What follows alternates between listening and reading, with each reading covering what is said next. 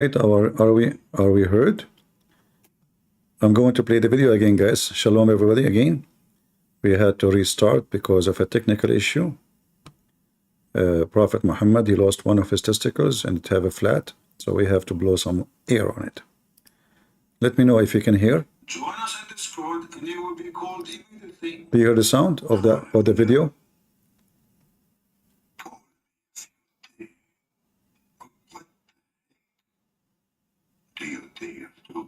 Is it good quality? Is it clear? All right. Just to give you an idea, this is Abdul yesterday. He was insulting me all the time in the chat. He was saying Christian Prince never say something smart. He's stupid. He says stupid things. So he decided, and I challenged him to join us, and this has happened.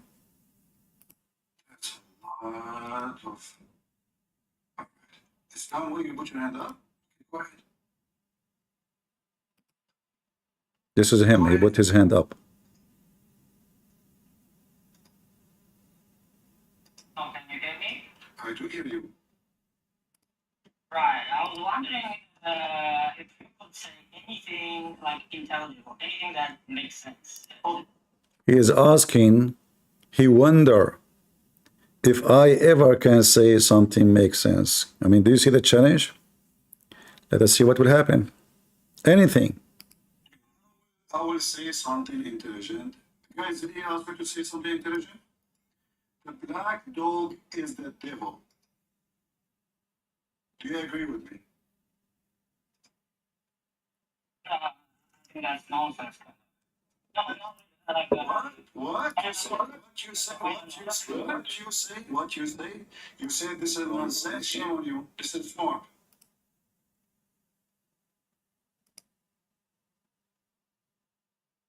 Why you say that? It depends. It depends how you mean it. No, a second ago you said this is nonsense. A second after, because now people they are saying your prophet said that. It depends. It depends. What depends? A second ago you said a nonsense.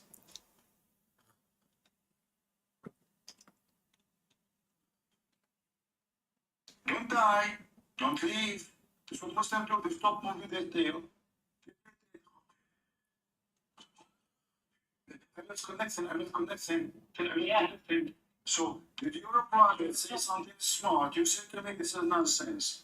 Explain to us the nonsense of your prophet. Why the black dog is the devil? Go ahead. Yeah, the black dog is a devil. Okay, so that's you don't assume that's literal, do you? What? You don't assume that's literal, do you? Guys, do you understand what he's saying? What? Can you hear me? I hear you, but I don't know what you're saying. Like, I hope you don't assume that's literally. It means literally. You don't assume it. This is metaphorically. It's figurative. You know what figurative is? It's a dog. It's a real dog. Yeah, like. Just wait, please, wait. Is it a real dog or it's a fake dog? Look at this devil, unbelievable, disgusting.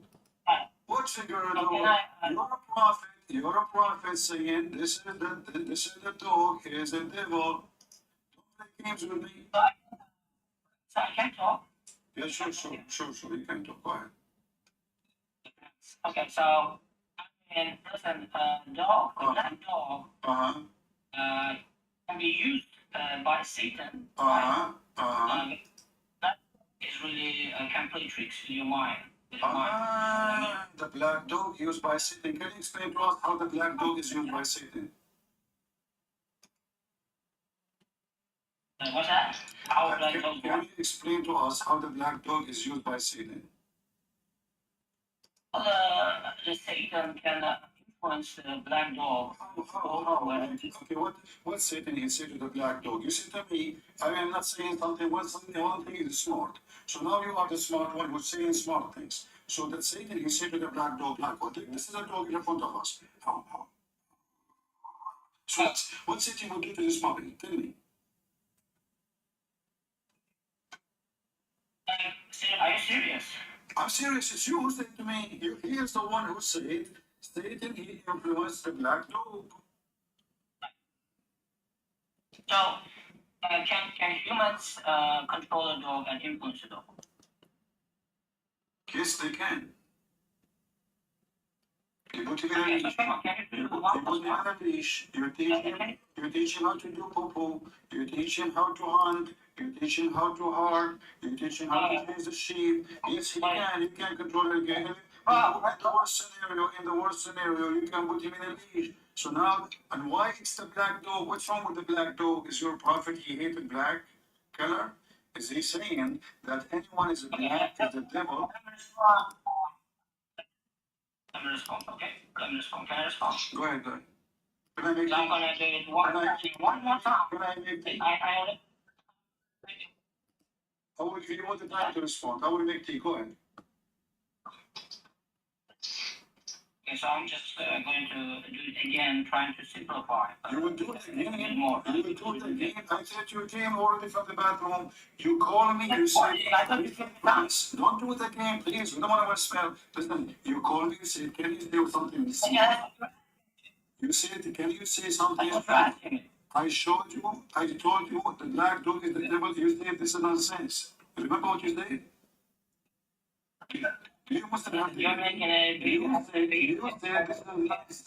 So guys, you are saying that the same problem happening, still the sound quality is not good in the video?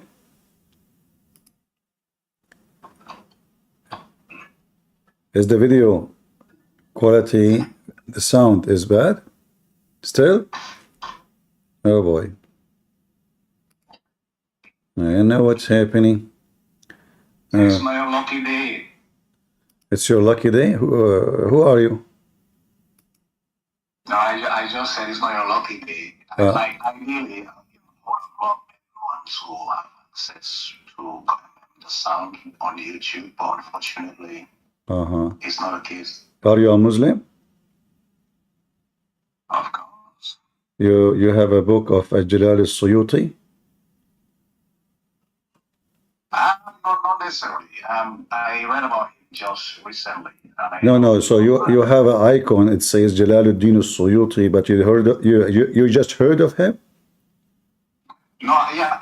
No, I know him. But it's like I read much about He him. have a book. He have a book. He have a book. It's called the book How to F. Do you know it? I'm not. You did not read it? I don't have to read it. Why you don't have to? It's what value would read such a book to my meeting with well, if such a book will not give you a value, why you put his name in your icon? It doesn't matter. Like you can still idolize someone. You don't have to know. Like he's a Bani Adam, just like me. Well, this is the best of his books, man. What are you talking about? You chose his name for a reason. Be honest. Why you choose his name? I just like the fact that he was a great Islamic scholar. Exactly, and because he's Islamic scholar, he wrote a book, How to F. I'm just trying to be polite. No, I understand. But the whole issue is the fact, right? There are many facets to an individual, so it's like I choose to know some of the good things he wrote about, and not that particular book you're talking about. You do not know. In fact, I'm hearing it for the first time. Well, this book is called نوادر الأيك في معرفة النيك. Do you know what that means? I choose not to know. Why you choose not to know? Because he's just an individual. Millions of other people. What? I take a fancy in knowing bits and bobs about their life. I don't want to know about their life in detail. You're choosing the author. That means he is the best author you can imagine. Is that what you think? So why you choose? So why you choose his name? Why you choose it? I mean, there's a million. There's a million book, million author. Why you choose? Yeah, I can actually choose not to even have him on my pic on my photo, even in the next 5 minutes. So it doesn't mean like just me having this photo as my profile picture. It means something special to me or someone very important. We are Muslims. We don't idolize humans. Yeah, you don't idolize, but you just let me share the book with everybody here in the screen. Give me a second. I will share some of this book, which you chosen, not me, to be your favorite author. Oh, is that what you think? I think my favorite author has got to be. Isn't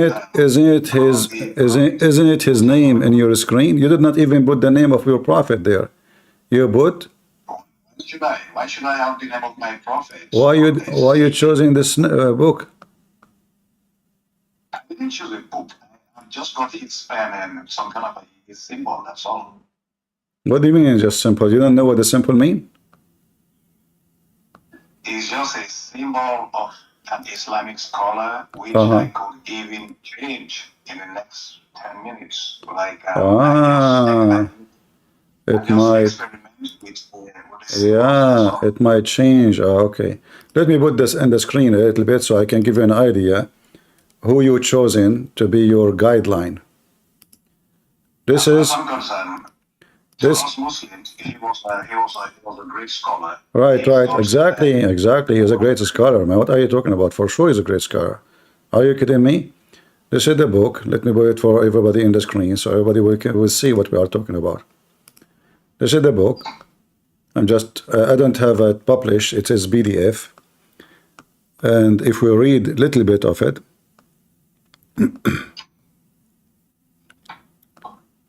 I mean, it's very dirty. I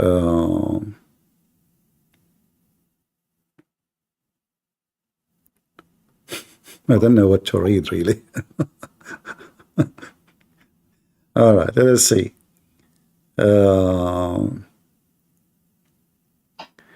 Until now, this is the introduction for the book, How to F a Women.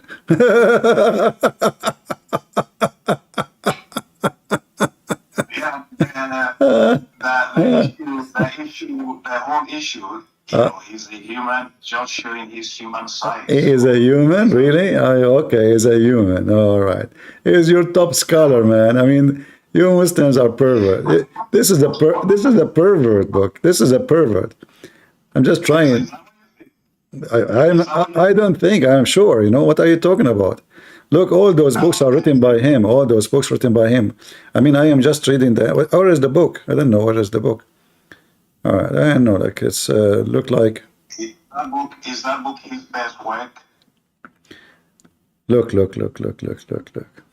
See, you know very well. That book is not even rated in his top 10 books, probably.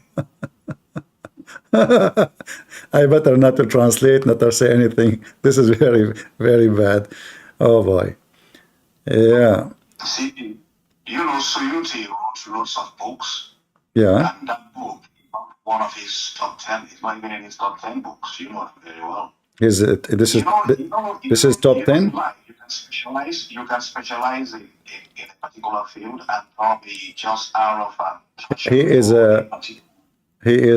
a specialized in effing. Yeah, I mean, basically, his specialty is interpreting Islamic theology. Exactly. This is the Islamic theology is about sex. As a human and like a prominent member of the Islamic society, he can actually come up with his own idea as to how Muslims should approach that particular aspect of life. And like the whole thing is the fact, right? If he writes anything which is not halal, then, you know, like we Muslims, we can question it. Because Suyuti, he questioned a lot of the scholars, their opinions about so many Islamic theology. So if he comes out with anything we think is detrimental to what the Prophet teaches, then we will question it. I don't have an issue with you them and thinking like that particular book is kind of like his scope, like what Muslims should think. I don't have an issue with that. Like in life, every author has got critics. So, Oh, you know, okay. like, there's nothing wrong. Yeah, I see, I see. But I agree with you. For you as a Muslim, nothing wrong, you know. This is No, this is Islam, yeah. no. Anyway, why you join us? It's Well, this is the book. criticize. I just wanted to show you the book. This is your book. This is your scholar. All the book is about how to F a women, a Muslim women, and what to say even. That's not, Yeah, yeah. I never did. All right. As you see, and this is a book published in Damascus, and he died in the year 911 for Hijrah, which means after migration of Muhammad. And here you will find a lot of information in case you have a problem how to have sex with your wife, you do not know how to do it. You know, so you know you can read it and learn. All right. Yeah, I'll read it, and like if there's anything worthy of me, you know, put into practice and it's halal, why not? Oh, okay. And in fact, he speak here about how to have sex with boys too, in case you do not know. Anyway, so why you join me? Why you join me today? How I help you? Legends say it's 2024 and CP is still wondering as to who Allah is. Like, or CP is still wondering, Muslims don't know who Allah So you know who's Allah? is. Allah is to Muslims, He's just the creator of the human death. That will not work because according to the Quran, there's many creators, including Jesus. Correct? Isn't it the Quran says there's many creators? Not at all. Well, chapter 23, verse 14. Chapter 23, 14. Chapter 37, 125. Allah, he claimed he is the best of the creators. In fact, he compared himself to Baal. No, he's just talking about why people worship Baal. Like, No, they know no, Allah is no. not creator. Okay, if I say I am the best of the creators, if I say I am the best of the Christians, that means there's many Christians, correct? No. No? So I am the only Christian, but I am the best of the Christians? In the act of creating, Allah is the best. It is not about being individual creators. He's talking about the act of creating. When it comes to creating, the act is adjective. It is not noun. Uh-huh. In the adjective of creating, like who created you? Who created you? For me, it's a long story because it starts from. It's longest story? Oh, okay. All right. Do we have any Muslim? It's a long story. Who created you? It's a long story. Just a waste of time, you know, just an idiot. When your stupid God, he say he is the best of the creators, this is a stupid statement from a stupid author of a stupid book. Because how you claim that you are the only creator, and then you say he is the best of the creators. All right, we have more. How are you, Mar? Hey, Christian friends. I really wanted to say thank you for helping me realize the hypocrisy that is Islam. I really just So last time what happened? Because you debated me for almost a week about, or maybe more, about you, and you are a Shia, and then suddenly you said you believe in Jesus. What happened? I realized how stupid, how could Mohammed just associate himself with such evil people? It came to me after all these arguments about cum, about semen, about all this stuff. It just doesn't make sense. How can a prophet of God associate himself with such evil people? It just doesn't make sense. You know, some days they say you left Islam because you hate the Shia. Sorry, the Sunni. Just out of hate. You hated the Sunni. So you decide to claim that you left Islam, but you did not, because you just want to make them angry. No, that's not. I can curse Muhammad, I can curse Allah, Allah's a false God. It's not really, All right. it's not really debatable. The only thing that I'm sort of having issues on is understanding Christianity. I'm not saying I don't believe in it. All right. I think I do believe it on an emotional level, but I'm just there are some things with Islam that I do want answers to, if that's okay. All right. As well. All right. So, I mean, just how do you, like, the one thing that I'm very interested in is, have you ever heard of code 19? Code 19? Yeah. You mean the code in the Quran? Yeah. Tell me about it. So, like, code 19, like the miracle of code 19, if I were to summarize, it's basically they find the number 19, like somebody's not just like this, just like there's so many things that just has this code 19. Yeah. First of all, you know, the one who fabricated this thing, the Muslims killed him. His name is Rashad Khalifa. Yeah. The dad himself, when they ask him about it, he says there is a lot of, you know, errors in this theory. Simply, if we go to chapter 1, he started with chapter 1, and there is a verse about speaking about 19 angels. But if we go to chapter 1, verse number 1, where he calculated numbers are number 19, if you anyone who knows Arabic, he will calculate them. He will find out that they are not 19, they are 24 letters. So the calculation is false. Yeah, 24. You know, like here. You see, in Arabic, first of all, we don't have bism. It is bi-ism. The Muslim, they took a letter here to make it easier, because this is a verse, they have to repeat it every day. So it is bi-ism. You will find bi-ism many verses in the Quran. Not bism. There's nothing in Arabic language. Even the Muslims agree. The scholars, they say that the alif, which means A, is taken for the purpose of like the ease of recitation, you know. Not because of you know, that one is different. Do you see it here? Look how many times. So this is the correct way to write it. All right. In Al-Fatiha, they took the alif, which is appear here, the second letter in the word, because simply they want to make it easier to recite, because this is something they will recite every day. Then if you go to the middle of Allah, do you see in the top of the middle letter, there's like a little knife? Yes. That is called shadda in Arabic. That means there's two letters. So, so each time you see this shadda in the top of any letter, that means what? There's two letters. So look how many times the shadda appear. Here, sorry, I'm trying to highlight the letters, but my mouse is not helping. No, I cannot. No, I cannot. But look, is my mouse showing you in the screen? Yeah. All right. So here I'm pointing my mouse. Here you will see the shadda.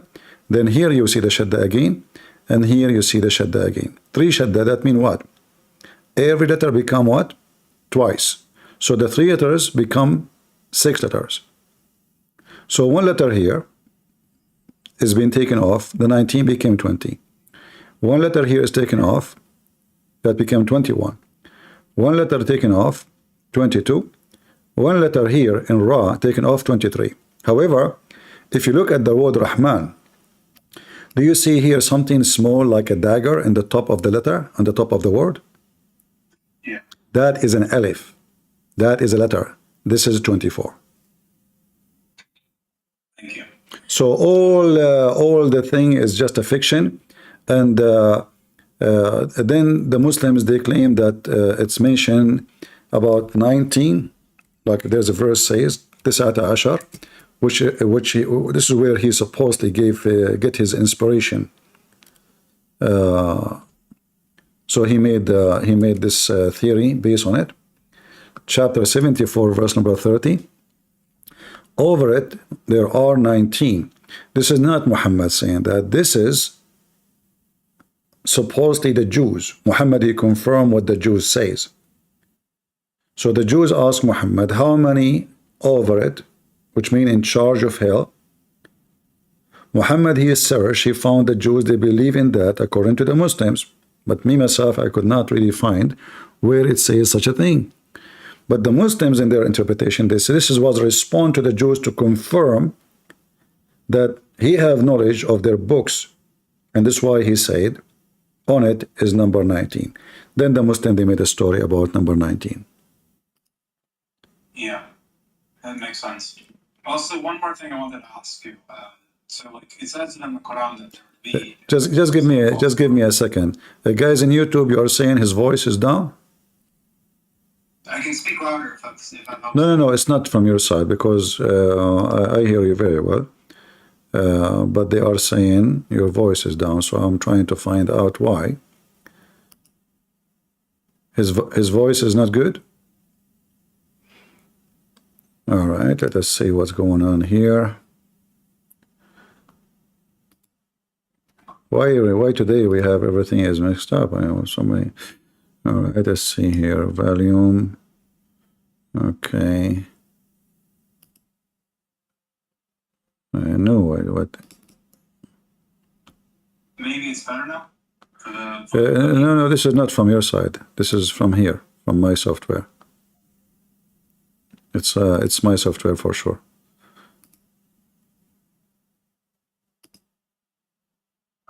Well, anyways, like one more thing I was curious about. All right. Can I speak now? Okay, go ahead. One more thing I was curious about is like, can you show me like a contradiction in the Quran that you believe is like the best, your best contradiction in the Quran? Like, for instance, I believe there can be like one or two contradictions because like it's written only like saying there's no contradictions is a bid'ah because like fundamentally it says that there is going to be some contradictions in the Quran, which is not a lot. There's going to be there can only not be many contradictions. But can you just show me like one or two like very important ones that you think? Well, I cannot show you the best because all of them are the best because one contradiction doesn't matter what it is, proving that Allah is not God. You know what I mean? So when I say the best, that will not make too much sense because if the Quran itself said, the rule says, if this is a book made by other than Allah, you will find in it a lot of contradiction, correct? Yes. All right. So one contradiction is enough to prove the point. There's no need for many. Too many doesn't make any difference. Too little doesn't make any difference. Because at the end of the day, it is, it's a stupid book. And the Quran set the rule. Yeah. All right? So like one verse, says Allah created the earth first. One verse, Allah says He created the mountain first. And then the other verses saying the first Allah He created was the sky. He finished the sky. So which one? So how would Muslims get around this? Is his voice better, guys, now in YouTube? Is his voice coming better for you? I just did some change. I don't know if that worked. I'm trying to... Can you talk, Mar? Hello, do you guys hear me? Testing 1 2 3. Testing 1 2 3.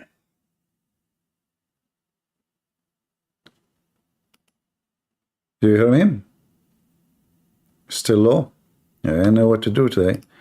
I don't know what's happening, huh? Maybe I should restart my computer. Somebody did the black magic for me? Huh? This is the work of the Jews. It must be a Jewish female, not only a Jew. Yeah. Yeah, so anyway, all contradiction is contradiction, small, big, like it's like saying to you, you have a small lie, but you're God, God should not lie, God, He say the truth. So if we prove that God is a liar, that means God is a liar. That's it. There's no way God, He is God. Are there contradictions in the Bible, like that you feel like can't be reconciled? I've been asked all kinds of questions about so-called contradiction, but a person who have knowledge, he will not find any contradiction. Like as an example, the age of a king. Abraham's father was an idolater in one verse, and another verse that says that Abraham's father only led people to idolatry, as a only. Sorry, I did not hear you. What? Say again.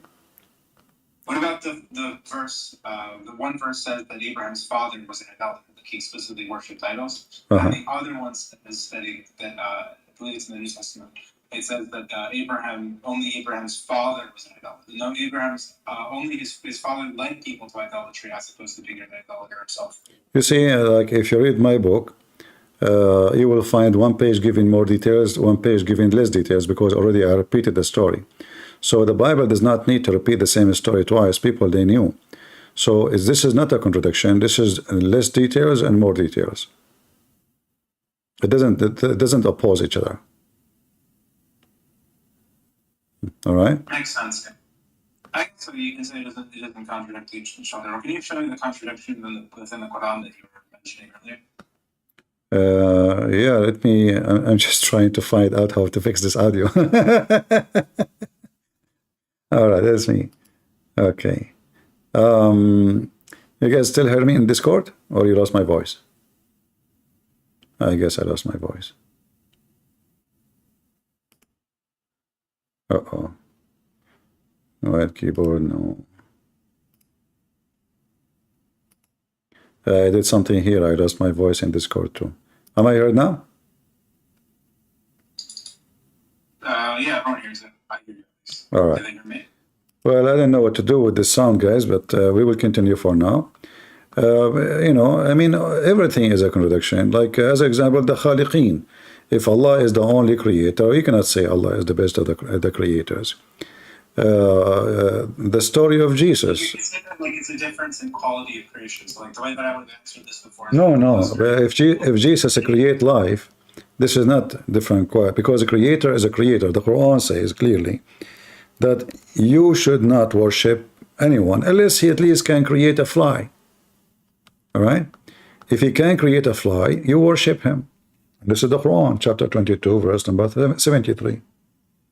So it's referring to creating next to evil, like creating something from nothing. No, here, read it. You see it? It's about creating a fly. This is not about nothing. Obviously, the earth is already exists. Just to create a fly. Because when God, he created Adam, you know, Adam was not the first thing he created, right? Yeah. So already there's a creation. But he did not say, create the earth, create the heaven. No, he said create a fly. So creating a fly is extremely difficult. Who said that creating a fly is, you know, I mean, fly is extremely complicated insect. Very fast, I mean, there's no other planes in the world can do what the fly can do. No one. So if Jesus can create a fly, he's qualified to be worshipped. This is what the verse is saying. But according to the Quran, Jesus, he can create from the mud the bird, and the bird is an animal, is not an insect. You know, this is a higher life. An animal who have a blood, and then he breathed into the mud. What about the story of the son of Noah, where they ask the Messiah to tell us what happened to Noah? So the Messiah, he commanded the sand, and then the son of Noah came from the sand, and he have a gray hair. How somebody can command the son of somebody died thousands of years ago from the sand to come alive again just because he gave a command? So the Christ is, and the Quran confirmed that he is a resurrector. So he resurrect people from death, he gave life, he made the blind see, and then they say to us, Allah gave him permission. But that will not change anything, because Allah did not give him. To Jesus. You know, giving permission make no sense, because I can say I am the one who gave Jesus permission. You can say that too. Did Allah give me permission to insult him? According to Islam, no and yes. Why? Because they believe in destiny. This is how stupid Islam is. This religion is awkward. Everything there, you know, as an example,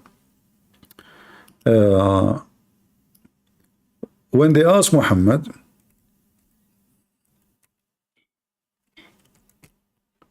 they asked him a question about him being a messenger. They asked him, how come those angels don't come to us? Look what Muhammad said in chapter 17, verse number 95. If they were angels on earth, walking around in peace, we would have sent down to them from heaven angels as messengers. Okay, so what do you understand from this more? So basically, you're just saying that it's like, wait, can you repeat that? I don't think I understood. If they were, you see the screen, right? Yeah. All right. So Even if the angels on earth walking around in peace, we would have sent down to them from heaven, and that's the angel messenger. Okay. so the reason Allah is not sending angels as messengers, because the one who live in the earth are not angels. So angels will be sent only to angels. This is what it says, correct? Yeah. So how Muhammad is receiving an angel? If Allah will send only angels to angels. I mean, there's like a possible response. What about Mary? What about Mary? She received an angel. The Quran says one verse angel, one verse many angels. But as I said, it can be one verse more details, one verse less details. So this is about how many angels for Mary is not a contradiction. It can be about less details. But if Allah will not send any messenger as an angel to the earth, unless the ones in the earth are angels, then how Muhammad he became the messenger who received a message from an angel? And then you can claim, for instance, that like angels aren't corporeal, so they're on the earth, but then that wouldn't make sense. No, according to Muslim, in fact, there's other issue. Every Muslim believe, according to Muhammad, there's two angels, one in the right shoulder and one in the left shoulder. So yes, the angels, they live in the earth. In fact, the angels who live in the earth, according to Islam, double the number of a human being, because everyone have two angels. Correct? I mean, what if the angels do have a messenger on earth? What? What if he's just saying that the angels do have a messenger on earth? I don't understand. Say again. What if you do say that the angels do have a prophet? No, but the Quran confirmed there's no such a thing, because Where? it says here, if they were, he will, which means there is none, because they ask him, how come, where is the angels, how come, read the verse before it. Nothing prevented the people from believing when guidance has come to them, except they said, did Allah send a human as a messenger? But this is false. Yeah. Because people, they believe Moses, people believe Abraham, people believe all the prophets, and this is a false statement. And when he say nothing, that means nothing. This is the only reason. Yeah. Right? But this is false. So why you say the Christians, why you say the Jews, why you say this? In fact, the Sabian, they believe in angels as gods. So the verse confirm that they will not believe unless they receive a message from an angel. So Allah is refuting them, saying, well, how I'm going to send you an angel if the one who live in the earth is a human? So I will send a human to human. Okay, wonderful. But that means Muhammad should receive revelation from God directly. He should not receive any message from an angel, for angel will deliver only to angel. I have one more question. Can you show me like the isnad for the New Testament? Well, you know what? We don't have such a thing. It's called isnad, because you know the Old Testament transmitted through generations, and we have tens of thousands of manuscript. There's nothing is called isnad. We don't go by this madness. We don't. And how can you verify that any of these things? Because we have ancient manuscripts. Let's say I could write a book and you could find an ancient. No, because you see, if the ancient manuscript confirm what we have in our hand, why the Christians anyway, they wouldn't change it? Give me a reason. Are you willing to change your book? No, I don't believe it's. I'm not saying that it might have been changed. No, my friend. Time. Let us make it simple. Time does not make a difference unless people, they change their religion. As an example, if I take my book from my father and I believe in the faith of my father, and he took the book from his father, so we will find out ourselves going back to 2,000 years if we are connected to the faith from the beginning. So the idea of somebody, he is a believer and he changed his book, that is stupid, unless he believes in something else like Jehovah's Witnesses. But this is a new sect. They added a letter, here, just to change like the word God, a God. So a letter, it's just a letter they added to make it have a different meaning. So for us we are the last one to suspect. In the same time, we have everything written in the Bible is documented by art. Like I mentioned before, I'm against pictures and statues, etc. But if they are art and documentary, that's wonderful. So we have the stories of the Bible documented by mosaic. I don't know if you know what mosaic is. It's an art written by stones, which mean art, pictures, images made by stones. And those stones tell every story in the Bible, and they are exactly the stories we knew. Then we have historian. Then we have researchers. Then we have, a church, the most important for us, that the church is spread around the world.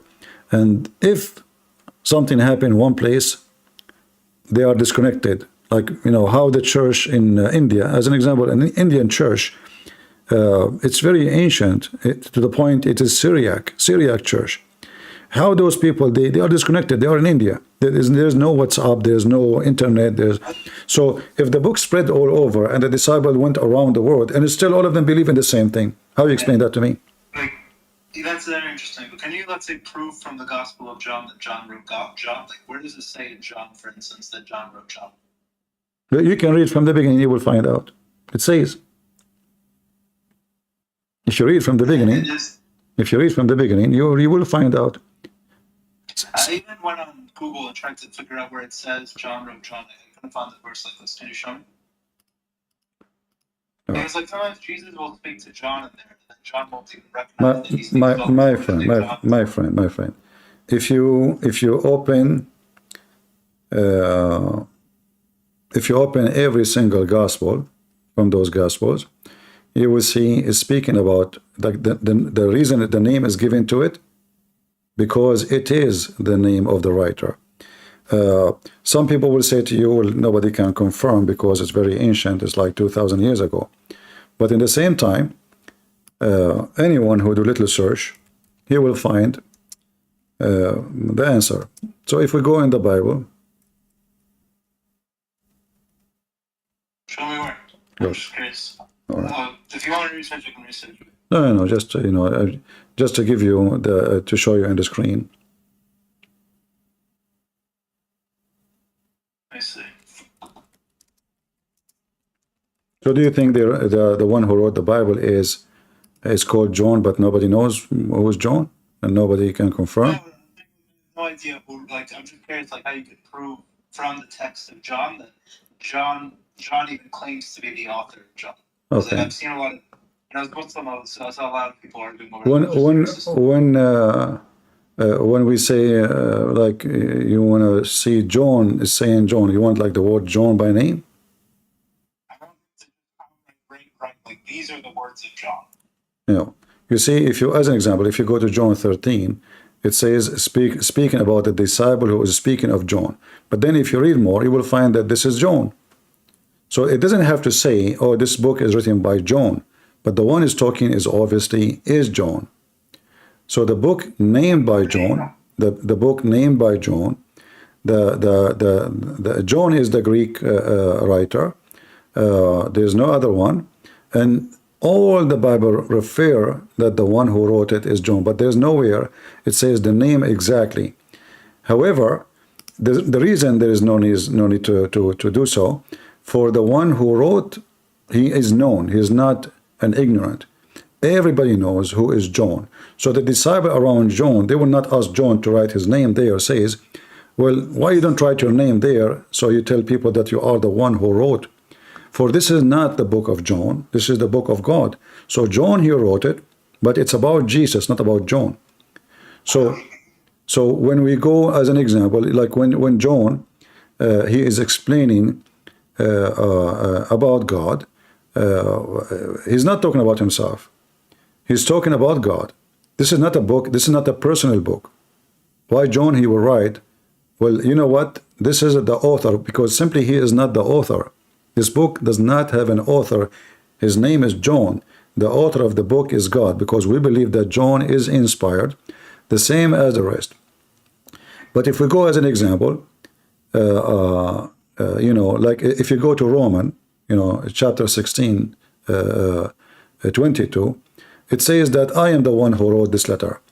If we go to different, writing, like there's little here and there speaking about the ones who is writing, but the names will appear only if it is necessary, because the book is not about them. Yeah. One more So, question also. but just an advice. Yeah. Why the Christian will call it the book of John if it's not John? I don't know. A lot of times, like in ancient literature, No. you find people attributing a book that to somebody other than its author. Like it's a very common practice in the ancient world. This is there's no way we will call it John, but it's the book of somebody else. That would be funny and silly, So. It happens a lot in the ancient world. You'd be surprised. As like especially with the works of Plato, a lot of people basically took a lot of people's random works and ascribed it in the name of Plato. Same thing with like the gospel. Yeah. Just like Yeah. a lot of big gospel. But you will find, there's first of all, there's many ways to discover who is the writer. So, as an example, the writing of John is totally different from the writing of Paul, from the writing of Mark. John, he's speaking to the Greek, so his language is a very, let us say, different. The Greek people, they are philosophers. It's philosophy. So right away you will see the logos, right? Why the logos is mentioned? Because this is a very well used, heavy duty word in the Greek culture. So when John he used it, we know right away that this is not Paul, this is not anyone else. This is John. For John is the eloquent writer of the Greek book, and this is why even the book Mohammed he took it. Obviously he is copying the book of John. How we knew that? In the Quran, when speaking about the Messiah, it says that the word, the Messiah is Kalimatullah, the word of Allah sent down to Mary. Well, this is exactly what John said. And then the book of John is published around the world, and nobody questioned if this is John or not. So because we are far in distance, and the book purpose was not to confirm an author, for the author was known for whoever is around him. Like if I make a book right now and I give you the copy, but the book is not about me and was not to be published to me for my fame, but as a service for God. Why I need to write my name? Now by law, I have to put my name. Otherwise the book will not be published. I have to put, if you want to publish the book, you have to put the author name. So those books never be made for the purpose of the fame of John or Mark or Luke. It was made for the purpose of serving God and delivering the message. All right? Like, if we go like, let us see, let me give you another example. I'm just trying to help you. If you go to 1 John, the 1 John, verse number 1 John 4.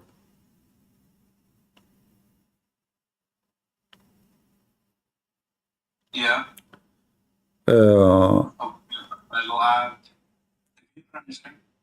Yeah. So if we go there, you can read actually all the 1 John, 2 John, etc. You will see that 1 John 1, 2, 3, 4, and then you will see that John he said that we saw his wound and we touched it. We saw his hands. So this is the one who wrote it, is someone who witnessed the resurrection of Jesus. He touched his wound. He saw the wound. So who is the one who was there? We will find that this is John. He is the one who touched, and he is telling us the story that what happened. So those who deny that Jesus was crucified, they are liars. Why? Because we saw his. So the one who wrote it is someone, he is saying, we saw his wound and we touched his hands. So it's not someone far distance on time saying I saw, because I did not see Jesus' wound. I cannot say that. You know what I mean? I can say it only if I was one of the real witnesses of the crucifixion of Jesus. I mean, I have one more question also. That's very interesting. But like, can you disprove? I've seen a lot of people like claiming with like a lot of evidence that like the black people are like the original Jews. I don't know if like I'm just like curious like what you. Well, those are a group of racists. Like I can say that Christianity is only for white, and that because I'm racist, I can say anything. Those are stupid people. They are not worth my time. Yeah. Yeah, I thought that was kind of stupid. So I just wanted to hear your take on it. Yeah. So people, they can fabricate issues, they can fabricate stories, and a group of racists, they can say whatever they want. But we know that this is not true. Also, I've heard there's some evidence that Mohammed, for instance, is a black man. What do you think about that evidence? No, the book says that whoever says Muhammad is a black, kill him. Right? Yeah. So if you say Muhammad is a black, you will be killed. Why? Because this is not true. It's an insult. If you say to me, Christian Prince is not a black, why I want to kill you? If you say to me, you are clean, but I'm wearing dirty clothes, you're making fun of me. You're being sarcastic, correct? Yeah. So when you describe somebody in something he don't have, obviously you are trying to insult. And for those Arab, they are white, calling Muhammad a black person is made for the purpose of insulting. Yeah. Right? Have you ever heard of like the LPT, like the logical problem of the Trinity? Logical problem for a Trinity? Yeah, like can you explain your refutation? But there is no need for it, because there is no logic when it's come to God. Those who speak of logic, either they have to be always logical or not. I can be logical only in certain things. As an example, when the Quran says how God can have a son, yet he don't have a girlfriend, this is against the logic that God is almighty. You know what I mean? But if God is almighty, what logic mean for God? Nothing. God is almighty. Deny logic to God. What about like the law of identity? Is God identical to himself? About what? Is God identical to himself? This is not about identical. God is a 3 and 1 at the same time. As an example, you have a soul. Is your soul is you? No, my soul is a part of me. No, it's not part of you. I would argue that like I'm the sum of my. Is it part? Can the soul, your soul, can the soul live by itself? Exist by itself? It can. Sure. So yeah, but I would say that like. In fact, before your soul is given to you, it was out of you, out of your body first. Yeah. All right. So the soul is exist, and your body came to existence, and then the soul and the body together, they will make a unity. But we don't call you two people. We don't call you identical. We say Mar, But Mar without his soul, he's dead. He have body still there. The body is there, but the soul is not there. The second the soul is out, the person is not talking. So the soul present life and the power of God to give life. Same time, if you have soul and you have body, but you don't have conscience, which God gave to you, then neither your soul, neither your body will be able to function together, because the one who is in control to make harmony between the life and the physical action of the body is the brain, correct? Sure, I guess. So if you have a brain, you are brain dead, which means the brain is not really dead, but it's not functioning correctly, then you would die. They put you a machine to support your body, but if they take the machine, you will die. Your heart will stop, your blood will stop running. So without your brain, without your conscious, you are gone too. Can we say that your brain is different individual? No. But now we have a three in control of you, but you are one person. If this can happen for a human being, if a human being, hold on. You say Jesus didn't know the outcome. It's also like part of the. This is not about knowing the hour. If you read the whole chapter, you will see Jesus, he said everything about the hour. The hour announcement is the act of the Father. It's not his. The Father have a job. You see, it's like speaking about patriarch. You know what patriarch mean? The one in charge. Like in the church we have rank. Which like some, like in the Orthodox church they say patriarch, like the one in charge of everything. So if we have a three patriarch, and each one of them he is in charge, but three of them they are patriarch, but each one of them he have a job.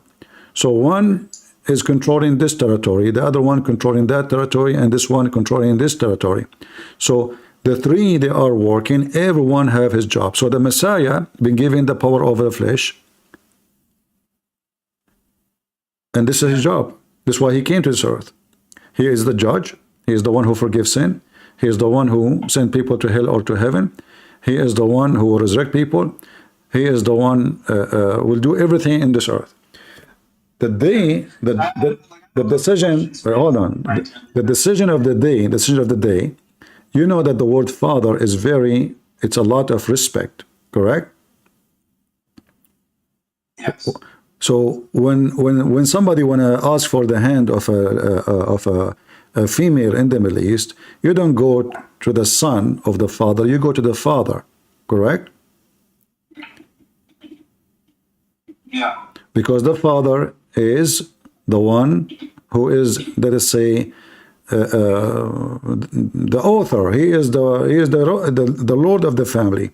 So the father is the one who will deliver the command. It is not for the son. It is a disrespect from the son to he himself do it, because the father, he is born of the father, not the opposite. Remember, we Christian, we don't believe that Jesus gave birth to the Father, if we can use the word birth. The Messiah is born of the Father, not the opposite. So when the Messiah speaks to the Father, always he say, everything I have is given to me from my Father, correct? Yeah. And he repeated that 1,000 times. So why the judgment day will not be given from the Father too, if everything he have is from the Father? Everything he have. You know, forgiving sin. So when the Messiah, he speak to the Jews, he explained to them, who is he? By showing what? Like, where is my authority coming from? Because people, they see in front of them a man, even though he is doing a miracle. So he is showing them that God in this man is the one who have the authority. It's not the flesh. This is why he said to them, before Abraham I am. So God the Father, he gave the Messiah. If you go to John 17, you will find that the Messiah, he received everything from the Father, and the Messiah repeat that. But at the same time he says, I was with you in unity before the world was. So the Messiah received the authority from the Father, and he presented that authority to us. If you believe in me, you will be saved. And that is his job. So when we speak about logic, my advice to you, when we speak about logic, there's no logic when it's come to God, because it's not logical Mary to have birth, to give birth to a son without a man. This is not logic. It's not logical Jesus walk in water, or he, command the storms. It's not logical that he raised people from death after they died for a few days. Or the same story of the son of Noah in Islam, like after 1,000 of years. So it's a hypocrisy when we seek logic, yet we believe in God Almighty. Either we say he is God Almighty, and then he's above all logic. Our logic is limited for us. I cannot be what he can be. So can God be 3 and 1 in the same time, and there's no contradiction? Yes, he can, for he's Almighty. For me, there is a contradiction, because my brain cannot comprehend how he can do it, because I cannot do it. So I'm measuring his ability to my ability. Can I forgive sin? I can say it. But if you believe in the Messiah, the one who did what he did, all the miracles, obviously he have authority. He have authority over death. He have authority over sickness. He did not give medicine. He did not do surgeries. He just said, go, carry your bed and walk. The guy, he carry his bed and walk. The guy, he cannot see. They make him see. So the Messiah is not a person making a speech that God he sent me, the God the Father. He is proving who is he by doing what he did. In the same time, the ethic. So if we have a person doing miracles, well, we as a Christian, we believe that Satan can do miracles too. Satan can do miracles. So he's powerful, you know. So how we will know who is who if Satan can do something powerful? The Messiah, he gave us the way. From their fruits you shall know them. Not from their look, not if he is white or black or Asian, not from his language, but from the fruits. So if a person is giving me miracle, but he is teaching me a bad ethic, obviously he is Satan. But if a person is a perfect example of God, not a human, that is the Messiah. So when the Messiah come back, or when the Messiah came first time, how we recognize the Messiah? Because there's nothing like him. If there's anything like him, nothing. There's any man like him? No. Was it ever exist? Have you ever heard of somebody saying, I love your enemy? Never exists. So everything, even the Jews, who they are writing books against Jesus, like in the Talmud, they confirm that the Messiah, he did miracle, but they say this is a false Messiah. But he went to Egypt and he learned magic, and he came back and he did miracles. So it was magic. But saying what they are saying, confirm that the miracles of the Messiah, we heard of it, is true. For those are the enemies of Christ.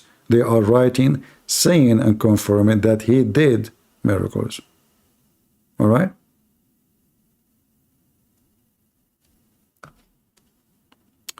All right, I think he is gone. Yeah. So anyway, there is, you know, like if I want to investigate logic, I advise you then to become an atheist. And then if you go to atheism, you will find that atheism itself is against logic. So logic is only when God he go against himself, we can use it. If God used his own logic against himself, that's proof that he is not telling the truth. He's not God. But logic and God, they don't work. God said, let be light. Where is the logic in that? What is that? Well, how you can create light by saying, let be light? Use all the logic you have. So Muslims are hypocrite. They try to apply logic when they want, and they ignore logic when they want. In their book, it says Mary, she is a virgin. How come they don't laugh at that? They don't, because it's in their book. If their book says the Messiah is God, they will say is God. Nobody question. All right? For us, we don't believe in the Messiah, his God, because there's scientific miracle in the Bible. Like I saw yesterday, somebody saying that when the Bible is said in the book of Genesis, God created the earth and the heaven in 6 days, he don't mean that literally. Well, I don't want to do what the Muslims do, duct tape. The Bible says 6 days, it's 6 days until God say the opposite. If God he explain, he says, okay, I meant something else, then we can say it's not 6 days. But as long as the Bible says 6 days, it's 6 days. Never bend down to anybody. Either you're a believer or you're a potato. So if you're trying to adjust what science says and go by science, then you should not believe in Christianity. There's no science will agree that Mary, she can give birth without a man. So don't be Abdul. This is what Abdul do. Abdul, they try to bend their, if we can call it scriptures, they bend it to fit with science because they are hypocrite. They don't believe in it. Christians who believe, they will not do that. Either yay or nay. You don't believe in Christianity, leave. Nobody is forcing you. I will never take science over my Bible. I'm a believer. Who is going to believe that there is a man, he can raise people from death by making command or making a blind? You know, once I was speaking to an atheist, he come to church and he make fun of the Christians, and it turned to be, he come always, to the church, he make fun of those Christians at the time of the coffee after the service.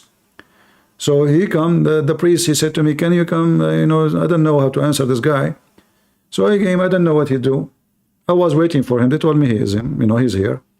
So I was waiting for him to speak, as usual, make mockery. So he said, yeah, you want to convince me that Jesus, he put some mud on the eye of somebody and he make him see the guy is blind. Who is going to believe in that? So I said to him, what do you do for a living? It happened, it turned to be that he's an eye doctor. That's why he's mentioning this topic. He keep mentioning it. He's an eye doctor. I said, but isn't it you, as an eye doctor, put sand on the front of the eyes of people to make them see better? He said, what? He said, don't you put sands, literally sands, in the front of the eyes of people to make them see better? He said, no. I said, well, isn't it the glass made of sand?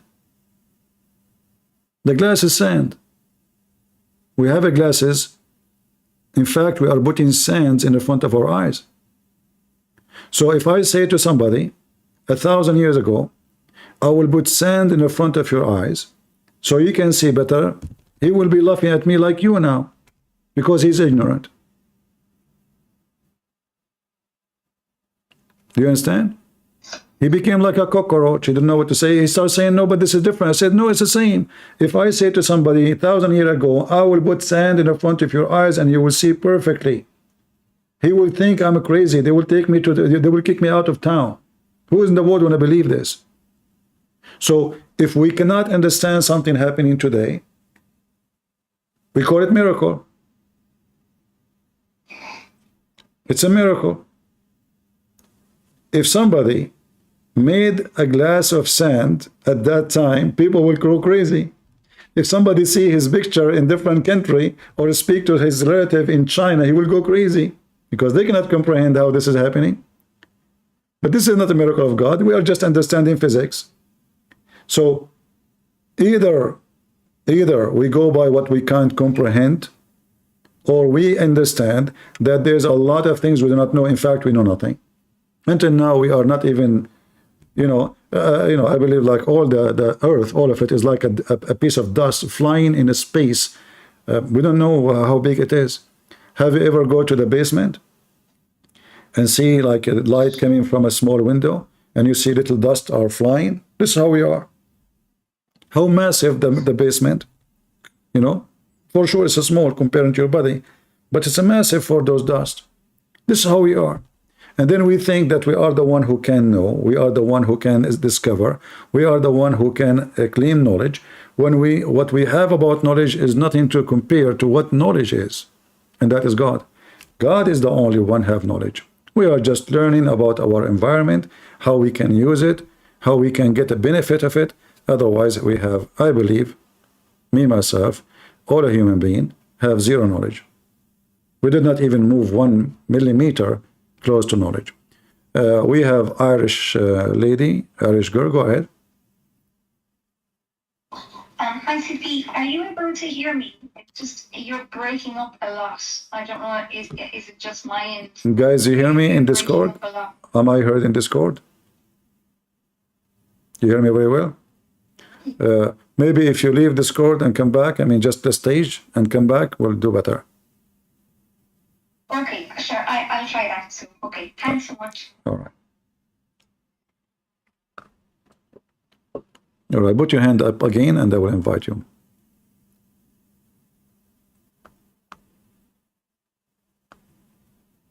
And then we will start taking Muslims. Put your hand up again. Is she here or she left? All right.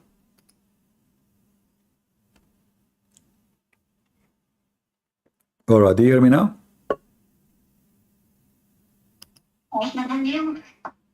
Go ahead, what do you want to say to us? Okay. Sophie, I think I'm probably the person that would irritate you a lot. So try not to get too annoyed with me because I'm very genuine. Anything that I try and talk to you about, I'm not saying it, to upset you or to frustrate you. No problem. Don't worry about it. Just tell me what you want to say. Go ahead. Okay. So I'm very pro-Palestinian. I guess I have a very empathetic heart towards Muslims in general. I've been very blessed that I guess all of the Muslims in my life that I've come across, you know, are the kindest, gentlest, sweetest people. And I think some people were lost. And I think it's one of the things that I find the most difficult is, I guess, your hatred for them. And, you know, you tend to have a kind of, they're all the same. I mean, do you think that, I mean, do you hate Muslims? You know, first of all, Irish, you said to me that the Muslims are the most nice people to you. How come they are not the nice people to us in the Middle East? What happened? Why in the Middle East they kidnap our daughters, they rape them, they kidnap them, they kill them? Why in the Middle East they force us to convert to Islam? Why in the Middle East they treat us like shit and dogs? Why in Pakistan they burn Christians alive? Why in Bangladesh they do the same? Why in Iraq they send letters to Christians giving them 3 days to convert or we will kill you? How come they don't do that to you in Ireland? Because you are the majority. Give them time to be the majority or the 50% and you will see what they will do to you. They are the most nice people to you. Since when? If they are nice everywhere, should be nice everywhere. I don't hate Muslims. I never hate them. This is against Christianity to hate anyone. But what you said to me is absolutely a fabrication. They practice taqiyya until they take over. If we go now, when you say to me a Palestinian, correct? You said to me the Palestinians. Yeah. Well, if you go right now to Kuwait, Yeah. you will see they kick them out. Kuwaiti are Muslims. You go to Emirat, they kick them out. Well, Emirati are Muslims. You go to Saudi Arabia, they kick them out. Well, Saudi Arabia are Muslims. Why they are kicking them out? Because they are not nice to them. They tried to take over Kuwait when Saddam Hussein invaded. Go check the history. I'm not talking about Muslim now. I'm talking specifically about the one you call them Palestinians. Saddam, the Kuwaiti, they were feeding them, literally. They send them food, bread, they build their houses, free gas, free electricity. They pay for everything. Saddam Hussein invade, those people of Gaza and so-called Palestinians in that territory, all of them, even in Jordan, they support Saddam Hussein. Go check it out. They betray everybody. But this is not what I'm going to ask you. As long as you are against hatred, did you ask those who you say they are very kind? Where in the Quran it says you can be kind to me? In the Quran, in chapter 5, verse number 51 says, take not Christians and Jews as a friends. And if you take any of them, if you take any of them, you are one of them, which means they are out of Islam. All right? So how and why they are taking you as a friend and they are the kindest people for you? This is a practice they do so they can take over the land. They are minority. How come? Which one? You think those, you call them Muslims, right? Yeah. Okay, a Muslim, he believe in this, correct? You believe in what? Do you see the screen? Yeah. All right, can you read it for me? You're breaking up again. I'm breaking up again. Guys, I'm breaking for everybody or only for her? Sorry. Maybe it's just me. I'm so sorry. Just it's all right. It's all right. I can Do see you hear me now better?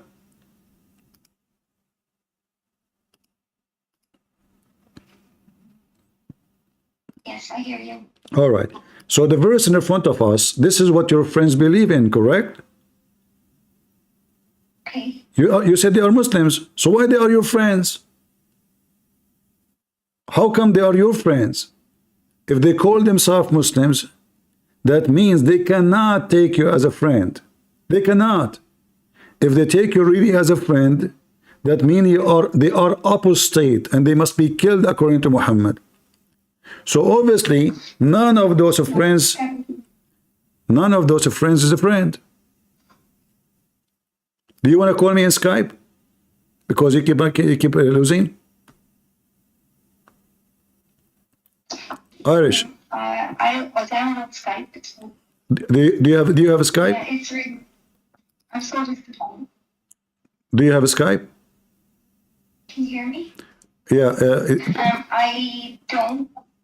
You don't have a Skype? I don't, but I can make it a Skype. Okay, make a Skype because obviously you have a problem. You cannot hear me. All right. And I will give you my I'll Skype. make a Skype. Yeah, I will give you my Skype. Here we go. I will post it for you. Make a Skype and call me, and I will take your call. All right. Okay. Other things is I gotta tell you as well. I took the Shahada. Okay, well, this is, I mean, this is your personal choice, and I will, don't be upset from me. Don't be upset from me if I say to you, you are stupid. Okay. No, I like I said, I've listened to loads of your videos, so I expect it. No, don't expect anything. It's not about, I say things as it is. I don't sugarcoat things. I don't sugarcoat things. Somebody believe, someone, she is a female. She took a shahada to convert to a religion, says a man, he can beat her. You have a mental problem. Somebody is living in the West. She convert to a religion, consider women half a brain. You have a mental problem. Someone, she live in the West, she is a free. She convert to a religion, her husband can force her even not to fast, even not to pray. Even your fasting is not in your choice. Even fasting to pray to Allah is not a choice. You have to have a permission, not only to leave the house, even to fast to Allah. If you refuse to sleep with him in the bed, let us say you are sick, the angels will curse you all night. So you tell me, give me a reason for you to convert to Islam. Give me a reason. Go ahead. You know, it's a bit like I said at the beginning. You know, I've been, you know, well, my best friend, she's Muslim, and we're friends for maybe 15 years. Now, it wasn't because of her, you know, that I decided, you know, to take it. Like, I really did struggle so much with it. And look, CP, it's not an easy decision. You know, I'm still torn in half by it, and it's still, you know, not sure if I made the right decision. But I try to ask God, you know, to help me, you know, to do what was right. Because at the end of the day, you know, I love God more than anything. And Irish. I never say that you are a bad person, but I believe they are using you and they are fooling you because you do not know. You are under the influence of some friends. This is why they are friends, actually. This is a way to convert people to Islam. They show them kindness. They show them that they are family.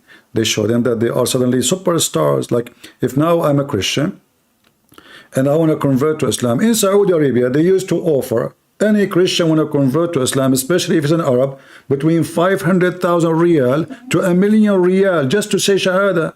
If he's an Arab, if he's an African, $2,000, that's it. Depends who you are. So we know them, and they use their influence to fool people. And as I said to you, you want to see how good they are to the Christians, how nice they are? Go check out the human right. How come those Muslims in our land, they are nice to you? Why they are not nice to us if they are nice everywhere? Which country they are nice to us? Name one for me. Is it possible that there's not even one country they are nice to the Christians? They took our land. They took our land. They took Egypt. They took Iraq. They took Syria. Those who call themselves Palestinians, those are Arab. They are not Palestinians. Those are Arab. They are not Palestinians. They hijack every land. And they force people to speak the language. And then they claim that the Western, they are colonizing, but Islam is the biggest colony in the world. They force their religion and they make it the culture. They delete even your culture. They force you to change your name. Oh, her name is etc. Let us make her Fatima. You have to say now certain word. You have to speak in Arabic to pray to Allah. You have to dress like the Arab. You have to be an Arab. You cannot, even Muhammad, he says, the one who is proud about his inheritance, which means from his parents, like his family, tell him to go and bite, excuse my language, the penis of his father. This is Islam. Muhammad, he cut hands, Muhammad cut fingers. So would they try to say to you that Muhammad is a merciful man, the best of man? Did Muhammad take the wife of his own son? Yeah,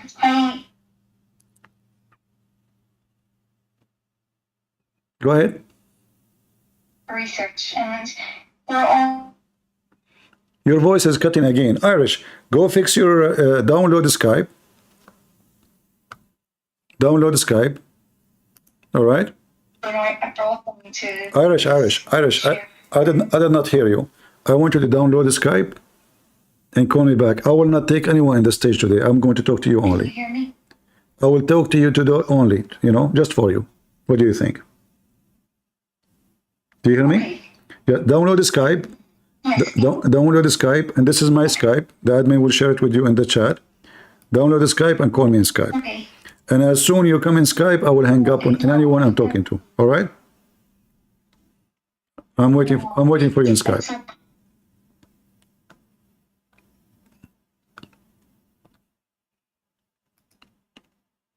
Because I don't hear you. I cannot really comprehend what you are saying. And you have a problem to hear me too. Okay. Yeah, download Skype. Okay. All right. Okay. Thanks so much. You're welcome. Go ahead, Adil. Abdul.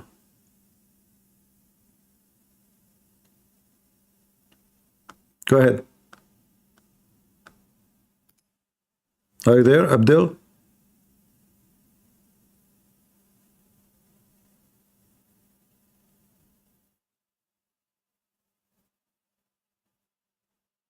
I'm scared to debate you. Okay, Abdi, let me invite you. Put your hand up, Abdi, so we can invite you.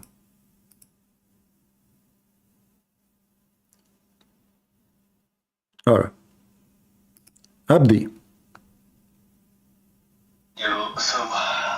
what do you think of your prophets and your book saying if the prophet eyes fall into a woman, her husband must divorce her, so the prophet can if her? You said, I'm scared to debate you. I want to see how good you are. Go ahead. That never happened. You know, listen. If you want to talk to me, I mean, either you are mature or you are a kid. Every single Muslim, he knew that this is happening. And I'm sure you heard it from me maybe 1,000 times. So, I never heard of this. all right. So now if I show it to you, you promise me you will not play games? I don't play games. I answer honestly. Honestly, we will put you into test. This is the official government website of the Kingdom of Saudi Arabia, and this is your Quran.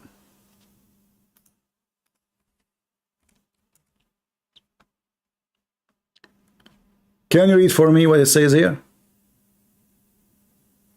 No, I can't. I don't speak Arabic. Let us use the Google translation then. Can you read for me Google translation? If he sees a woman, her husband must divorce her, and it is permissible for him to marry her. To F her. All right. You said to me this is not true. Yeah, the way you said it is not true. Like this one here If there is another way, guys, the way I said it, this is what I said. If the prophet eyes fall into a woman, her husband must divorce her, so the prophet can F her. This is what I said. You said to me it's not true. Yeah, because you're trying to make it this picture like he's trying to take people's women. He's trying. It says, if the prophet, his eyes fall into a woman, which means he like her husband must divorce her so he can F her. And you are saying to me, you're trying? Why you said to me it's not true? If it is okay. No, the way you said it. Tell me what the way I said. Tell me what the way. I did not say anything. I just said. I said exactly what it says here. If his eyes fall into a woman, her husband must divorce her, that the prophet can F her. You said to me it's not true. I did not say anyway. You forgot the word permissible. So that's a huge important word. You are a huge shit. That's why I don't talk to you. You are just a huge shit. You forgot to say permissible. I mean, this is what we are talking about. It's permissible for the prophet to F your wife, you idiot. You forget to say permissible. Permissible. And how in the world this is permissible? The moment she is married, she have a husband. The Prophet, he saw your wife as he wanna F her. You forgot to say permissible. Oh, I forgot. No, I said, if his eyes fall into a woman, her husband must divorce her immediately so the Prophet can F her. You forgot to say permissible.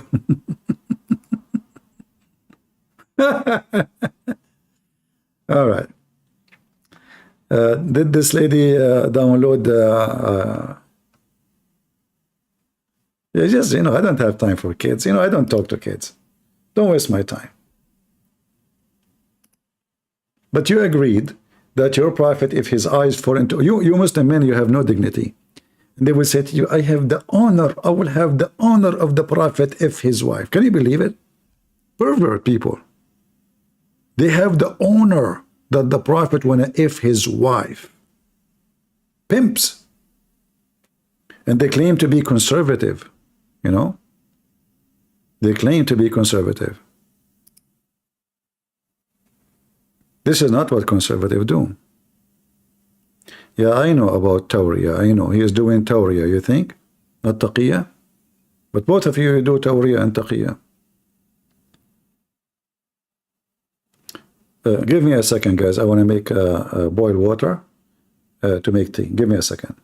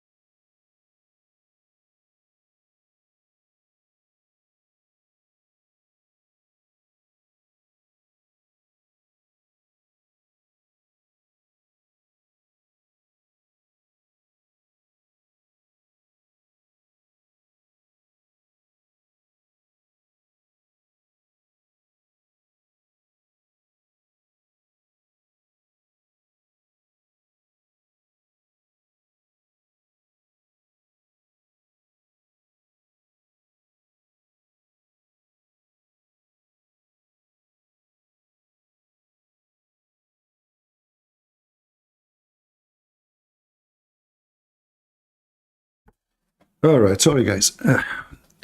This did the lady, did she download the Skype?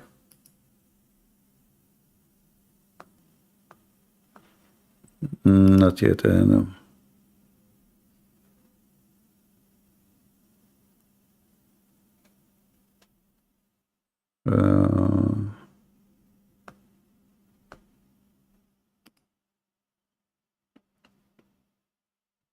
I hope she is downloading the Skype. Go ahead, Newer. Yeah, hello, Chris and Prince, can you hear me? I hear you. Where you go? Put your hand up again. We lost you.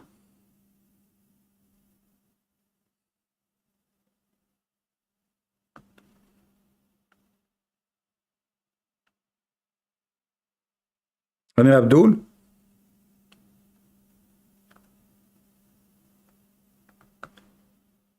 I'm looking at Skype. I don't see. Maybe she have a slow internet. I'm not sure.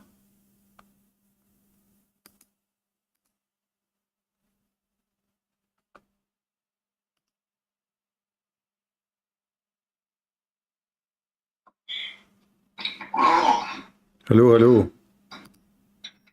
Okay. I have been talking about days in with regards to God created the heavens on 6 days. Did you read the And did you read the book I told you to read about effing women, how to F a woman? Yeah, I will search it and I will try and buy it on Okay. Amazon. Yeah, because I want you to have some knowledge, you know. All right, what do you want to say to me? No, I'm CP. I'm almost late 50, so it's like I've got personal experience in that aspect. Well, your prophet was 54. Still, he want to have sex with a child at the age of 6. What's wrong with that? When it comes to divine arrangements, Divine arrangement to have sex with the children?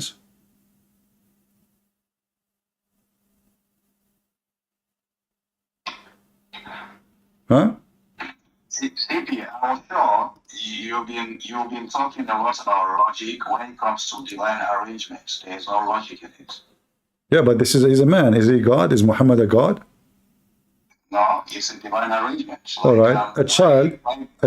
Okay, don't your God know that if a man at this age, or any man, he sleep with the child at that age, he will destroy her private part. He will destroy her not only physically, he will hurt her badly, mentally. To me and you, Aisha is 6. In the eyes of Allah, she might be 2 billion years old.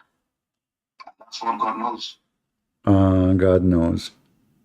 No, CP, let's be honest. You've been talking about logic. So when it comes to God, we shouldn't be applying logic. But Muhammad is not God. Is Muhammad God?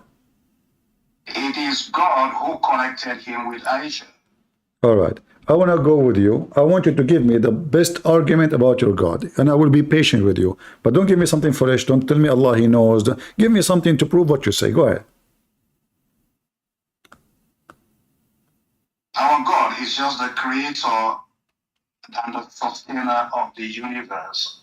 And He is the creator who's been sending down earlier revelations to all the prophets, starting from Noah, Abraham. It's just in Arabic. All right. Allah. All right. You're a prophet. All right. You're a prophet. You're a prophet. He received revelation from Allah that the black dog is the devil. So He is all knowing. Your God is all knowing. But because He is all knowing, He was able to know that every black animal is the devil we have to kill. What do you explain? What he says? He says that the black dog is a shaitan, which means they are demon possessed, is it? So just because it's a black, it's a demon possessed. First of all, you Muslims don't believe in demon. Don't mix things up. I'm sure even in the Bible you mention about don't tell me. No, the Bible talk about demon. Islam does not believe in demon. You are an idiot. I'm sure he talks about. Don't repeat this. Don't repeat the same. Don't repeat again. There's no demon. There is no demons in Islam. You believe in genie, and genie can be a bad and can be good. As an example, shaitan is a genie. There's no demon in Islam. Demons before we call shaitan. No, because demon are a spirit. Genie is a creature. He have a body. Even he can have sex with Muslim women. Correct? Okay, no, demon cannot have sex. Is not a creature with body. It's a spirit, evil spirit. Don't waste my time. Focus with me. You're a prophet. Said every black animal must be killed. Give me your God knowledge. Okay, CP. Let's be frank. You do not define what Muslims know about shaitan.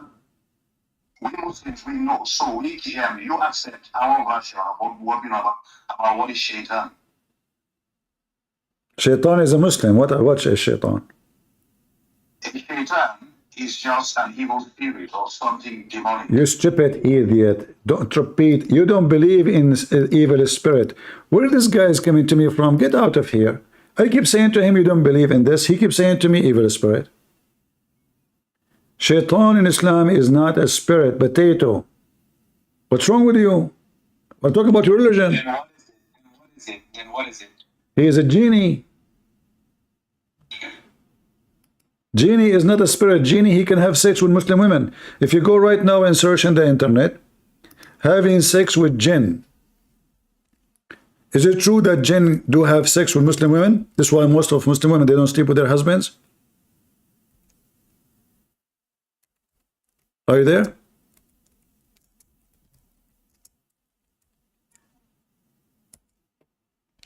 Are you there?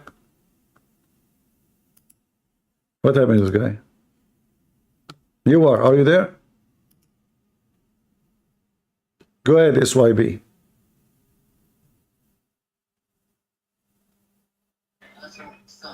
Shaitan? You're talking about Shaitan, yeah? Yeah, is it true that Shaitan, he can have sex with your wife? No, Shaitan. Shaitan, no.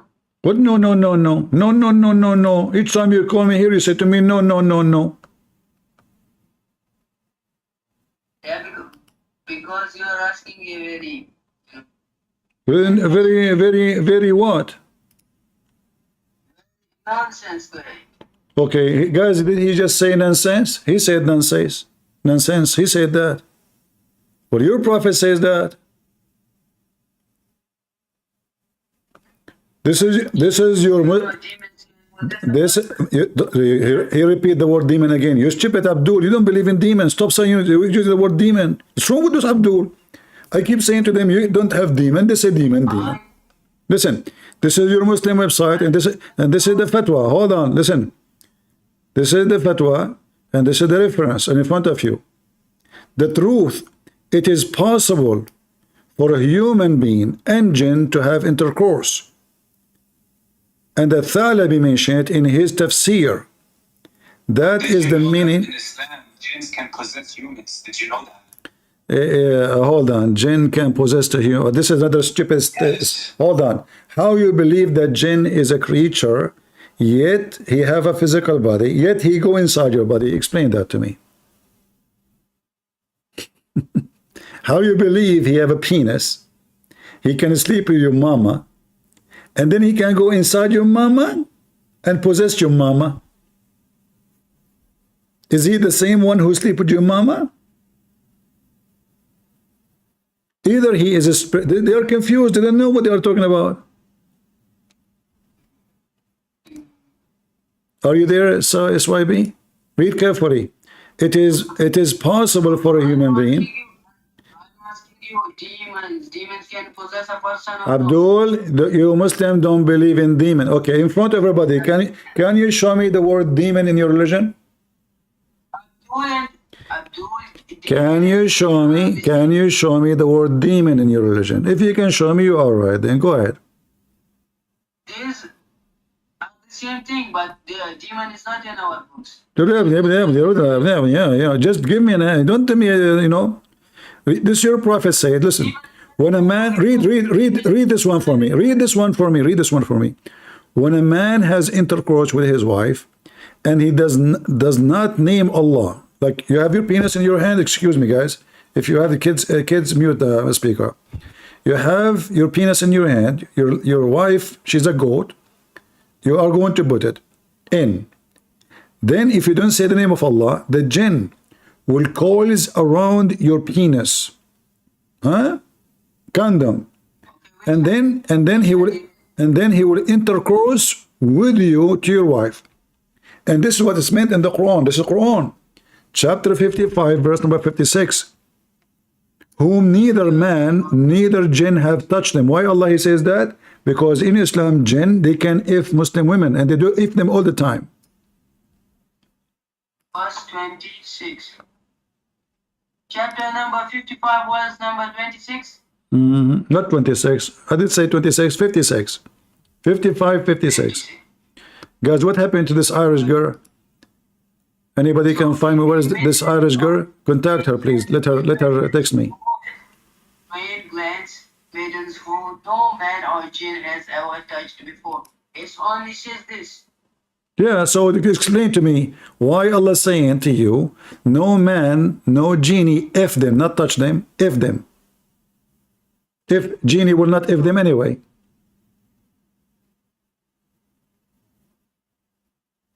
So jinn, jinn is like demon. Demon possesses a person. Oh, I'm asking you, why the Quran saying no jinn if them? If jinn don't if Muslim women, is Allah making a mistake? This is your Muslim interpretation. They are saying yes.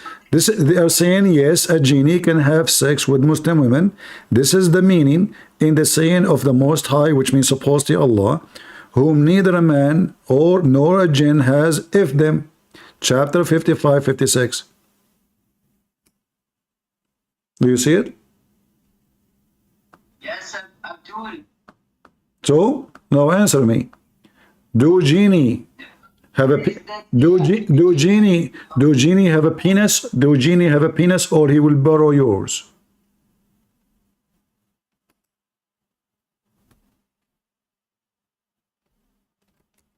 I'm waiting for you. Are you gonna answer my question or no? Eh? It's your question now. Answer my question. You asked me a question. I asked you a question. Can demon possess a person? If he possess a person, But not in Islam. Not in Islam. You don't have demon, potato. You keep repeating the same thing. In Islam, you don't have demon. In Islam, you don't have demon. Demon is an evil spirit. Genie is not. Is genie a spirit? we cannot see jinn. Can we see This is not a question. So what? Because you're a prophet, he gave you a fiction story from the Hindu. This is a Hindu story about a creature who have a physical body, but you cannot see. Isn't it? Okay. Did your prophet? Well, listen. There is genie Africans, and they are tall and big, and their penis is big. Yes or no? No, what? We cannot see them, bro. No, you can. How can we? Well, according to the story, you're a prophet been rode by a bunch of genie, and they are black, and they have a big penis. Do you want me to show you the reference? Show me the reference. Okay, here we go.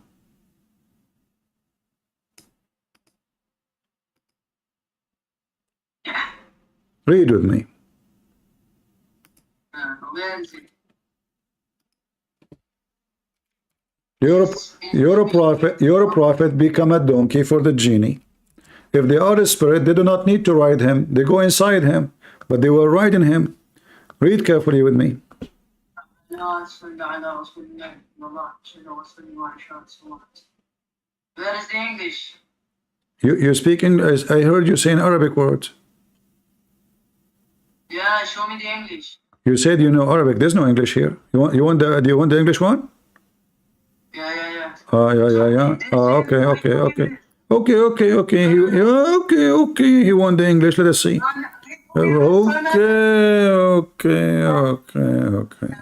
Okay.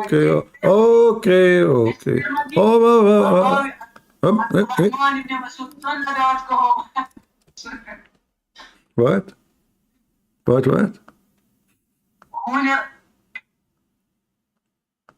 It says Sahih, Abdul. You want to play game? This is Sahih. It says Sahih. Do you see? Are you stupid?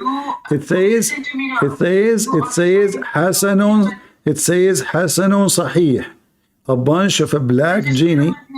Summary of the hadith's ruling. Hasan Sahih. Do you see it? Is it what? Yes, it's a Tirmidhi. Tirmidhi is not acceptable. It says Sahih in front of you. Sahih. Here we go. You see, it says Sahih. What is the quality? Sahih. Stop lying. It is Sahih. So those are a bunch of black people. They rode your prophet. They were naked. They rode your prophet all night long. So if the genies in Islam are spirit, as you claim, How the Spirit is riding your Prophet to the point he was so tired because they are so heavy. Sahih Tirmidhi is not acceptable in Islam. It's not accepted, but it is says Sahih. Since when? I don't care. The pain. Hold on. No, you care. This is the books of the Muslim Sunni of Sahih are 6 books. At-Tirmidhi is one of them. Apologize for lying. Is it true? Hold on, don't lie. Is it true that the books of Sahih in this for the Muslim Sunni? Is it true that the Sahih books of the Sunni are 6 books and one of them is at-Tirmidhi? Challenge me. Yes or no? Yes. So what you said to me is not the book of Sahih a second ago. I said the sedition.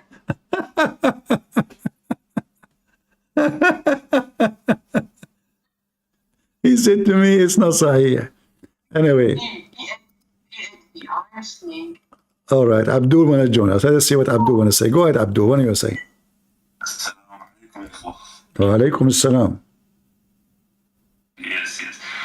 First of all, you are showing us a hadith, which is a Sunni hadith, which Shias we do not take Sunni hadith. But he is not Shia. He doesn't matter. No, hold on. He is not Shia. He is not Shia. You are Shia? You are Shia? Oh, okay. Okay. So, What's the problem? Shia Somali, what are you? all right. Let us see. As long you guys are Shia, let us go to the Shia. Is that okay? What? Let us go to the reference of the Shia. All right. So let me ask you. According to the don't be rude. You know, let's just have conversation. So according to the Shia, we will see who's dumb. According to the Shia, can you have sex with the genie? What? According to the Shia, can you have sex with the jinn? Yeah, you can. So what the problem? Okay. There's no problem. All right. We accept it. No problem. How you can confirm to us that jinn can have sex with Muslim women? Go ahead. The thing is, jinn possess you. No. It can possess women. It can have sex with women who are unprotected by Allah Azza wa Jalla. How you we possess? There's no problem in this. To possess, you have to be inside, not having sex, to possess, to control from inside, not to have sex with the women. They can. Okay. All right. I want to go with you. So how he can have sex? Do he have a penis? Huh? Do the genie have a penis? We do know that the jinns have their own physical appearance. I don't know. All right. She has read about it. All right. If you show us from the imams that they have said they have, then All right. there's no problem with it. All right. According to you Muslims, according to you Muslims, according to you, we cannot talk in the same time. Hold on. Okay. So listen. According to you Shia, is it true that Sulaiman's wife herself, she was a daughter of a genie? I don't know. What? I don't know. So you are so excited and you have knowledge and we are Shia, but you do not know. Brother, it's like me telling you, that, is it true that this and that in Christianity? You don't know everything. Christianity Oh, okay. is like 1 million stuff. Oh, okay. Obviously, we Shias, we don't know everything of the Shia. We are not Ayatollah. We are not Maraja. You understand? All right. Okay, let's see. You can ask me All right. Okay. I'm going to show you. All right. This is your Shia website. Okay. Hold on. So now, this is your. Do you see the screen? Okay. This is the account. Do you see? It says the account. The account of. We cannot talk in the same time. We cannot talk in the same time. You want to talk or you talk? something. Okay, I have so my friend, okay, hold on. So in front of us, this is your Muslim website. It says the jinn, the shaitan, the jinn stood. In fact, according to your religion, shaitan, he took the look of Suleiman and he stole his ring. Is that correct? What? Shaitan, he can even take the look of a human being. Is that correct? Yeah, we know. And shaitan is a genie, correct? Yeah. Okay, so shaitan have a physical body, correct? That's up to Allah Azza wa Jal. No, it's up to him. Hold on a second. I'm just gonna. Uh-huh. Uh-huh. Whatever. Physical form in what way? We know that they are physical. Okay. beings. Yeah. All right. Okay. So physical form in the way he can have sex with your wife. Can he have sex with your wife? Can he have sex with your wife? Yeah. Okay, that means he have a penis, correct? In that thing, I don't know. I know that. How he can have sex with your wife without penis? Hold on. The thing is, the jinns, they have physical appearance, but we don't know how they look like. Okay. Only Allah knows. We just agreed. We just agreed. We just agreed. We don't know if they have two eyes. We just agreed. 10 fingers, 2 hands, and 2 legs, like us people, like us humans. We know that they are physical beings. They exist, but we cannot see them, but they can see us. Do you understand? So you cannot tell me I never seen a jinn, but I do accept it. But this is not the question. This is not the question. If he can have sex with your wife, that means he have a penis. Yes or no? Huh? If shaitan can have sex with your wife, he will do what? How he have sex? Sex to have a penis. He use his finger? I accept the appearance, meaning, but I don't go into details and asking how and why, because first of all, I don't know. There's no explanation of how and why. If the Prophet or the Sahaba or the have explained it how and in details, I will accept it. But they have not. Okay, isn't it genie who took the image of Suleiman? He ifed the wives of Suleiman too much to the point they cannot open their legs no more, according to your Shia books. You have to prove it to me. What if I prove it? What you would do? I will accept it. There's no problem in it. But you have to prove it to So what do you mean by prove it to me? What do you mean by prove it to me? The statement you just told me, I told 100 people, prove it to us. If you are true. Okay, let us see. I have a question for you. Don't change topic. Hold on. Let us see. No. No. Yeah. So the wives of Suleiman. Okay. The wives of Suleiman.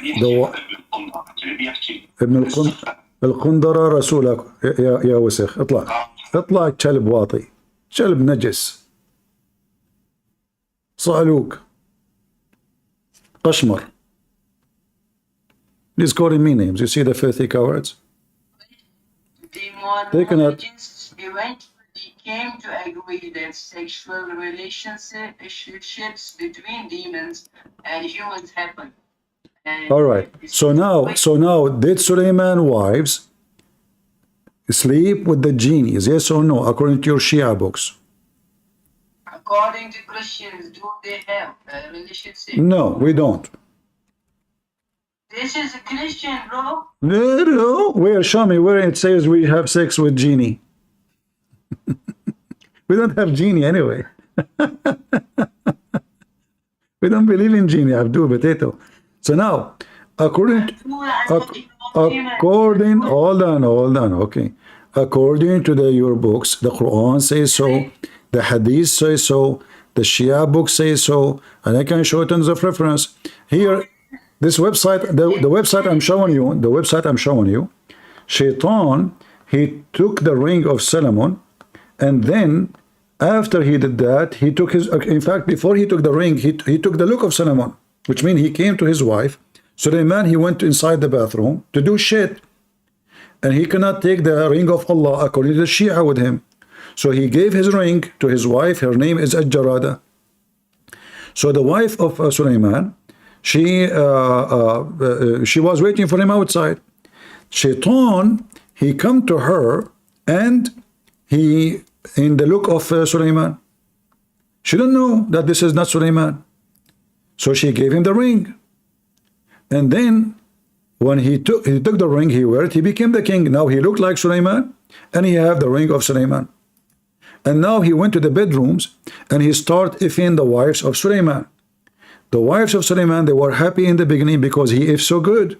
But then they noticed that this Sulaiman changed. He is so good non-stop, like a gun machine. So they reported that to the elders.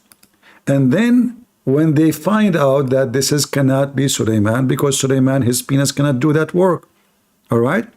And then the shaitan, he ran away. He threw the ring in the ocean.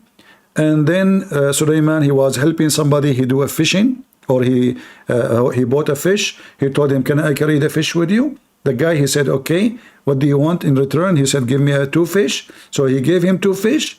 And then when he gave him the 2 fish, he went home, Sulaiman, and he found the ring, which he lost, which is shaitan. He took it after he effed his wives inside the belly of the fish. And then he wore the ring, and he became a king again. Is that true story? Okay. Is that true story? Or I'm lying? Yeah. Okay. It's true. Okay. So now Shaitan is wearing the ring. Shaitan is effing the wives of Sulaiman.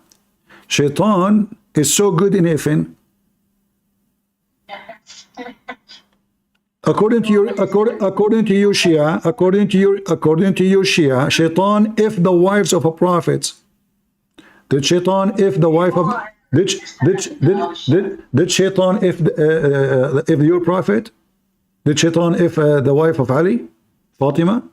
Because if Shaitan can if the wives of Sulaiman, he can if the wife of anybody. Yeah. So. Yeah, what do you mean? Yeah, did Shaitan if the Aisha?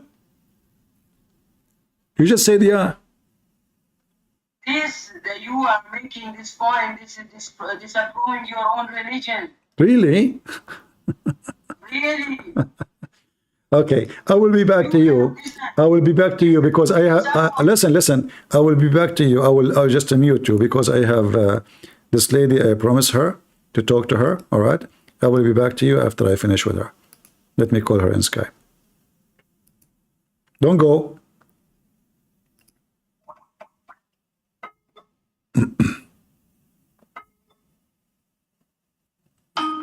I hope her sound will come to you guys in Discord.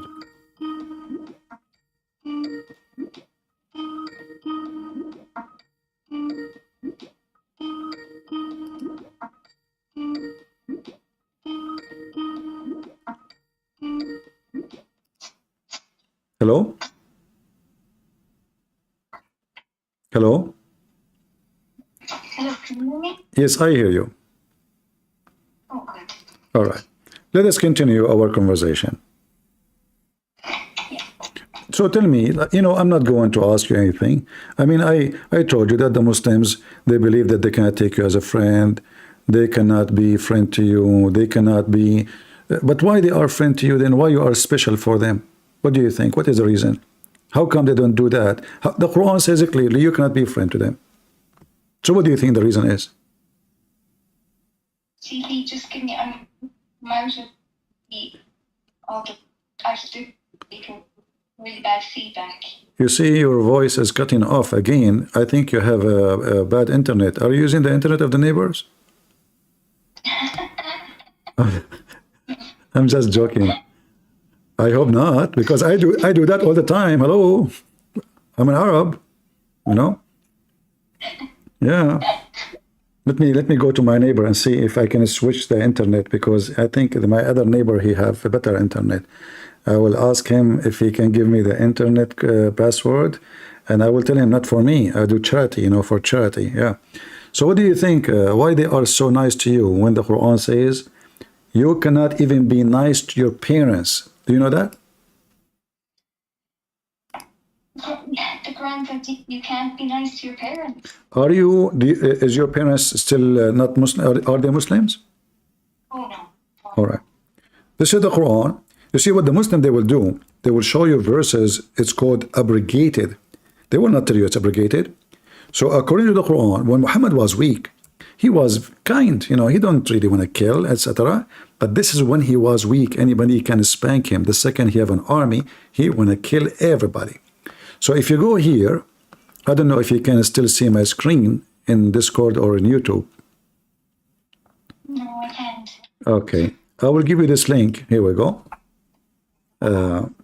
You can open it from your side in Skype, in the chat. You open your text. Do you see it? Yeah. All right. It says, you will not find any people who believe in Allah and the last day loving those who resist Allah. Who resist Allah? The one who don't convert to Islam. They might fool you, says they are at war. No, no, no, no. Anyone who don't believe in Islam, he resists Allah, the enemy of Allah. Even if they were their fathers, their sons, their brothers, or their kindred. For such he has written faith in their heart and strengthened them with the spirit of from himself. Those, the one who don't accept Islam, they are the enemy of Allah. And by the way, by converting to Islam, you become member of Hizbullah. Do you know that? A member of Hezbollah? Yes. The same verse says, truly, truly, this is Hizbullah in Arabic. This is where Hizbullah is coming from. This is the party of Allah. The word Hizb in Arabic means party. Do you see it at the end of the verse? Yeah. Okay, so now you are a member of Hizbullah, good graduation. I hope soon, you know, you can go to Lebanon and you join Hizbullah or Al-Houthi and you can do jihad. Oh, dear Lord. That wouldn't be... Yeah, but don't worry, you will have a lot of river, you know, wine with the I mean, your husband, he will have at least 72 like you, and you will not be having sex with him. Do you know why? I don't. According to Muhammad, each Muslim, he will have 70 years orgasm. So if you have 72 wives at least, and then every wife she have 70 maid, and then every maid of the 70 maid have 70 or 72 maid. The number is massive, but let's focus with the 72 only. Forget about the maid because he will sleep with all. So if we go into the calculator and we say 72 wives, and then every woman of them, the orgasm will be 70 years. So he will be able to have sex with you if we calculate only the orgasm after 5,040 years. Oh, dear. This is Islam. This is what you converted to. Yeah. Yeah, that sounds a bit mental. Yeah. It sounds stupid, right? Yeah. I mean, it's one of the... Again, it was one of the questions that I really... I wouldn't say I got a sufficient answer to it. In the end, the chef, he said that heaven is whatever you want it to be. So that was a bit difficult. Why not? I mean, you accept the religion of Islam. They are kind. They will be kind to you in heaven. What do you want more? You know? Like, why it's wrong? I think what was hard is I think I was a bit overwhelmed by how well versed they are at, I guess, attacking Christianity, and it definitely really shook me.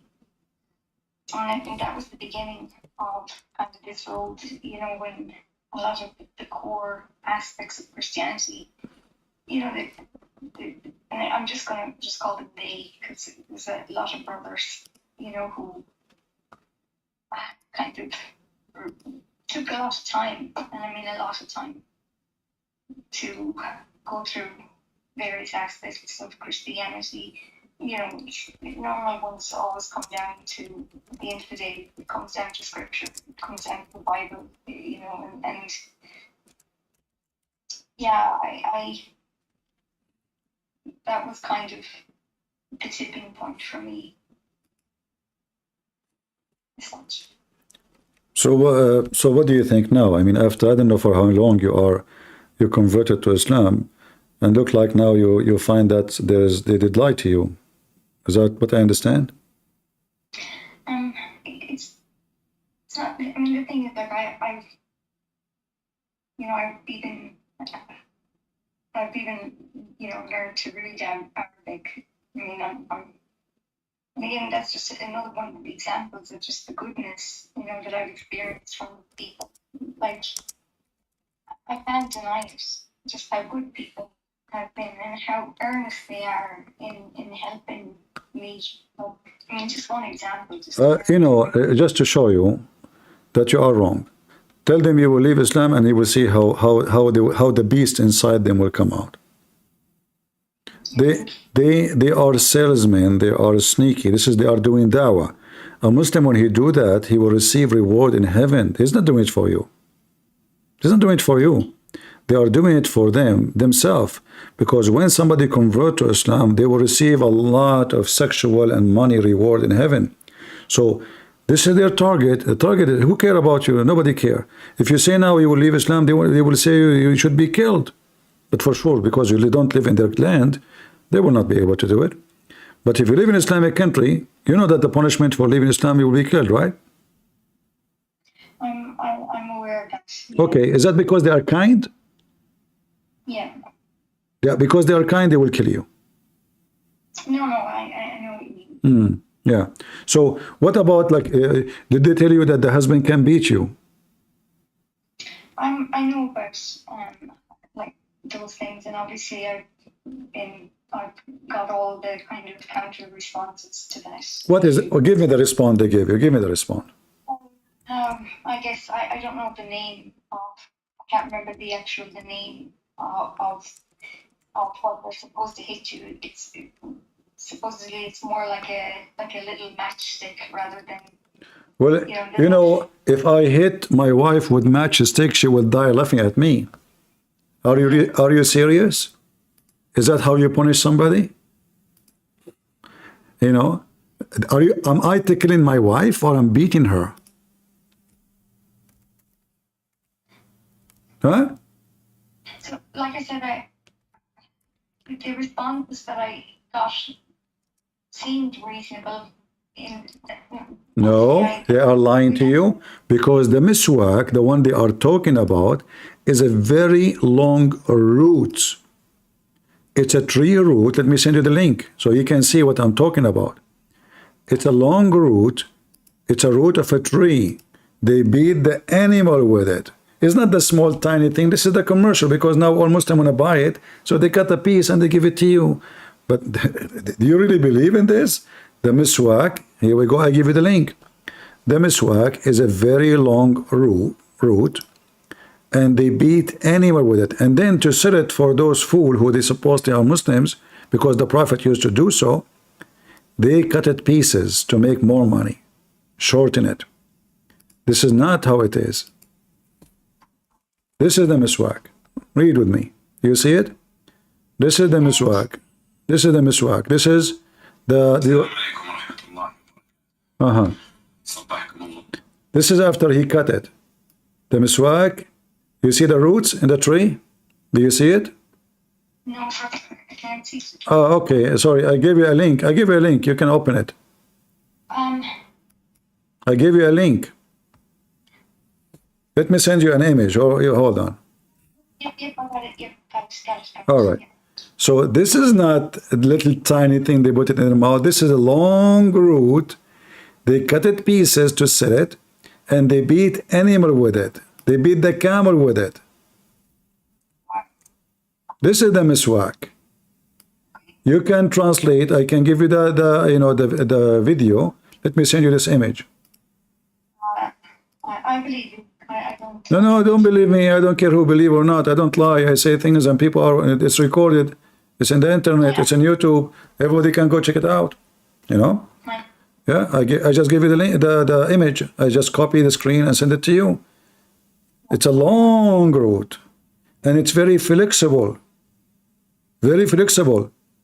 This is why it is harmful. This is why they use it for all the use they have. So when they say to you miswak, he beat you with the miswak. Miswak is a very harmful piece of wood. This is thin. If you look in the same link I gave you, you will see something thicker, way thicker. If you click at images,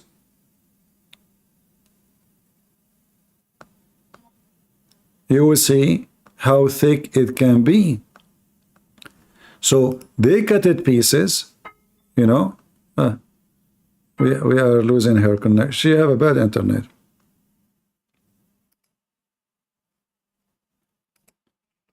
Guys, the miswak is little tiny thing you put in your mouth. This is what they say to her. Can you believe it? This is what they say to her. Yeah, do you hear me? Do you hear me? Can you hear me, CP? I do hear you. I do hear you. Let me call her back.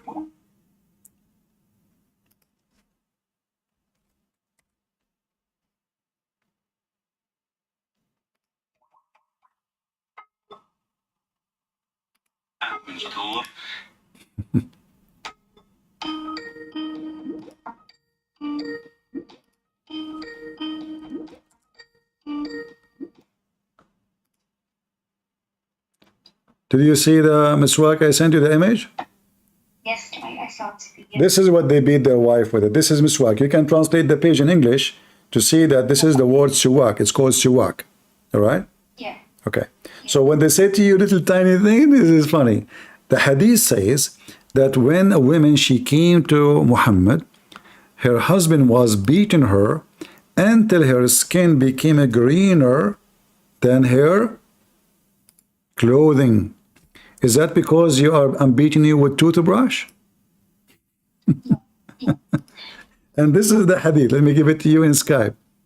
Here we go.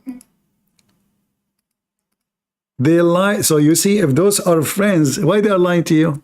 Why didn't they say to you this is the truth? If they are friends, is that what friends do? They lie to you? I think the other thing is because I know so many Muslim women who get like live in very happy homes. And What happy? As soon they get older, they will dump them like shit, excuse my language, and they will go to the Middle East and marry brand new. What happy? again, that isn't the case. At least. I assure you they are lying to you, because their life, there's no marriage in Islam. The women, they are doing dawah. They are doing dawah. This is for the sake of their heaven, not for your heaven. So they will get reward. So they will show you what you don't see. If you go right now and see what Muslim women, they look, this is Aisha. I just sent you a hadith. Do you see it? Okay. What Aisha is saying, I never seen a suffering woman as much as a believing women. Do you see it? Yeah. Why Aisha saying that Muslim women are the most suffering women? Is she lying? No. Look, her skin is greener than her clothing.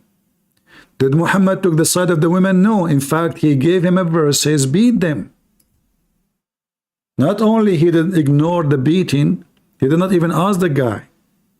He gave him a verse, says, beat them. Chapter 4, verse number 34. And this is Aisha witnessing that the most suffering women is a believing woman. Comparing her to who? To the Arab women who they are not believing. Wow. Yeah. What else they told you? Tell me. I'm trying to help you. I know. You know, as well, I think there's a lot of focus on the hereafter in terms of what happens, you know, to people who don't believe. And I guess I'm scared as well. You know, even before I'm coming out across Islam, I guess I've always been a bit worried about what happens in the grave, and you know, praying that I don't end up in hell. And I think the vision of hell from an Islamic perspective is so bad, it's so frightening. You know, and that was another element in this. Listen, I don't know what's your name, but who said that in Christianity there is no hell? In Islam, their heaven is hell. Because you see, when a Muslim he speak about his heaven, isn't it obvious that this is not heaven? This is a place of prostitution and sex and boys and nakedness and the sperm, river of sperm promised to Muhammad. So if this is heaven, then where is Satan where is Satan he live? If I go right now to a pimp house, what I will see? What I will find inside the pimp house? This is why all the Muslims, they praise and rotate, for he is a pimp. Nobody says he's a shameful person. No, they are proud of him. They don't care. They collect trash. Do you want to be trash like Andrew Tate?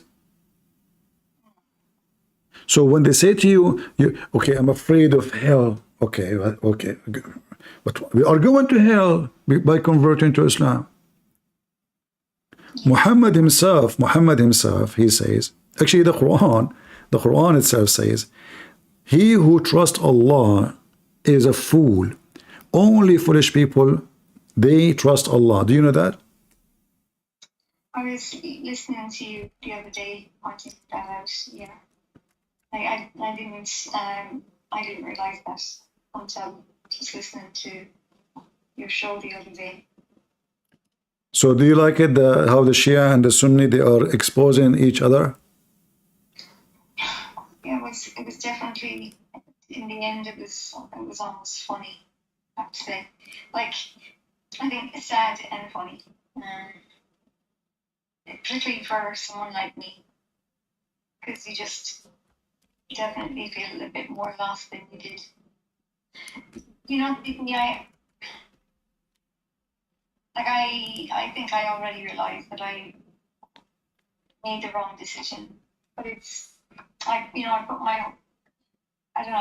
my heart and soul into it and trying to, you know, I don't ever do anything by half. Whatever I do in life, I, you know, give my gut to. I mean, the other aspect is, you know, my country has a real affinity with Palestine for various reasons, and with Muslims in general. I mean, I don't know if you know, but Ireland, we had a famine, and we were, you know, starved by British in the 1800s. Yeah, you see, yeah, I understand, you know, but you see, they are fooling you, because if you go and live their land, and the only reason they will treat you nice because you are blonde, they will fight over blonde women to sleep with them, but this is as long you are young, and after that they will dump you like a piece of garbage.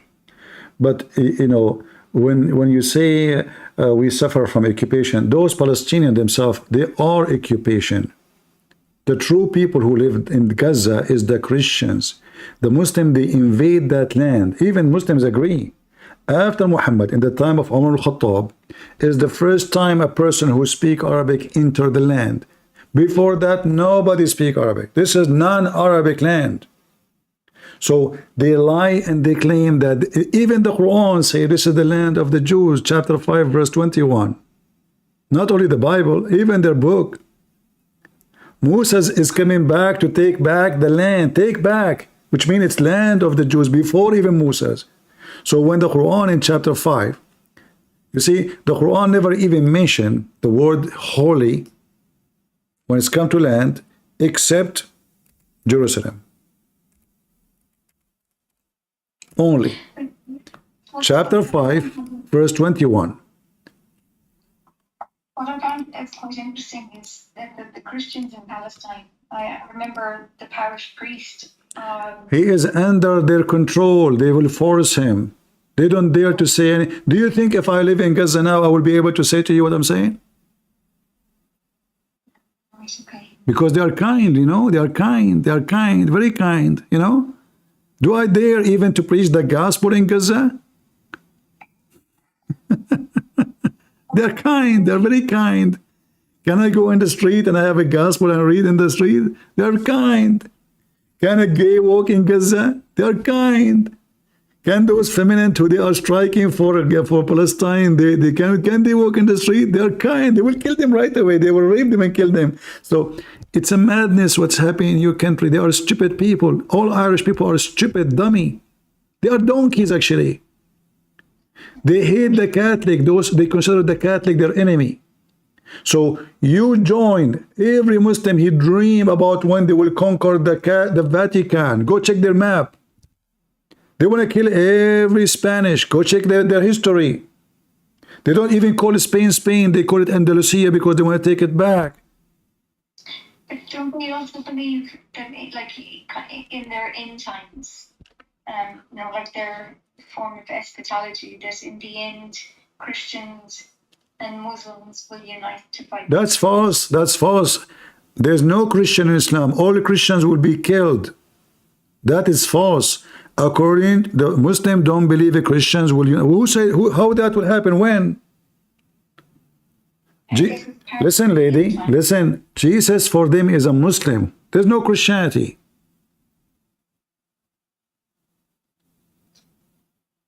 There's no Christianity. This is why Jesus, Muhammad, the nice guy, he said, I'm going to cleanse the land of the Arabian Peninsula from the Christian and the Jews. Is that because he's nice? Genocide. CB, how do you find the Jewish faith yourself? Like, I mean, are there aspects of this, you know, that you also, like, if you know, that you also might struggle with, that might be very anti-Christian? You see, you are mixing things up. I never said that the Jews are nicer to the Christians. But we cannot say that the Jews are the same as the Muslims too. I can go right now and I can preach the gospel in Jerusalem and I will not be killed or stoned or arrested. But I cannot do that in any Muslim country. See how some Christians are treated in Israel. How Christians? No, they are not treated bad. They will show you a video of a guy spitting at a Christian. Yeah. This is what they're saying to you? Well, go and see what they do to Christians in Egypt. In Israel, you call the police, they will arrest the guy. Right. There's judges, they are Christians. There's policemen, they are Christians. There's army member are in the army, they are holding guns, they are Christians. So if a Jew he spit at a Christian, that's because he's an idiot. So they will take this video and they will say, look what the Jews are doing. Those Jews, the same Jews, they spit at the Israeli soldiers. They spit at Jews. Isn't it those Jews, they are the same one, they go in New York and they say free Palestine? And see, do you, like, I mean, this sounds, I hope you take this, like, not in a bad way. I don't mean this. Don't know, say it as it is. Bad way, good way, don't care. Just say it. Yeah. So, like, do you find yourself having, you know, any compassion for, like, what's happening in Gaza at the moment? People of Gaza, they dance in the street in October 7. Am I lying? No. So, if they are good people and they are nice people, why in the world they will beat even a dead woman? They brought a Jewish woman in the truck. She is naked. They took off her clothes. She is dead. They were beating the hell of her. Those are the civilians. So feel compassion for what? How come they don't feel compassion for others? Where's your brain, lady? It's here. It's really it's here. No, it's not. It's not, because you know, we as a Christians, we pray for everybody, including Muslims. We pray for peace. We pray for love. And you know that you are saying you're coming from a church. You used to be a Christian. Okay. Have you ever heard in the church saying that may God curse the Jews, may God curse the Hindus, may God kill the Muslims? No. But you see that in the Muslim mosque. Yeah. So you converted to the devil religion. They dance when somebody die. They celebrate in 9/11. The Palestinian in Gaza, go check the video right now. They were giving sugar and candies and baklava. So why the whole world have to cry for them when just a few months ago they were dancing in the street for the death of women and children, for slaughtering and kidnap, even dogs, they kidnap them. Did you hear the story of the young Palestinian boy that was taken by Zakir? This is false story, fabricated. They do that in Syria too. They make videos, they fabricate videos. The movie, when you watch a movie these days, don't you know, believe it, it's true? They look real. So even like headless babies? Yes, it's a fake video. It's a fake video. Those are fake. And let us say, for the sake of argument, there's a headless baby. How many headless babies they cut? So you can cut their head, kill their babies, but they cannot kill your babies. I mean, what is logic is that? So you cry for one side. If you are decent, you cry for both then.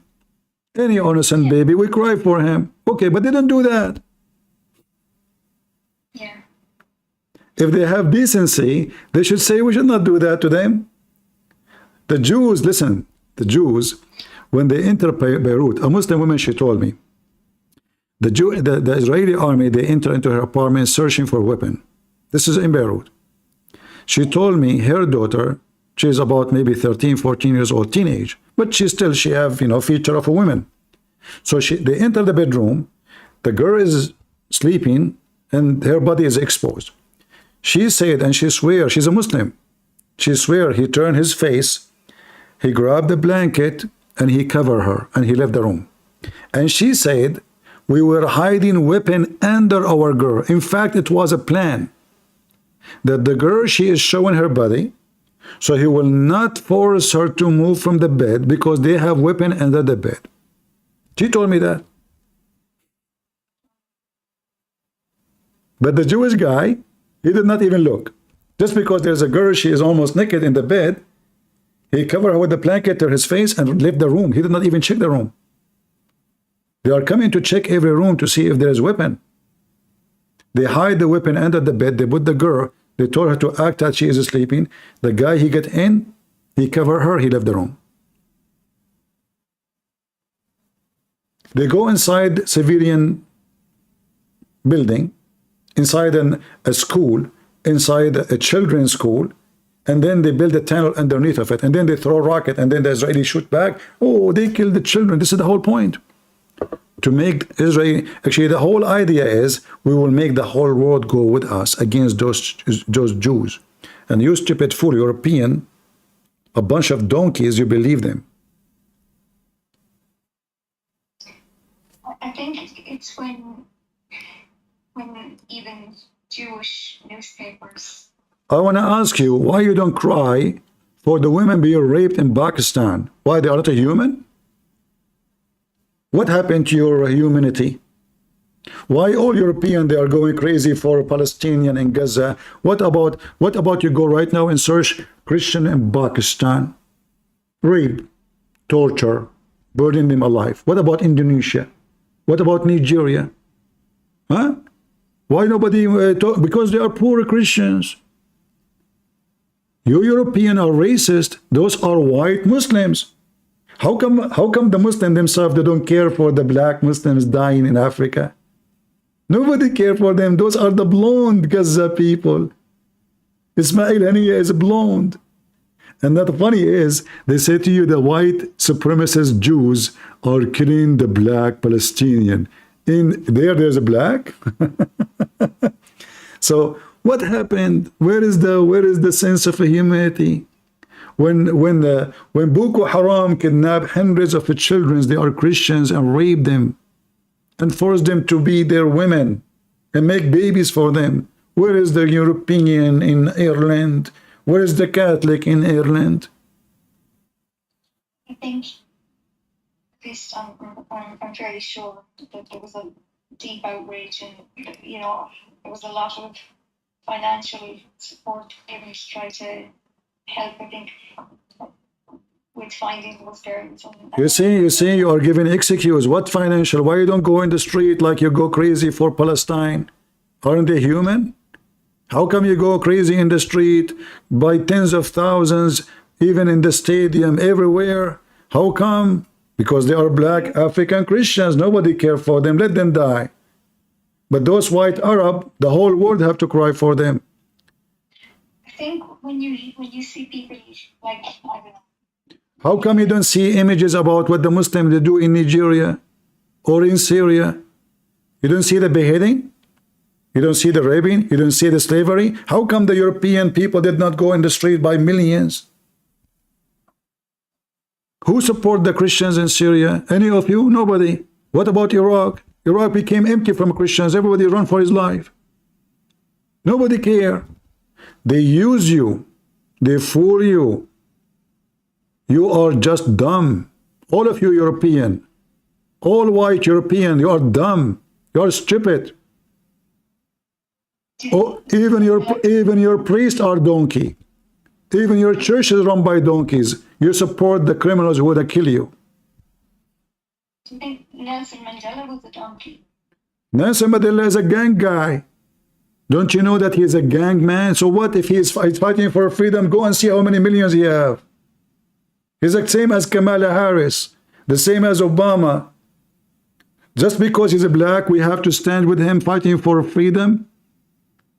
You see, you have a wrong idea. You have a wrong idea. So Nelson Mandela, as if the guy is an angel. He's not.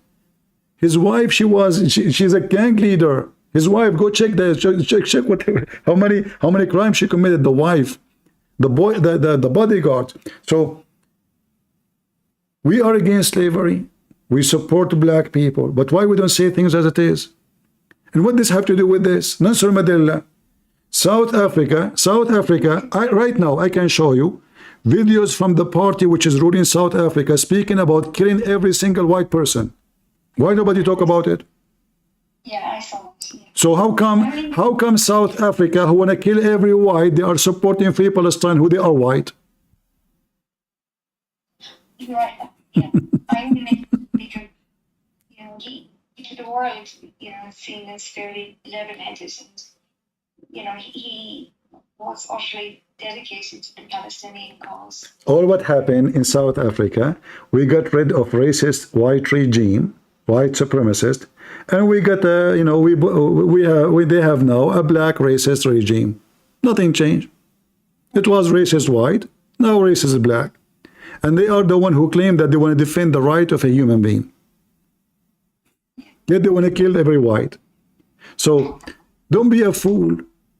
And you see, I don't sugarcoat. You want to hang up on me, you hang. I say stupid, I say donkeys, I say things as it is. I don't sugarcoat. Not at all. CP, like, as I said, I've listened to like loads and loads of your videos, and you're very direct, and nobody, people can say a lot of things about you, but, you're nothing if not sincere. You see, we never teach against Muslims. We never say hate Muslims. We never say kill Muslims. But we say the truth. We are the victim, not the opposite. Those people, they kill you and they go in your funeral. They kill you and they put tears in the front of the camera. This is what they do. They take your land and they claim that they are the one who stand for freedom. What happened to the Christians in Lebanon? What happened to the Christians in Syria? What happened to the Christians in Jordan? What happened to the Christians in Turkey? There's less than 1% when the whole land was a Christian. Killed them, raped them. They refuse until now to say they are the genocide to the Armenian. Yeah. How come nobody go in the street in Europe? Just a few months ago, last year, in Armenia, the Turkish army and Azerbaijan, they kicked out of this land, their land, hundreds of thousands. Where is the European? Why nobody care? Because the money of Qatar is not supporting. You are a slave of Qatar. The money of Qatar is the one moving everything. All those protests is paid by Qatar. All the leaders in Europe, they are the slaves of Qatar. Your prime minister is a puppy of Qatar. Money in the back door. This is the truth. There's somebody moving this all. In the stadium, Free Palestine. In the school, Free Palestine. It looked like European, they have nothing in their life except Palestine, but they never saw Palestine.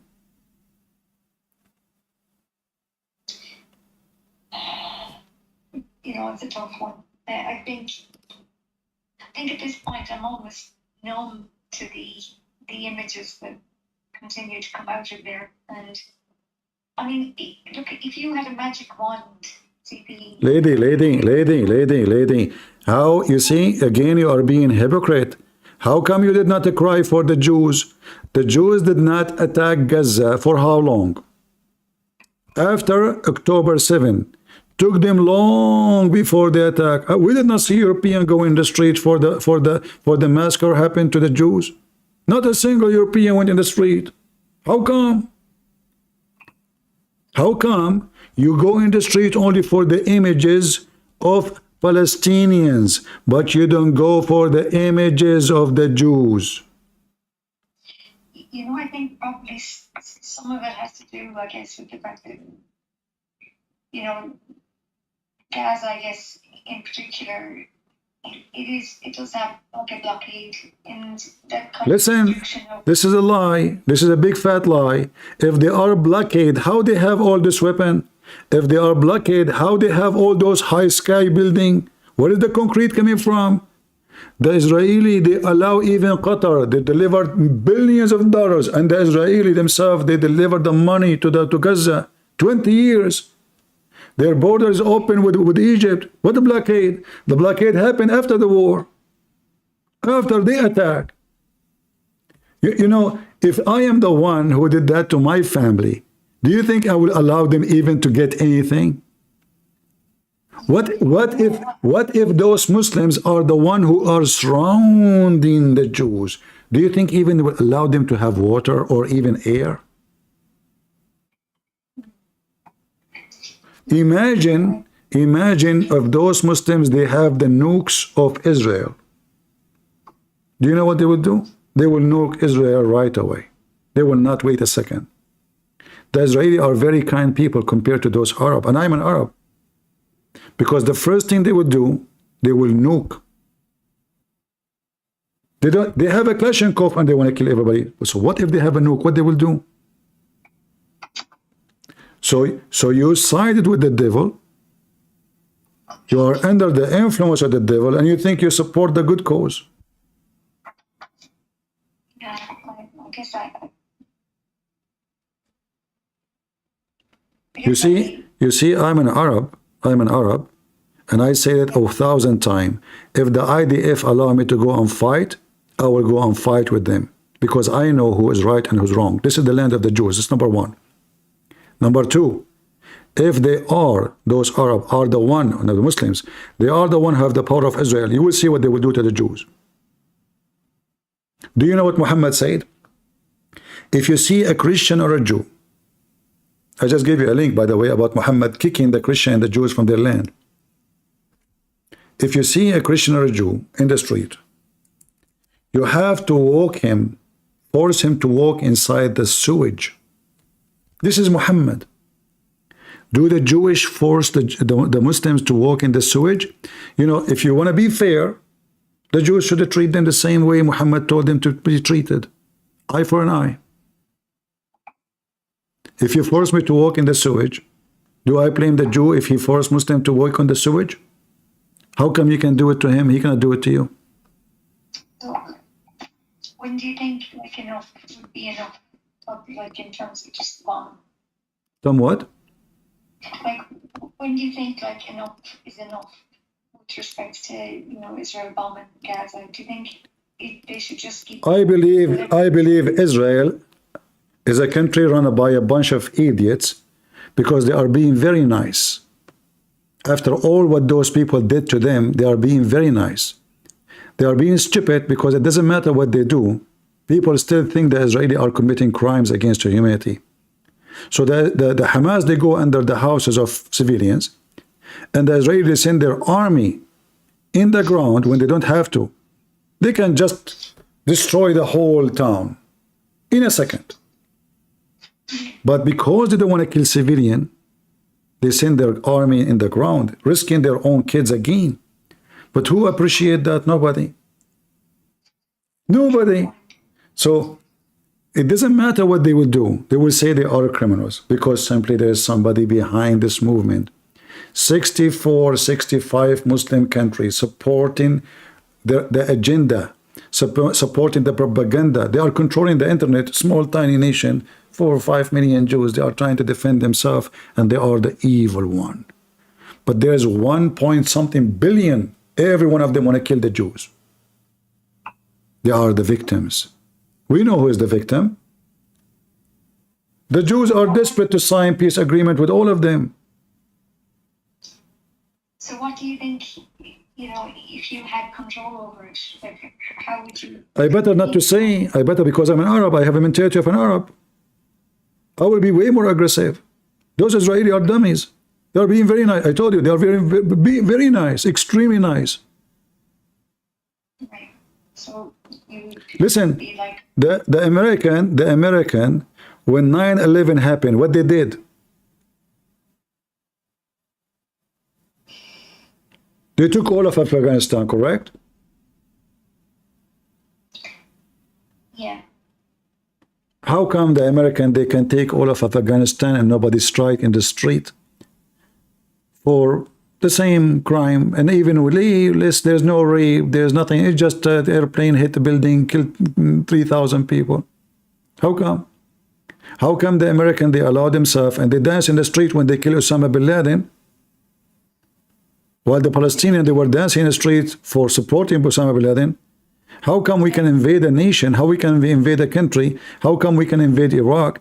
If the Israelis are defending themselves after what happened, they are criminals. People are hypocrite. Your country, England, invade the Vogel, huh? Ireland is not England. England is a totally... Still, you are part of it. You are part of it. No, we're not.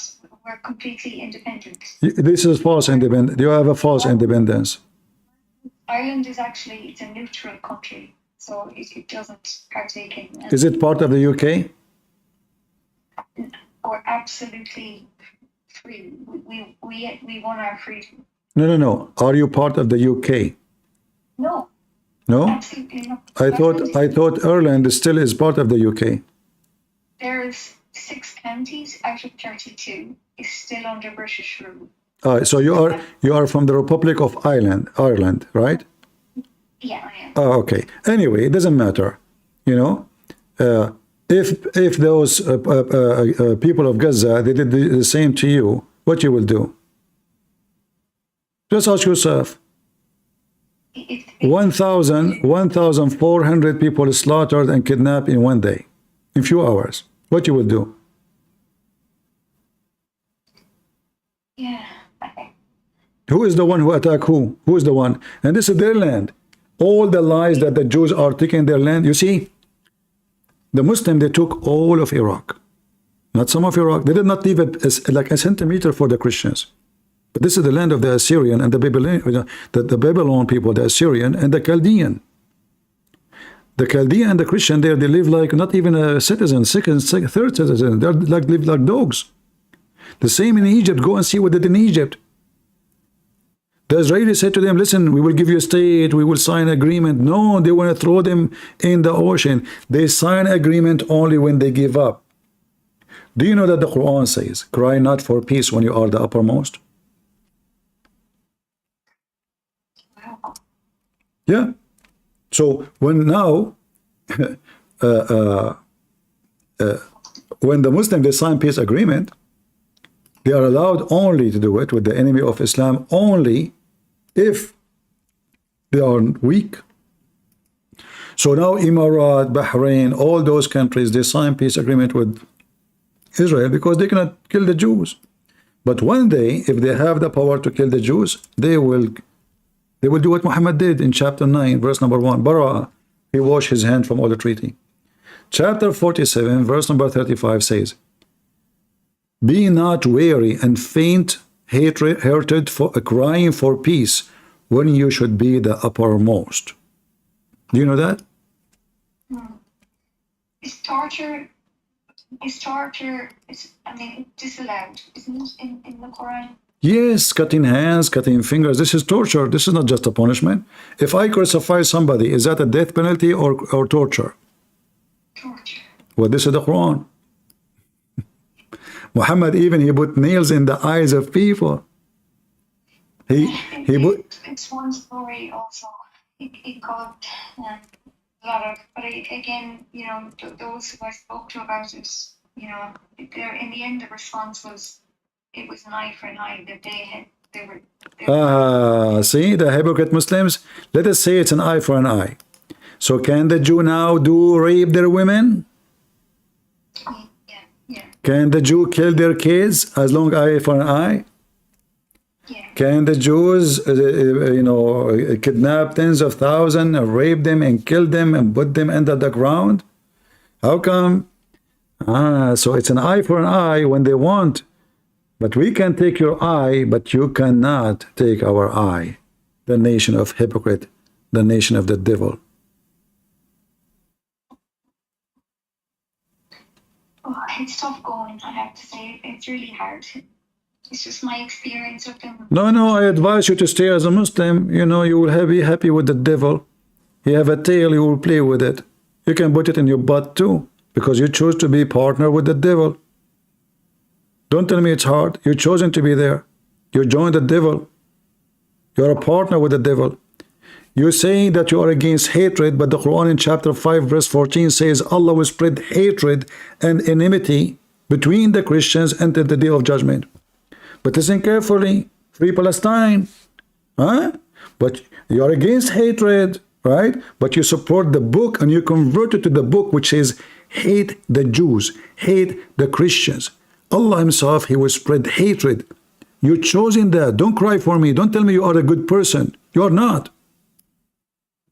Unless you agree that you're being stupid when you join this garbage religion.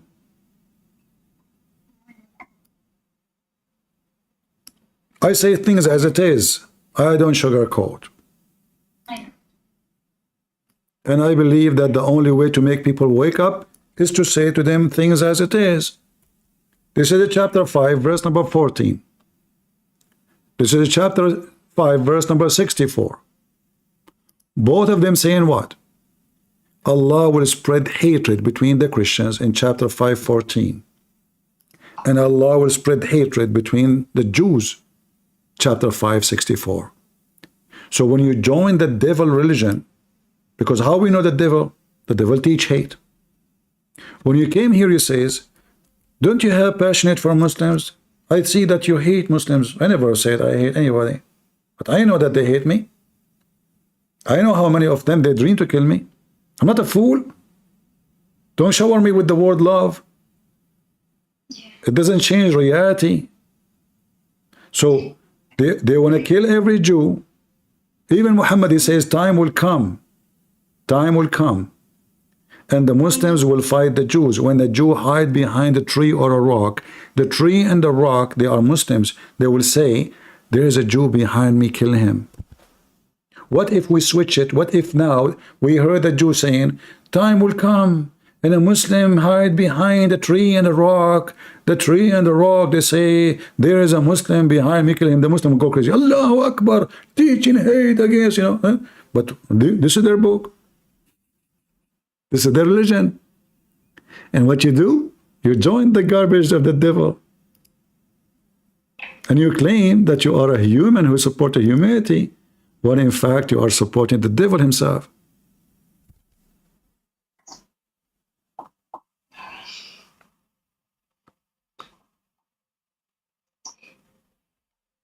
Do you want to stay as a Muslim? Sorry? You still want to be a Muslim after what you heard?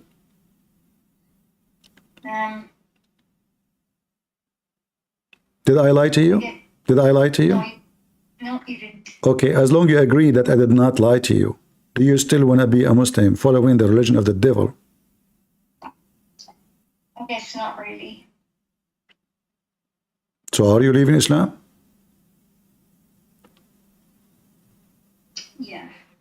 I mean to that, we are happy for you. That is the right decision.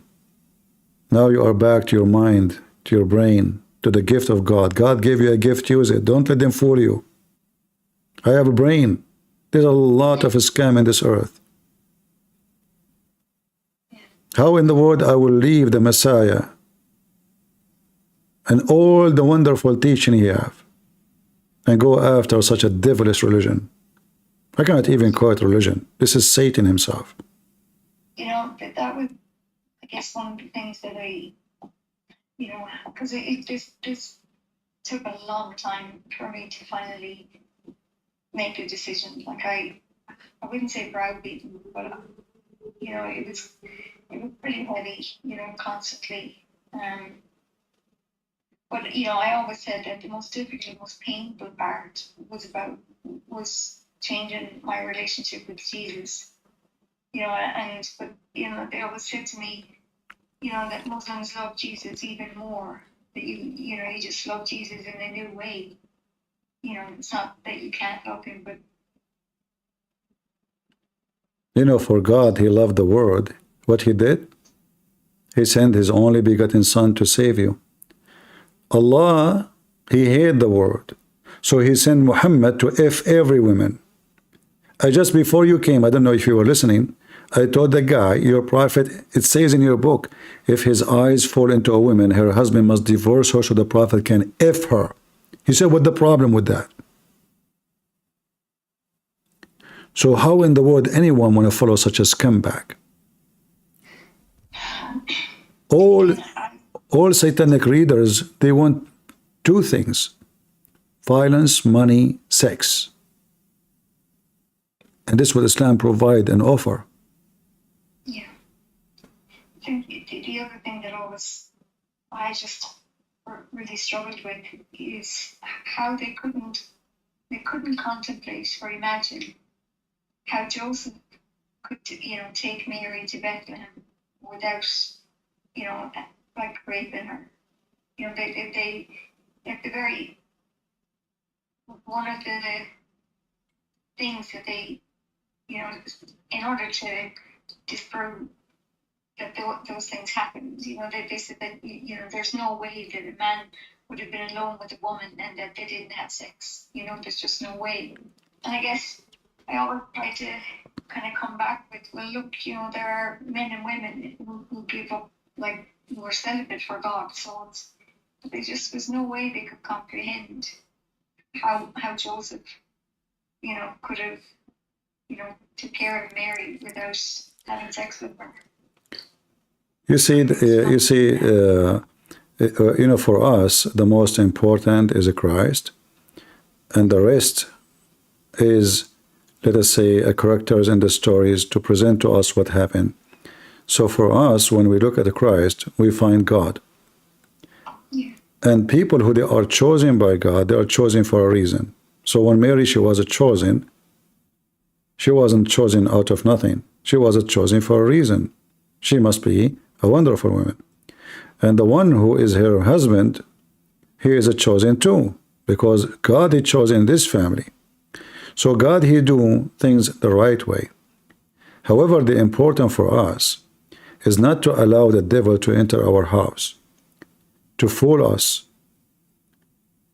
If I have a friend, he is so kind, but don't you know that Satan is so kind, or he appeared to be kind, in order to receive and to deceive? Isn't it the Bible says to us, be aware of false teachers and false prophets? They come to you in the clothes of a sheep, but they are wolves. How come we did not see? How come we did not read? Yeah. How come they are nice in Europe, but they are evil in the Middle East?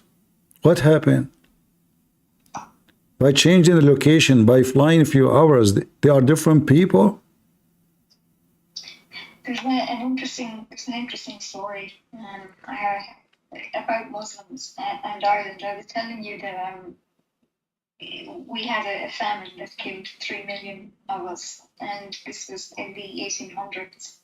And you know, obviously, there was not a sheikh. He was a Turkish, what he called the Turkish, like, leader. I can't think of the actual name. Turkish what? I think his name was Abdul and Masood. Okay. And this guy, he heard of the famine, and he sent £10,000 to the people of Ireland who were starving. And it was the Queen of England at the time. Ireland was still under British rule at the time. And the Queen wouldn't allow him to send it. So he could only then, because she had only given Ireland $2,000 or £2,000. So the man, the Turkish leader, he then decided, okay, I'll only send £2,000. But then he sent 6 ships full of grain, and they were stopped by the British Navy. But the lads, they still found a way. They still found a way to get the food in here. Yeah, but did you ask yourself why the Turkish doing that? Do you think really a charity, the same Turkish you are talking about at that time, they were stealing the food you are talking about from Syria, from Lebanon, from Egypt, from Iraq. They cut every single tree. They kidnapped their women. How come now they are in love with the Irish? I will tell you why. Do you know that Al-Qaddafi, he supported you to have your freedom too? Do you know that? He sent weapon and money to the Irish movement. He did? Oh yeah, a lot of money. Why? Because the enemy of my enemy is my friend, so I want to cause a chaos for them. Why those nations of Islam are exist? Qaddafi, he said this is the best way to cause a civil war inside America. We will create a racist group who they are black. They call themselves the nation of Islam. He don't believe in the religion. He himself, Al-Qaddafi, don't believe. Al-Qaddafi don't believe that Muhammad is a black man. He claimed that he is from descendant from Muhammad too. But he sent his money by hundreds of millions of dollars to create a chaos inside the country. This is what they want. They want you to go at war to hate each other. This is the plan. And then you are now crying, say Turkish. Go, the Turkish themselves, go and look. Just a few months ago, what they did in Armenia. 50 years ago, they took half of Cyprus. Until now, they took more than 80% of Syria. Turkish are merciful since when? Do you know Al-Khazuq? Al-Khazuq is a piece of wood. The Turkish, they put it in the anus of the man and they make it come out of his mouth. This is how they punish anyone who opposes the Turkish government as long as he is an Arab. Those are the Turkish. So how come they are in love with you in Ireland? It's just to, we want to find a way to conquer them. Divide and conquer. But we were, starving and famine. It doesn't matter. You see, I'm not saying this is right. I'm saying they are using you. I'm not saying you are a bad person. I'm not saying that. I'm saying they are not doing charity. They don't do charity. This is not a charity. Like, how come Turkey, hold on, how come Turkey, the same Turkey, now, they are killing Kurdish Muslims in Iraq and Syria, but they want to support Muslims in Gaza? Can you explain to me? No, I can explain to you, because the Kurdish are a threat. The Kurdish is a big number, and they are asking for their land. They want their freedom. They are under the occupation of the Turkish. They want to be free. So how come the Turkish, they want you to be free, but they will not give a freedom to the one who dying for it? If you go right now and search in Google, Turkish army attack in Kurdish. Let us see in the last month or this month how many they killed. Just this month. So we support freedom, but we take the land of the Armenian. We take the land of the Syrian. We take the land of the Kurdish. We take the land of the Assyrian. We take the land of the Chaldean. We take the land of everybody. The land of Greece. But we support free Palestine. This is just an agenda. The Iranian themselves, they're bombing and shitting the Kurdish in Iraq and Syria. The Iranian themselves, they were killing Muslim Sunni in Syria. They killed hundreds of thousands, Hezbollah. How come they are supporting the Muslim Sunni in Gaza? It's just a game. So the Iranian, they are using Gaza to get fame between the Muslims so they can convert more Muslim Sunni into Shiaism. But the same Iranian are killing Muslims in Syria, and they killed 4 million Syrian refugees. Is that correct? They run from who? They run from the Iranian and Hezbollah. So those are the same people. They want to defend Gaza. The same people, they killed hundreds of thousands of Muslims in Syria. They buried them alive. The same people. So here you see how the Muslims are hypocrite. Egypt, they are the one who closed the borders with Gaza. It's not Israel, because Israel have no control of it until a few weeks ago. 2 weeks ago, they control. It is Egypt who closed the border with Gaza. Go check it out. It was Egypt. Yeah. But they blame Israel. You see, Mohammed, he said, because he is, look, there's a Muslim in the chat in Discord saying, preacher of hate. So we are showing him, he's a prophet, saying Allah will spread the hatred between the Christians. He have no problem with it. But what I say is hate. You see the hypocrite Muslims? But look, Muhammad, the filthy Muhammad, he said, if there is no Eve, if there's no Jews and no Eve, no woman betray her husband, and no meat will decay. So the filthy Muhammad, he is the one behind this hatred to the Jews, that we have to blame the Jews for anything. Even the meat will not decay if there is no Jews. He blamed why the meat decay? The Jews. Why a woman betray her husband? Eve. So according to Islam, every woman is filthy, same as every Jew. I just sent you the link. So I want to ask you, until now I do not know your name, and I will not ask you for your name. What do you think about accepting the Messiah as your Lord and Savior, and you repent now as we speak? Oh, absolutely. I did not hear you. I said absolutely. That is what? I said yes, of course, absolutely. I mean to that. I mean to that. I'm happy for you. Now I can call you my sister. Okay. Yes, now I can call you my sister, because I don't have a brothers and sisters in the house of the devil. So now It's been really, really hard. It's been hard on my family. Because I just you want to do the right thing. You want to. And like I said, I know that you said there's all like a reason for them, but people like the Muslims that I know have been so kind and so good to me. And I know you're saying that it's not genuine, but at least I experienced it as being, terribly genuine. Very, very kind. Like the amount of hours, when because I've been learning Arabic, so I can read the Quran.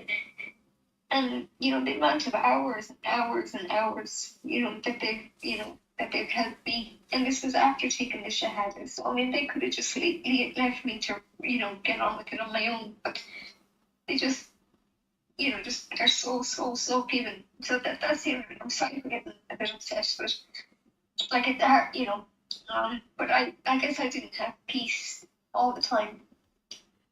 And I suppose I just, I looked at all your videos, and literally I think, there's thousands of them, but I listen to them all the time. And, the thing is, I think I knew in my heart, but I just needed like a bit of a show. And I think I just feel sorry that I took up so much of their time and their effort, that they put into helping me. Like, I feel bad for that. No, I never feel bad. Do you know how much time I spend a day doing what I'm doing? You will not believe it. I go offline, I am online again. I have to answer comment, I have to answer emails. There's many. This is not, you're not taking my time. This is my pleasure. This is my pleasure. So listen, don't say that. This is an insult to me, actually, to say that. But I'm happy for you. I hear your voice. I can feel the tears.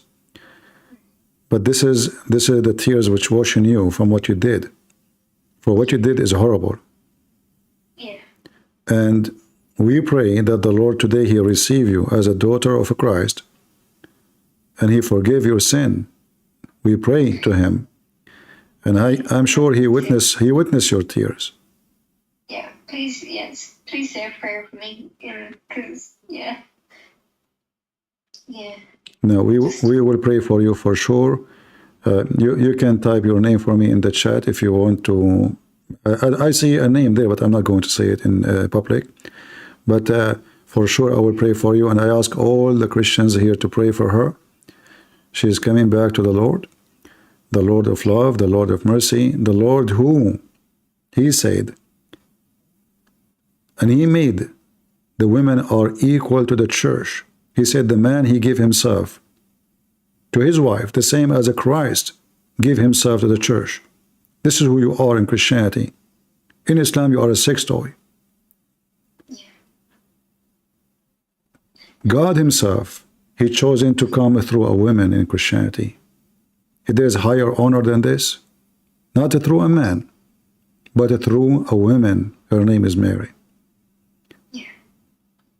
So we pray that they will not mislead you again. So what if they are nice? And if they are nice, why they are not nice with everybody? How come I don't see them, the nice ones? Where are they? They are nice for agenda. Are they even nice to each other, those Muslims? Just put Shia in front of them. Just put one Shia, they will eat him alive. Yeah, it's funny you say that. Because, yeah, No, I do not need to prove it. I do not need to prove it. I mean, go watch the videos. They would kill each other, literally. I mean, I'm not talking about debate. Debate is nothing. Imagine if those people who are talking today or a few days ago, imagine if they are in front of each other, what they would do. Yeah. We will end with the bloodshed in the ground, like, many are dead. Yeah.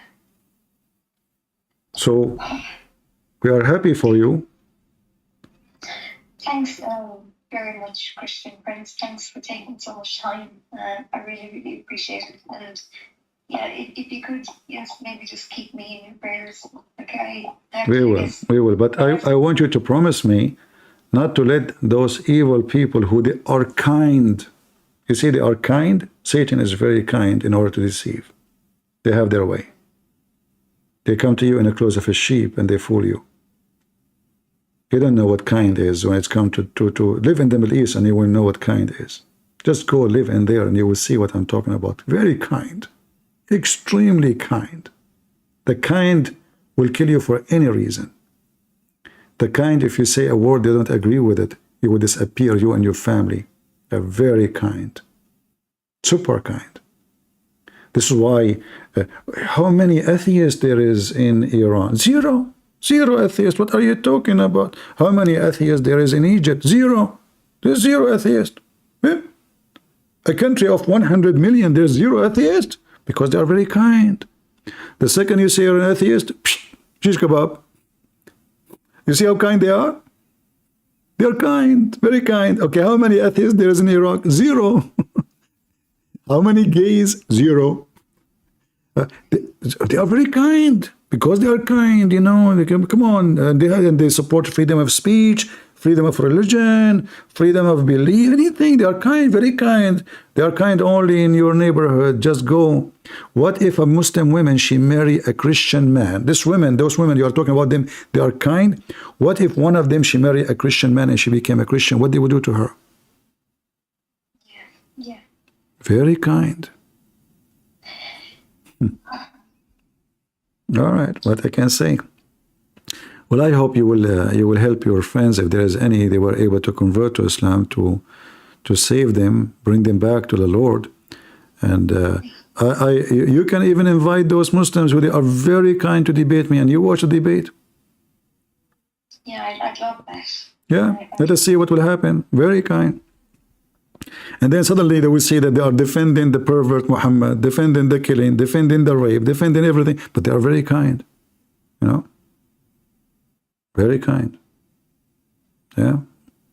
Well, I'm going to be very kind with them too.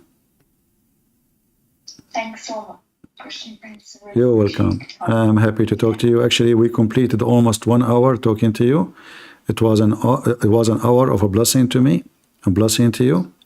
So we pray to the Lord that this hour will extend to your lifetime, and you will never deny the Lord again. Because remember, the Lord, he says, the one who deny me, I will deny him in front of my Father.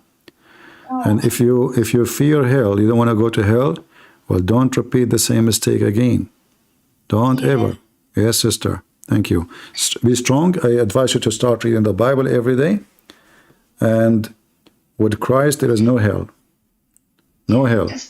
Would you just, say a prayer for me? Because, obviously, I know Christ will forgive me, but still, I guess it's going to take a bit of time for me to forgive myself. Yeah, you see, it's good. It's good to feel bad. This is because you have a good equality in your heart, not because you're a bad person. This is a good thing. So when you feel so bad, you feel so guilty. How in the world I did this? Well, you know what? I will give you an example. Do you know Paul, right? Yeah. Do you know Paul? He was doing the same as you are doing. He go after the Christians. They are wrong. They are bad.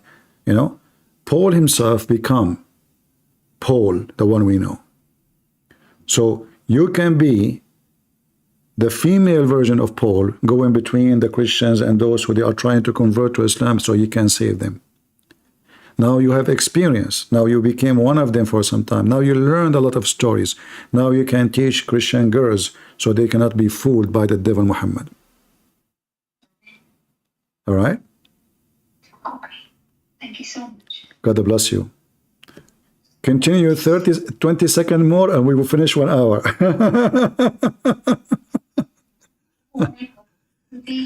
You're so good. No, I am not good. I am not good. You see, only God is good, sister. I am, you know what, if I tell you about myself, you would die laughing. I used to be fired always from school. To the point they fired me from the whole country. Can you believe it? From the whole country. I can't go to any school. This is how good I was in school. I mean, I was good, by the way. I mean, I take a good grade. Don't take me wrong. I don't even study books. I finished the exam. I do good.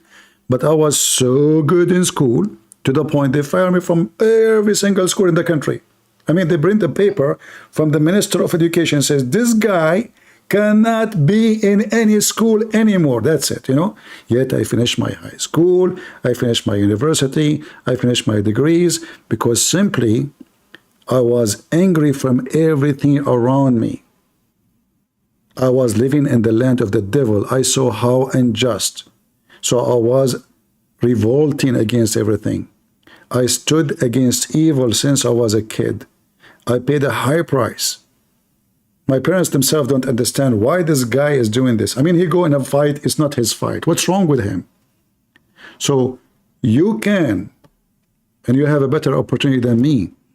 You live in Europe. I was living in the Middle East, the land of no freedom. You live in Europe where everything a lot easier for you. You have the rights to vote, to speak, to say, to do. We live in a land where nobody have rights. The word right does not even exist. So you can do today what I wish to do a long time ago. And I hope you would do. So go and teach your sisters, all your friends, share with them the truth, so the truth will set them free. Thanks again, CP. All right, sister. God bless you. You want to say anything? You want to say anything before you leave for the audience? Just, if you wouldn't mind, maybe just saying a prayer. Just. All right. I want everybody here to join us. I don't know. I'm not going to say the name of our sister here. I want you to join me in this prayer. We pray to the Lord. And I want to say first, I'm not a good person in prayer. I don't know how really to pray, but I will do my best. We pray to the Lord to accept her, to forgive her, to hug her, to take her from her hand, to bless her, to purify her, to bring her home to her parents. We pray today is going to be a happiness not only in the kingdom of God, in heaven as the Bible says, but is going to be in the front of her parents. I cannot believe how her parents will be so happy to hear the news that their daughter is coming back to Christ. I cannot believe how wonderful it's going to be that today she will be bride who is clean from every evil, for she regret to be part of it. Today, our sister, she being saved. Today, our sister, she being given the way to go to heaven. Today, she have no fear from hell, and hell will not take her. The same as the Lord. No grave can have him, no death can take him, and no hell can come over him. For he is the Lord of lords, the King of kings, and she is his daughter. In his name we pray. Amen. Thanks so much. God bless you, sister. Thanks so much.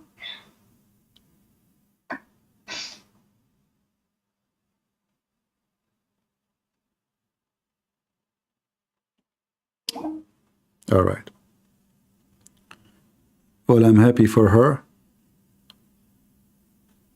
And I hope we will save more life. And I'm thankful for the Lord that he gave us the opportunity today,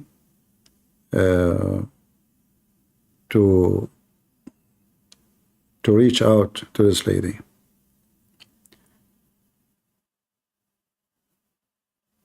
And this is why I say to you, Christians, you need to teach your children so they will not end there. This poor woman, they fool her, they lie to her, they mislead her. She have a good heart. She trusted their kindness. Look, they are so kind. They show her images of how evil the Jews. But they will not show her images of what they do to the Jews and to the Christians. The truth hurt, but the devil, he win when we believe what is false to be the truth. They kill you, they go on your funeral. They kill you and they take a selfie over your grave, crying on it. They kill their own kids. In fact, you know, the Golda Meir, I don't know if anyone remember her name. She said to the Arab Muslims, to the Arab Muslim, not to Arab Christians, she said, I hope you will not force us to kill your kids. She wanted peace with them. They didn't want. She said, listen, we want this little tiny land, or, you know, no, we want to then send you in the ocean. They attack. They lose. They attack again. They lose again. They attack again. They lose again. It's not the Jews they are attacking to take more land. It is them they attack and they lose more land. If I'm lying, check the history. The Jews, they say, let us have peace. They don't want to, because the Muslims are white supremacist cult. They cannot accept that anyone can be supremacist above them. They cannot take it that the Jews are taking back their land. Or the Christians, one day will take back their land. But they want to take everyone's land. They are dreaming to take Spain. They are dreaming to take the Vatican. They are dreaming to take Rome, dreaming to take Greece. They are dreaming. They are working for it. And those Europeans, they are asleep. They open their borders for them. They don't know what's going on. Time will come and you will see a civil war in England where tens of thousands of people get killed. Time will come where all Europe will be in fire. Not only, you know, kidnapping, you know, stabbing, those things. This will be nothing. Just wait. Just wait. When they become 20–30% of the population, that is the day you will wish you never did what you did. Just wait. Do we have any Abdul? Oh, we have this guy, the Kurdish guy. The one who says no comment. He answered all my questions by no comment. Remember him? How are you, Mr. No Comment? Are you there? Yeah, look, I'm not here to argue with you. I'm just here, like, just to let you know that you always say that Muslim people are bad and we force people to be part of their religion, but no. Once a person decides to be Muslim, decides to be part of the religion, they're coming by choice. Okay. Can you listen? I don't know how old are you, but you sound like a kid. Can you read for me chapter 9, verse 29? Look, No, don't. You see, just get off here. You know, you are just a stupid idiot. You are not even 5 years old because obviously your brain is not mature. You keep saying to me, "You're wrong. You are wrong. You are wrong." I show you a reference. I show what your prophet did. I show you what your prophet taught. You say to me, "You think. You cannot do it to us unless we are under your shoes." You live in Europe, you potato. You as a Kurdish, they force you to convert to Islam. Don't you know, you donkey? The Kurdish, they have their religion, they have their culture, they have their clothing, they have their language. They force you. Yes, you're viral.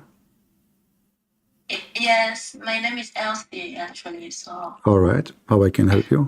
I'm a Christian. I wanted to ask you something because I was there yesterday. All right. I don't remember.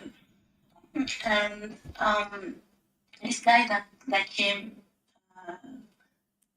he said that sorry. What makes Mohammed a prophet then? Because I can't understand. What I said to him, or he said? No, he said that. He said, what make Muhammad a prophet? Yes. I don't know what do you mean. What made Muhammad a prophet? To be a prophet is to make prophecy. To make prophecy. Yes, but what you must say to confirm that? Like, you know, yesterday we asked him, like, I don't know if maybe you're talking about the guy who mentioned the Big Bang, maybe? Yes. Yeah, but we got him busted, you remember? He could not answer. We showed him how stupid what he's saying. His prophet, he don't even know how many days even took Allah to create the earth and the heaven. One verse says 6 days. One verse says 8. And the hadith says 7. The idiot, he's an idiot. You know, there's no way this is a prophet of God. I mean, this is a simple thing. If this one could not keep it in order, what will we keep in order? All right? Like when a Muslim, he says, as an example, Muhammad, he said, if a man have orgasm first, the baby will be a boy and will look like the father, which means the baby boy. And if the women have orgasm first, the baby will be a girl, will look like the mother. How stupid is that? He's a prophesying because this is something we don't know, you know? Yeah. Yeah. So either this is a man who is speaking from God, or this is a man fabricating things. Choose one. And obviously it's fabrication. And you know, when the Muslim, they take what he say, they take it because he's prophet. Why is so important what he said? Because he is a prophet. You know, not because he's just a person saying things. So whatever he say, they take it for granted, and obviously what he is saying is a fraud. Okay, I have another question. All right. You said that because it was saying at least we try, we pray 5 times a day, and say what's that for? So to know. Yeah. Why does it pray 5 times a day? Well, you know, first of all, he is copying other religions. He is copying other religions. You know, other religions, they have, like actually, if you go to any Christian monastery, they have way more than 5 prayers. But there is like certain numbers they have to do. The Christians, if you go to Orthodox Church, they have 40 days. Like there's a big fast and a smaller fast. The big fast is 50 days. The small fast is 40. So total is 90 days. Plus, many of them, they fast every week, every Wednesday. So the total is massive in number. So Muhammad, when he talk about prayer, he never know what a prayer is. This is why Muhammad was trying to copy the Jews. So when a Jew, he walked by, and he was a rabbi. Rabbi doesn't mean priest. Rabbi mean someone is learned. You know, he have education about Judaism. So a rabbi walked by and he said to Muhammad, while he is praying in a funeral, this is how we do it. What Muhammad did, he said right away, sit down, act differently. And that is telling you that Muhammad, Cannot be a prophet of God, because either he was praying as the command of his God to pray, or he was really copying the Jews. And the second he heard the Jews saying, this is how we do it, Muhammad, in a second, he changed the way to do it. But you cannot, you should not do it, change it, because if God told you, who is the one who taught Muhammad how to pray? Muslim, they will say Allah. Okay, a Jew walked by, he said, this is how we do it. How you change it? Huh? But Muhammad here, because now he knew that they got him busted. They just found out. He's a fool, actually. Right away, he says, sit down, act differently. What if Muhammad was doing poo-poo when he is sitting, and the Jew walked by, and he says, this is how we do it. So what Muhammad would do? Would start shitting standing? What do you mean, sit down, act differently? He's a fraud. What if... What? Huh? Do you prove that like Muhammad copied the Jews? Najm, don't come here. Hold on. Do you prove that Prophet Muhammad copied the Christians and the Jews? It's in front of you. It's in front of you. Read it. I don't see it. Can you read it? Don't you see the screen? No. No? No. Okay. Are you a Muslim? Are you a Muslim? Yeah.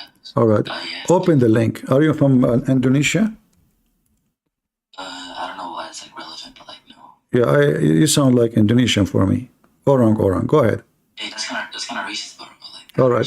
I just gave you the link. Open it in the chat in Discord.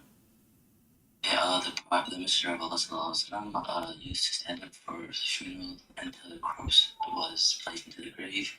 A learned Jew once asked him and said, "This is how we do it." The Prophet said down and said, "Sit down and act differently from them." Okay. Okay. What? Say, like, he copied the Jews. Where does it say that he copied the Jews? Well, if the Jews they do it this way. You just said that this is how Prophet Muhammad copied the Jews. Exactly. Because he changed it just because the Jew, he said, this is how we do it. Who do it this way? The Jews. What he did? Yeah, you said all right. You said we copied the Jews. Exactly. Where he learned. Okay, okay, let me ask you. So you can see that we do not copy. All right. Let us go step by step. Muhammad was praying in a certain way. Who taught him how to pray? Where does it say that? Who taught him how to pray that way? I'm asking you. People like Gabriel. Okay, wonderful, guys. So Muhammad, he used to stand up for the funeral, and the corpse was placed in the grave. Who taught him that? Gabriel. Yeah, standing up. Okay. Where does he say that? Okay, hold on. Step by step. So the one who taught him this is Gabriel. We agree? No. What do you mean no? Does it say like people taught this? Who taught him how to pray? Who taught Muhammad how to pray? Yeah. It's called Gabriel. Yeah. Okay. So wait, are you like you know you're strong man, right? Oh, come on. What does it say prayer here? Are you a man or are you a man or a girl? How am I like? How does that indicate? Because you keep focus with me.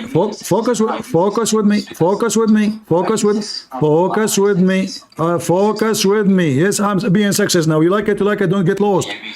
So listen, your prophet is sexist. He said women are stupid. Is that true? He didn't say that, no. He said that in the Quran. 2 women are equal to 1 man.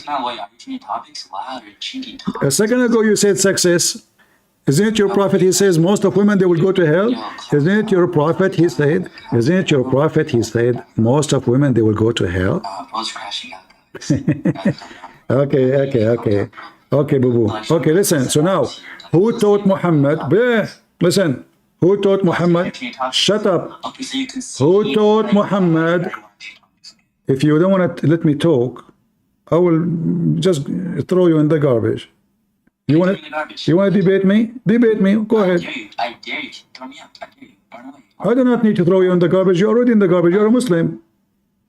Yeah, whatever you say. Okay. Listen, we are talking about the garbage. Do you take shower with dead dogs yourself? What? Do you take shower with dead dogs? Topic? So typical. So typical, so typical, so typical. Well, you don't want to talk about the topic I'm talking about. Okay, let us go back now. Answered your question. No, you did not. All right. So now, listen. Yes, success, yeah. So now, Jibreel, he taught Muhammad how to pray. Why Muhammad changed in the way he's praying? Just because a Jew? In a second, he changed it. He said, sit down, sit down. They all just standing in the funeral. How you can change how Allah taught you to pray in a second. Go ahead. Yeah, where does it say salat here? Where does it say he changed the salat? What?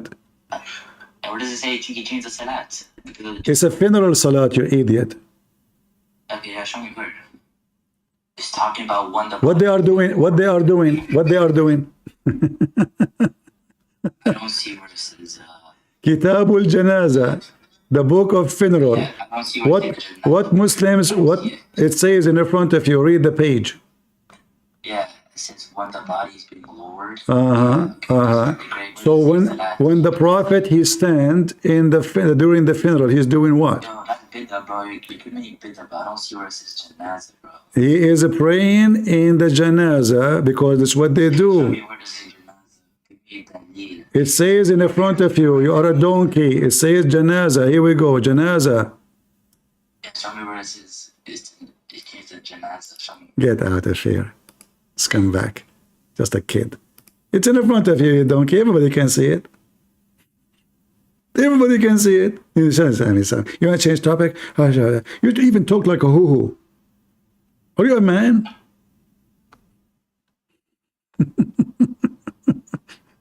And yes, I can throw you in the garbage. I just did. And your prophet takes shower with dead dogs. Yes. Here we go. This is your prophet taking shower with dead dogs. So don't tell me you are clean and you are better.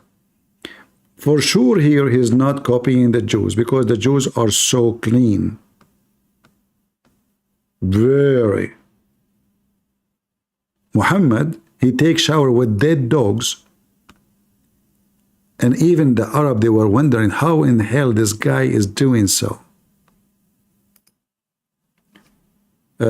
Salvation, you want to say anything?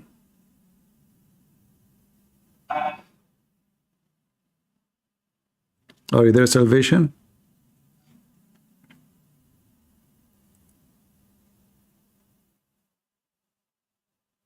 All right, maybe disconnected. Go ahead, Bidlo.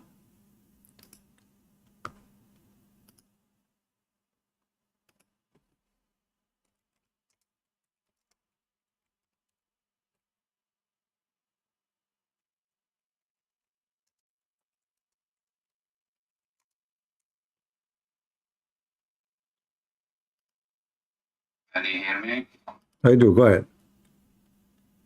How you doing, CP? I'm fine. Okay. Well, that blessed day I hear your voice and God keep you safe and healthy. Anyway, when I hear you say debating with Muslims opening the switch. You are debating with Muslim? When you're debating, when you're debating a Muslim, it's like opening a switch, and when you open a switch, every dirt, every stink stuff is coming out. So you proved to me that the day before yesterday and before that, those Shia and the Sunni brothers are debating with each other. Like, I mean, I'm learning a lot of things from them. But I am thinking I was carrying this much garbage in my head. You don't know how much garbage removing you from my head. Thank you for your service, CP. You're welcome. Thank you. Well, I'm glad that you left Islam. You don't have garbage no more. I hope like you see, when we try to talk to them, like the guy was here before you, this guy playing games. Look where it says Janaza. I give him the link. It says there. Where it says that, I don't see that. I mean, they are satanic. You see, a person who have the heart of a good person, he will not. I mean, you are deceiving yourself. People, they can say, "Are you stupid?" Everybody can see it. Even I can show you from the Quran, Muhammad copying from the Jews, and he admitted. So the stupid Muhammadan, they think by playing games, they are doing a favor to God. There's two things the Muslim they do. There's something called taqiyya and there's something called tawriyah. Both of them is based on hiding the truth. And this is what Islam is about. To the point, even the Shia, they say that lying or taqiyya is the shield of faith. Imagine, shield of faith is what? Is lying. This is a religion. Yeah. So we put this guy, we give him a chance to talk to us. He will not let me talk. Oh, you want to change topic? You are being sexist. The whole religion is about sexist in Islam. The reward of a man, woman herself is a reward. She will never have a reward. The woman herself is a sex toy in heaven. Why? Because of sexist. Man can beat the women because what? Because of sexist. Man, he's a male. What is the difference between him and the female? She have no penis. He have penis. He can beat her. Inheritance. Twice more. Why? Because he have penis. She have no penis. He can have 4. Why? Because he have penis. She have no penis. And then he says to me, you're being sexist. Do you see? They try to make you feel like, let us smear him. Let us say, Abdul, we are not like you. We say it as it is. You are a coward. What I don't understand is you put a topic. And no, like for the last 5 months, I'm hearing, you put a topic from Quran and Hadith. And instead of defending that topic, they jump from one topic to another topic, another topic, another topic, and they hang up. They jump from topic to topic and hang up. I don't understand. I don't. No, this is just to escape. It's like a rat. You know, you chase a rat, you go under the couch. You go under the couch, you go under the bed. You go under the bed, you go to the kitchen. You know, it's like cat and rats. So this is why I say you cannot debate a Muslim, but you can get him busted. But debating a Muslim is impossible because you can debate only with someone have decency, honesty. If somebody is a liar, we debate about what? I say to you, your face says that. You can just say, no, I don't. You lie. You cannot debate a liar. Nobody can debate a liar. That's why I don't debate Muslims. I get them busted. An honest Muslim is an ex-Muslim. Because the second he starts going through honesty, he is out of Islam. This religion is based on deception. Yeah, it's true. When the Muslim, they speak to each other alone, privately, they don't say the same when they speak to us. When they speak to us, they deny everything we say. They speak together, they accept. Yeah, I hear that man can be a pimp. I never. Yeah, you see that video? Yeah, like a Christian prince lying. He said the Quran says you can be a pimp in his videos. And then he was speaking to Muslims, he said, yes, you can be a pimp, brother. Yeah, what's wrong with that? No? I believe I was blind or deaf. I don't have a knowledge, Arabic knowledge. I never focus in Arabic actually. I was in Arab country for a while. I asked so many questions about Islam. Some of them they said something, some of them they said something. There is no truth on whatever they said. At the end of the day, there was a Christian friend. We always, every evening, we curse him like you said, God has a son. God has a son, God has a son. That's the only reason we curse him. One is when I came to the Arabic country, I learned a little bit Arabic, and There was 3 guys here with me. They are all Muslim. This guy is a nice guy. A nice guy. Like I never see a guy like him. But every evening when we sit together, we curse him every time. Once I said, we Muslims, we didn't say Allah is one, like one.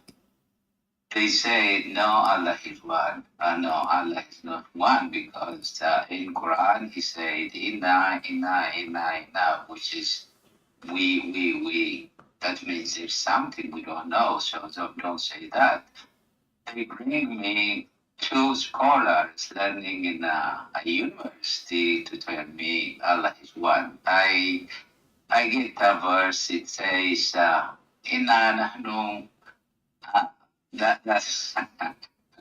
that's where are like I get one word, another word, the extra word, it says nahnu.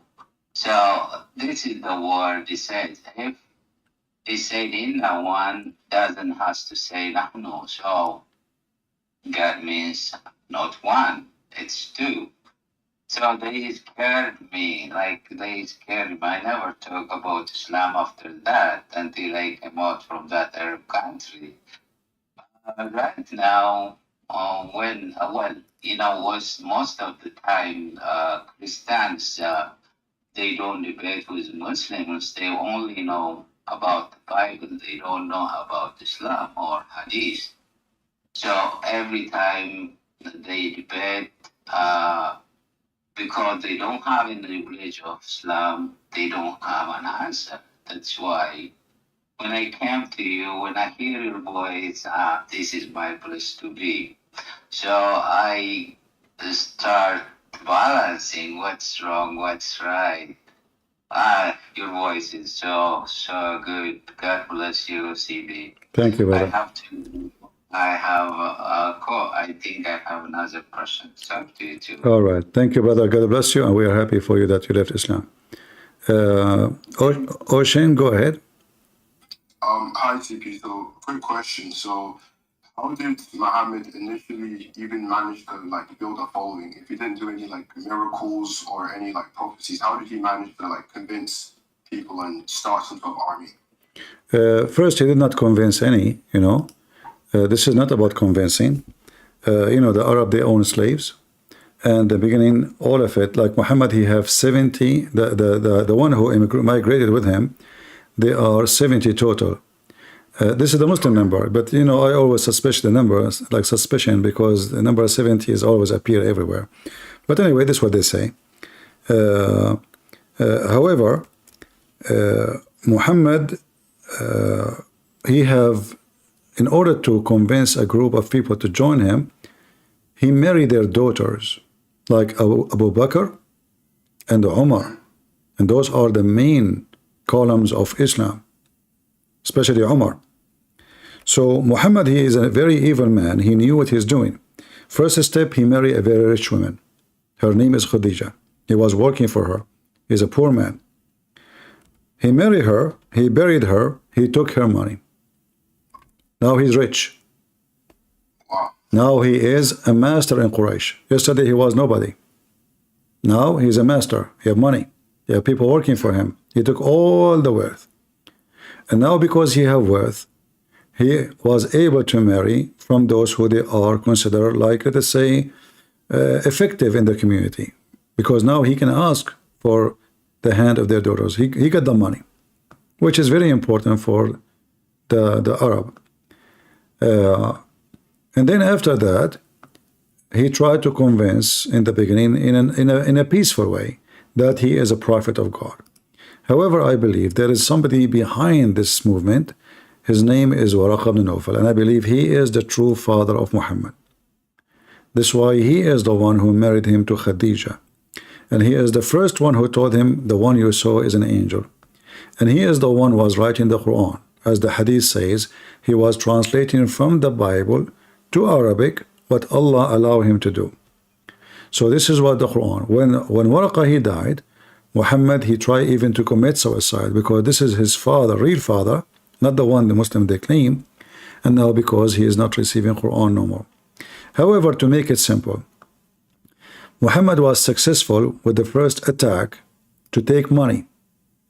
He have booty now. So he starts spreading the spoil in those who want to join him. And there is a group of Arab, they are called Sa'alik. Sa'alik is the same as you say in America, the outlaw.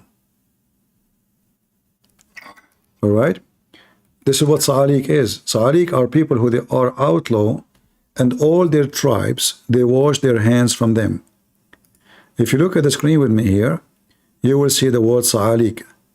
Abshiru ya ma'shara Sa'alik al-muhajirin. How the Muslim translates Sa'alik? As poor. False. Sa'alik are criminals. You can go right now, you can copy the word Sa'luk or Sa'alik. You will find even there is a big sections in the Arab culture about those, because they make poetry, etc. But they are criminals. What they do, they are the same as the bandit. You know, like they go in the street, they hijack camels, sheep. So they are Sa'alik. That's what they are. They're the trash. You know, they are the pirate of the desert. So he gave them a share, and the number grow, and they are Sa'alik, they are criminals. And you know, criminals are perfect for this business. They kill, they don't have mercy. And this is how Muhammad he grow. And then the more money he capture from the caravans, this is why if you go right now search in Google, you will find how many caravan he attacked. The Muslim, they will say he did. It's just because he is trying to get back what he lost from Mecca. But okay, hold on. He went out of Mecca with all his camels, all his things, everything. They did not lose anything. What, they lose a house? Those are the desert. You can build a house anywhere. It's made from mud. But anyway, if you go in the Quran, you will see something called وَالْمُؤَلَّفَ قُلُوبَهُم. In chapter 9, verse number 60.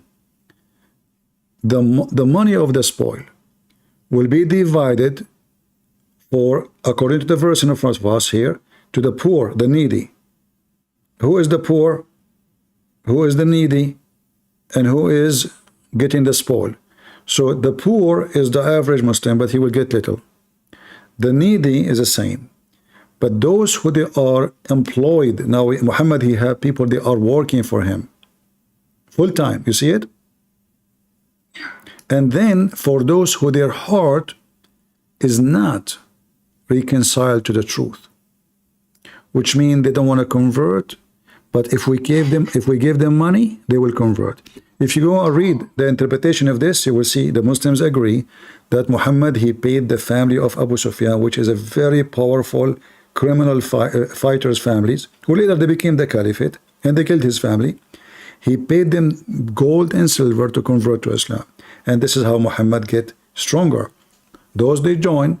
So now the number is getting bigger. He attack, more money, we spread the money, we get bigger. So now anyone want to make easy money, he join Muhammad. A lot of money.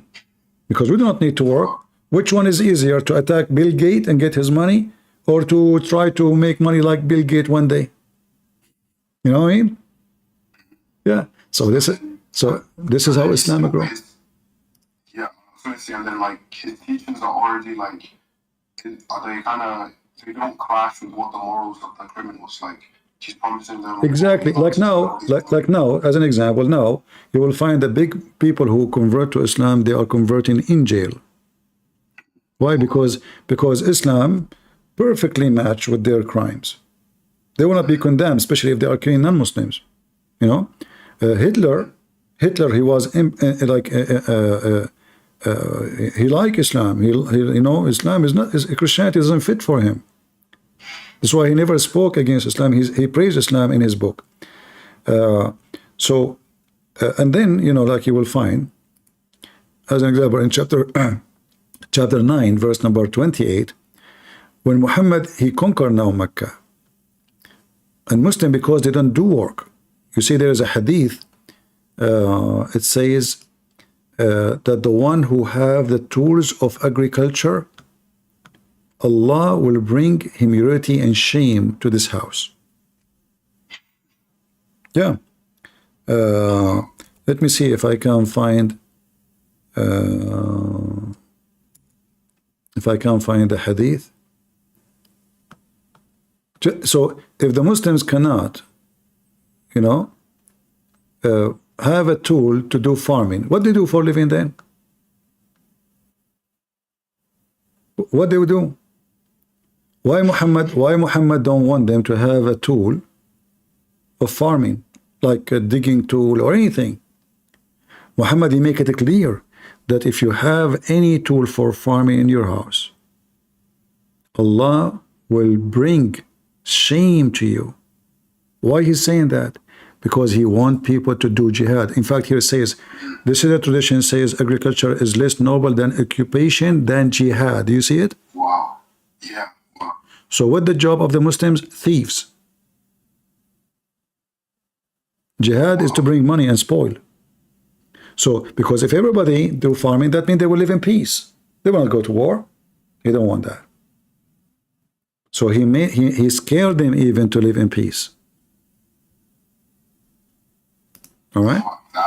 I didn't know all that. Thank you so much. I'm going to rewatch this so I can take down all the notes. All right. Thank you so much.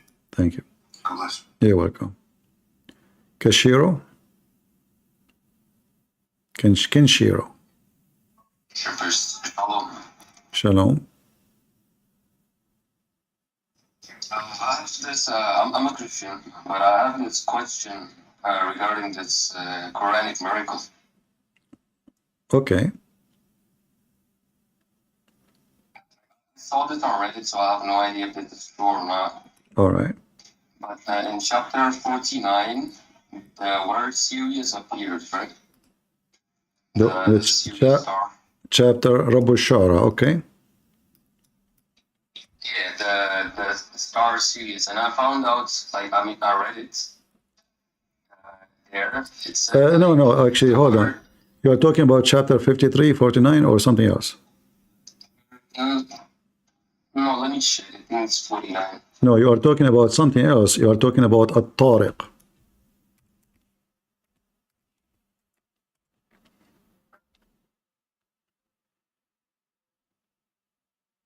Is it chapter 86 you are talking about? It said something like Allah is the star, Allah is the Lord of the star series. Okay, well, this is if the Lord of the Star. This is the chapter 53, verse number 49. Okay, how this is a miracle? That one. Okay, so like the word between this one and the word earth that appears, they are exactly like 861. My friend, this is all is fabrication. They count as they want. I thought you are talking about something serious. Same time, the verse you are counting here, speaking about, proving that Muhammad, his God, is the moon god, because he is the Lord of what? Is he the Lord of the universe, or suddenly he is the Lord of a star, which is not really. I mean, they are saying here in translation this is serious, but the Arab have different name, have nothing to do with it. But anyway, how Allah is the Lord of this? The reason is the Arab, they worship this. So Muhammad, he worshiped this, the Lord of Ash-Shara. So the numbers they are counting for you, they play with the numbers, they play with the words. Do you know how to count words? In Arabic, no. Okay, in Arabic I can make anything a word if I want. And this is what they do. Suddenly they make one letter a word when they want. Suddenly we make two letters a word when they want.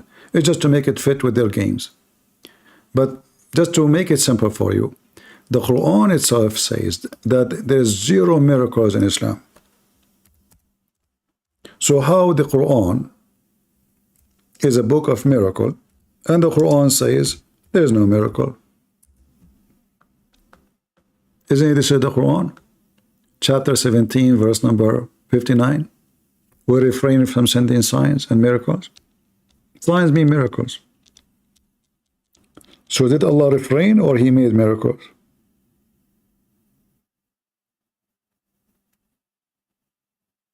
Are you there? Huh? I'm screenshotting that verse. Yeah, not only this, is even Allah good in mathematics? Like they are counting numbers and the words. Their God don't even know the numbers, how it work. As an example, if we check how many the days Allah He took to create the earth. Many verses saying 6 days. Other verses saying 8. Hadith says 7. What happened to the God? Let us give you another example. All right. If I ask you 8 pairs, how many total the number? 16. 16. According to the stupid Quran, they are 8. And look how the fast translation, guys. Do you see what they did? Anyone can see? Do you see my screen? Do you see my screen? Look. Take 8 head of cattle. It doesn't say that. It says ثمانية أزواج. 8 pairs. The Muslim in the translation, they try to fix it. Take 8 of head of cattle. It doesn't say that. It says ثمانية أزواج. And this is the Google translation. 8 pairs. 8 pairs. If we just change the translator just to show you how they lie.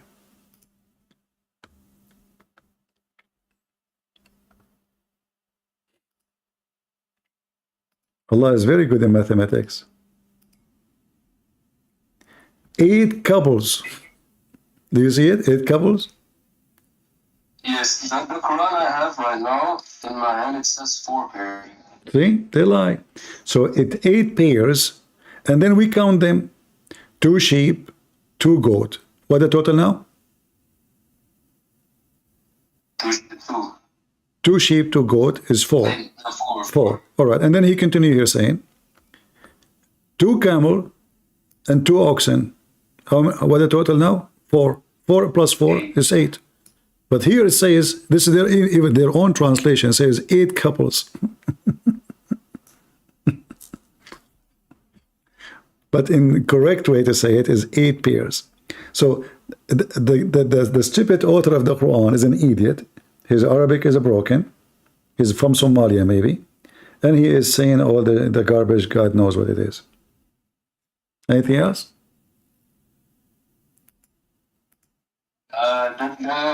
That miracle of Sirius was, that was like 861 words between. No, my friend. All of this is fabrication. They fabricate numbers and they make numbers. The same as this guy Rashad Khalifa he did. In fact, this is Rashad Khalifa game. You know, all of those are false. The light years between Earth and Sirius are 8.611. Yeah. They knew even the distance, right? But okay, if this is the what the distance is? What the distance is? Huh? Can you repeat it? What the distance between the Earth and Ceres? 8.611. What the number would be like? What by is that million miles? Million what? Light years. Light year, right? Yes. Okay, but Muhammad he went to the 7 heavens in the speed of light in 8 hours to the end of the galaxy, because he went with the angel who is made of light in the speed of light. And the Muslims themselves, they say that. They say the angel have the speed of light, and because he's light. In the top of a donkey, remember, the donkey is not from light. So how Muhammad went all the way to the 7th heaven, and he came back in less than 8 hours. Not only that, Muhammad he claimed that the distance between every heaven and the other, 7th heaven, is 500 years by the speed of camel. Near light. Anyway, yeah, all those fabrication, you know, it's just fabrication of the numbers just to make it fit with their own games. Additional to that, by the way, if you go to the interpretation to see the name, you will see that they give you the name of the planet, or you know, it's different. Everybody give you a different name. As an example, if I take right now this and go to the Muslim interpretation, what I will find? Am I going to find the same they are saying? You will find something different story. So here, let us see here.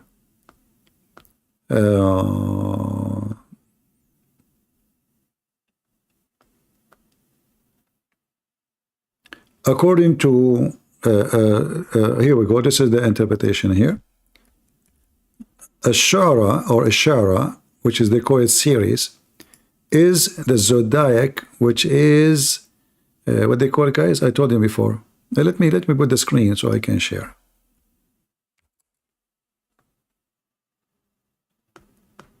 This is the Muslim interpretation. This is Tafsir al-Tabari.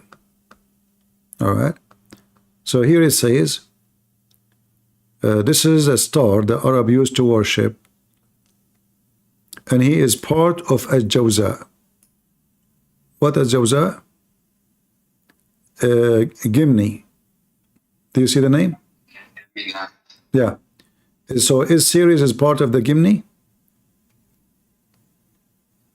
I have no idea. Can you check it out for me, please?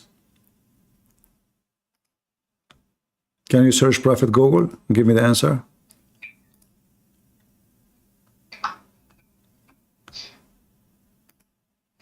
It's Germany.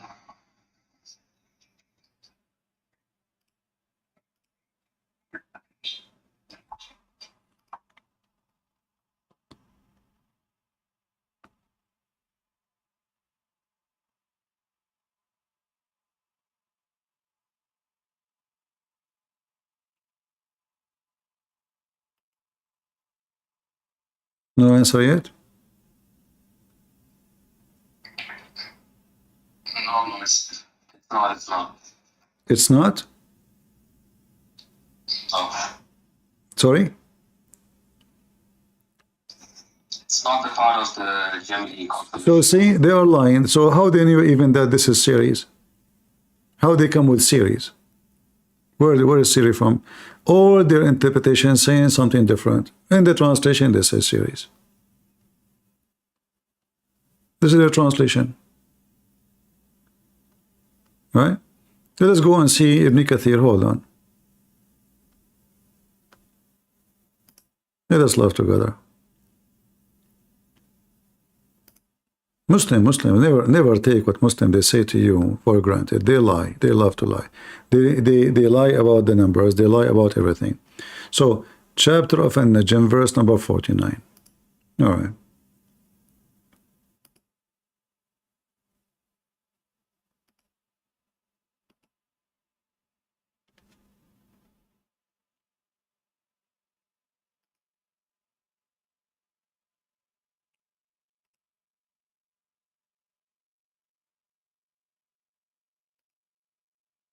Let us see.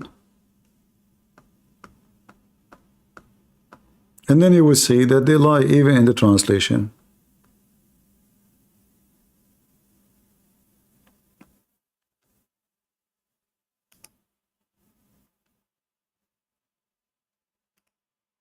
All right.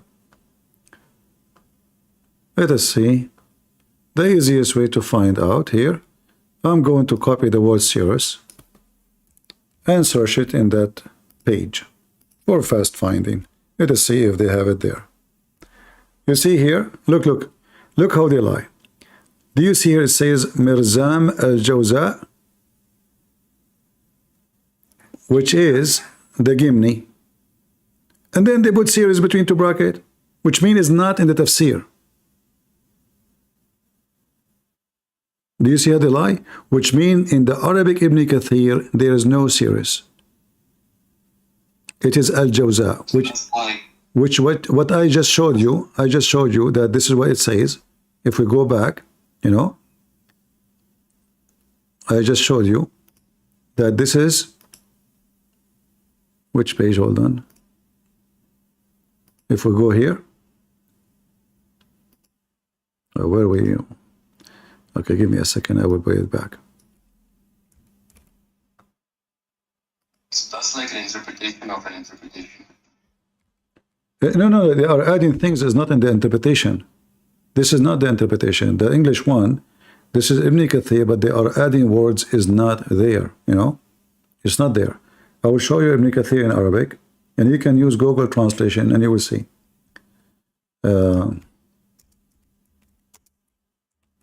Because always they do that.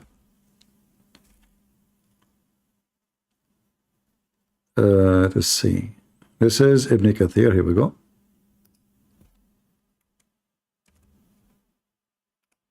I will put the screen. And this is the official government website of the Kingdom of Saudi Arabia. Do you see what it says here? Marzam al-Jawza. Do you see it? Yes. In fact, I'm going to highlight the whole thing about this verse and translate. Here we go.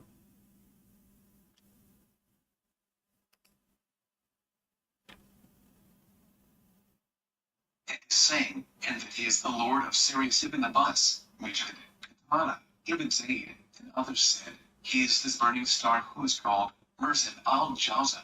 Okay. A group of Arabs used to worship him. All right. Al-Jawza is the Gimni or Jimny. All right. And you just find out that it's not part of it. But in the English translation, they put what? They put this. Do you see it? Serious. It's not there. So this is false. You know, it's not even part of it. So all the number calculation can be defeated, even if the word is right, which is absolutely false. Even they lie about everything. And here you need to ask yourself, why they are adding it if it's not in Ibn Kathir? Anyone, here we go, I can post for you the word as it is in Arabic. I will copy it. I will post it for you. Check it out. Al-Jawza. Al-Jawza. Huh? Do you see it? Gemini. Gemini. In front of you. Just highlight it. Let me give you the website. Here we go. This is Ibn Kathir. This is Ibn Kathir in Arabic. I trust you. They lie. They lie about everything. Why are they angry? Because they are Muslims. War is deception. They are at war.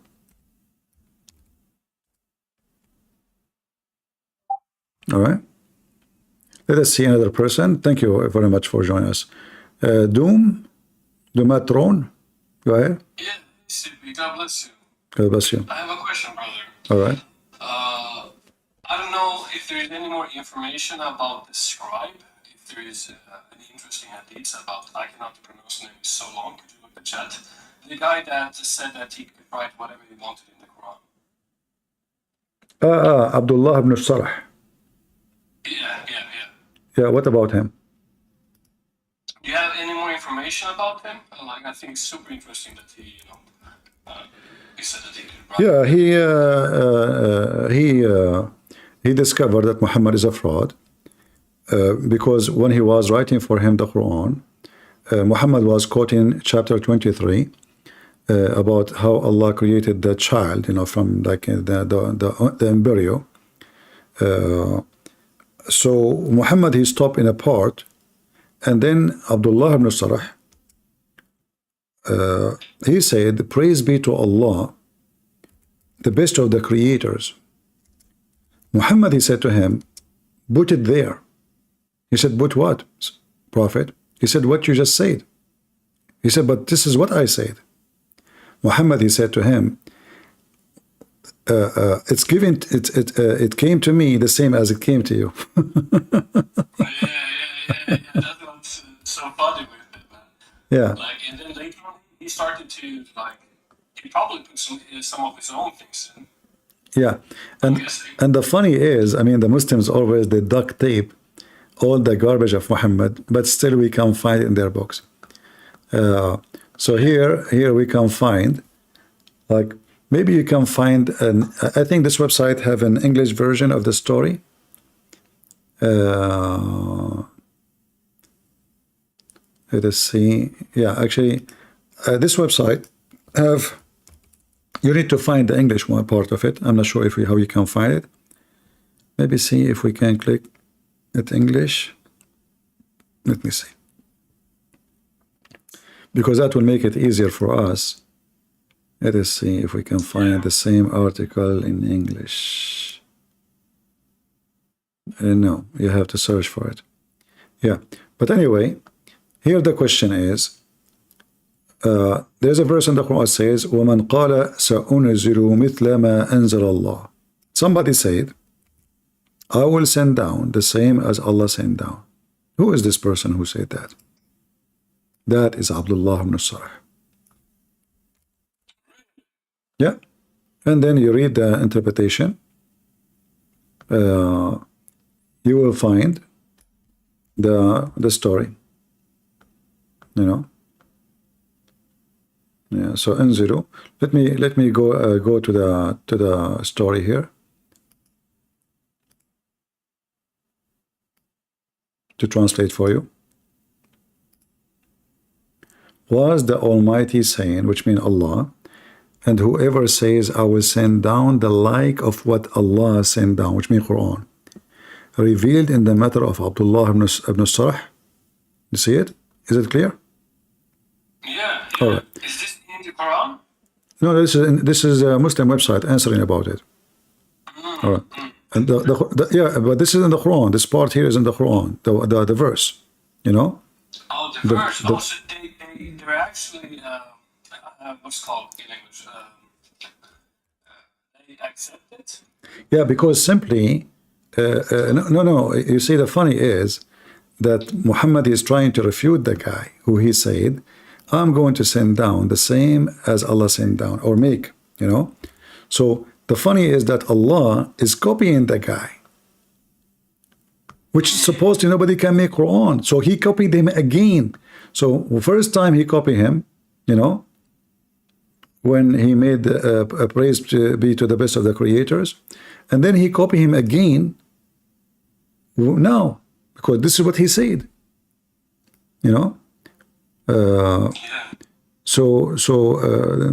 You know, the stupid of Muhammad. If you go, actually, there's a verse in the Quran. It says, let us see,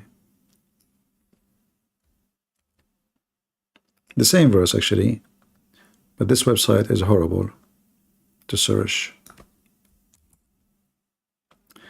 Chapter 6, verse number 93. It says, and who can more unjust than he who invents lie against Allah, or says, I have received inspiration. Who is this guy? Whereas he is not inspired of anything. And who says, I will reveal the like of what Allah revealed, which is the Quran. All right? So this is about who?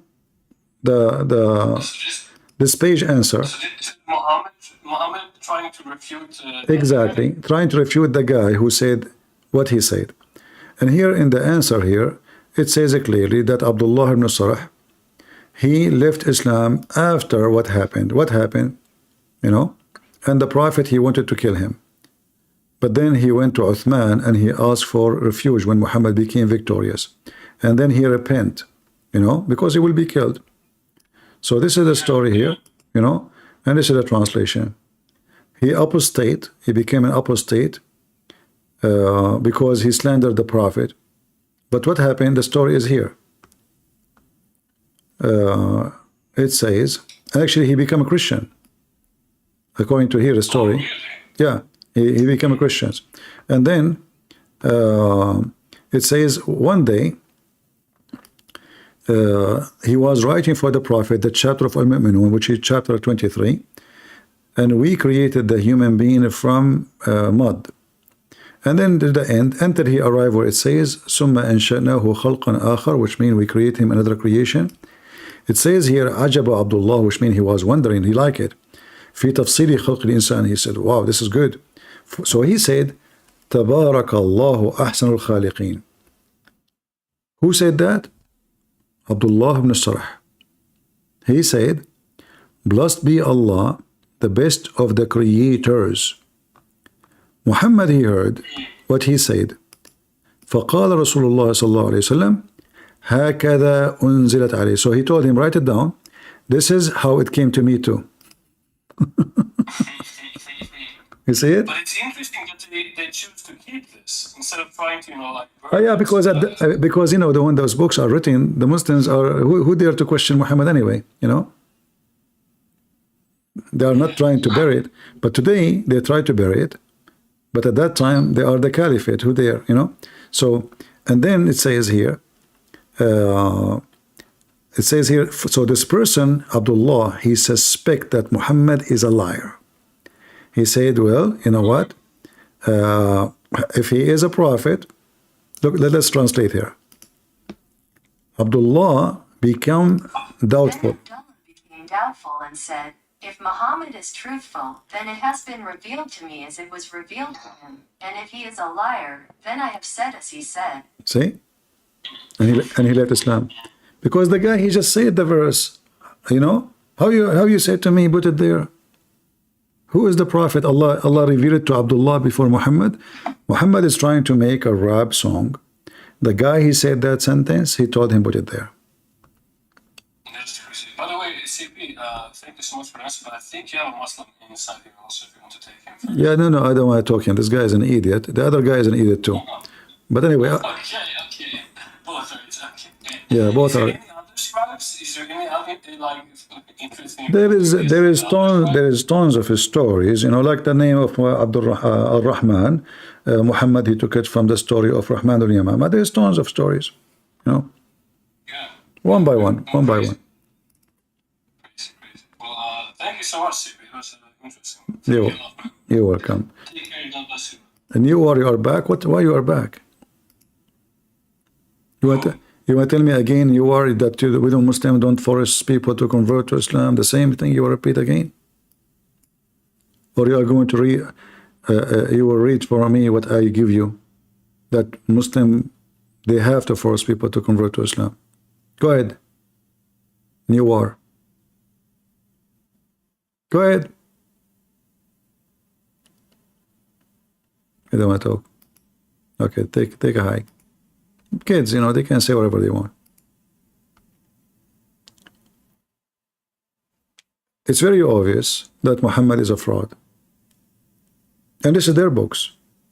The guy, he said the Quran before Muhammad. In fact, Muhammad, he confirmed, the hadith confirmed, that Muhammad, he copied Umar al-Khattab at least 10 times. But this hadith here, I'm going to show you what we have in English. He claimed that Allah agreed with him in 3 things.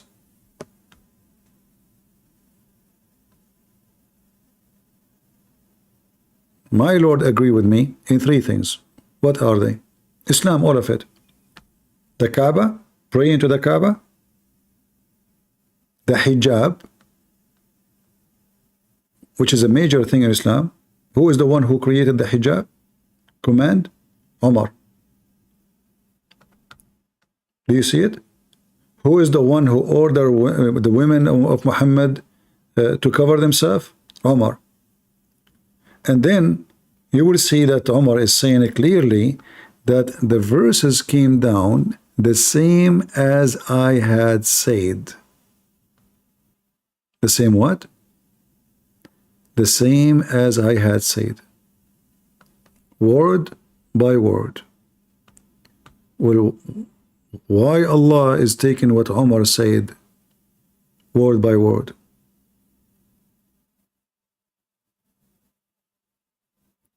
The same as I have said? Exactly the same.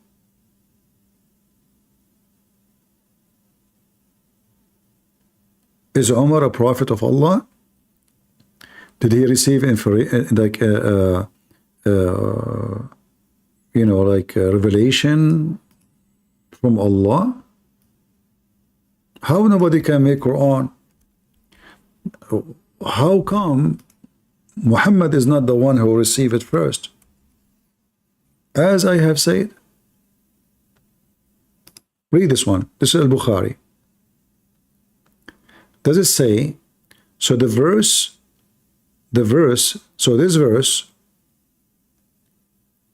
revealed the same as I had said? Not only the verse, all the verses. Does it say the same? The same, word by word. And then they say to you, who can make Quran? And then we find the ant making Quran, the the shaitan making Quran, the bird making Quran, the hudhud making Quran, Mary making Quran, Isa making Quran, everybody making Quran, and Umar making Quran. Go ahead, Salvation. Go ahead. I hear you. Thank you. Same to you. I was waiting for you for so many days to match my time with your stream. So today, finally, I found you online. I was free. So I had 3 questions. So I want you to elaborate so that I can understand fully those arguments. Okay, let us do it fast because I'm getting tired. I'm here for many hours, if you don't mind.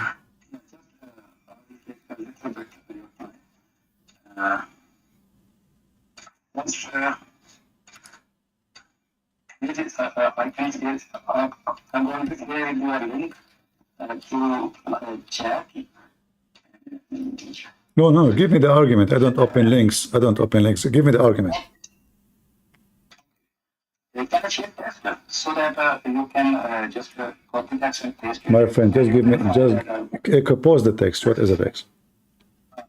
Okay, so because I did this one.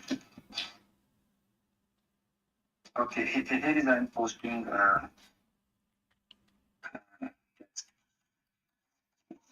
and this text is in so many books.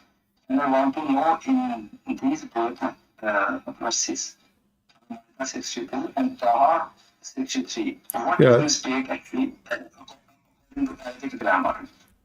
Yeah, because it says sabi'un, you know. Yeah, but if you do you speak, but do you speak Arabic? Yeah, I understand about 30 or 35, 40%. I can understand. No, you see, I advise you not to go in that direction unless you speak Arabic very well. Because when you argue with Muslims and if they speak Arabic very well, they can say to you, you are wrong, etc. So this is a topic. Don't go to it because you have to speak Arabic. This is based on language, not based on fictions or, you know. So the second they say to you, not know Arabic, okay, so what you are the last one to talk about this topic. All right? If you don't mind, I just want to elaborate a little bit about these two verses. Maida 65 and okay. Little bit, please. Yeah, but okay. If I want the easiest way to explain to you here, you can use it as against them. If you go to the tafsir of Al-Baghawi, which one? Al-Baghawi.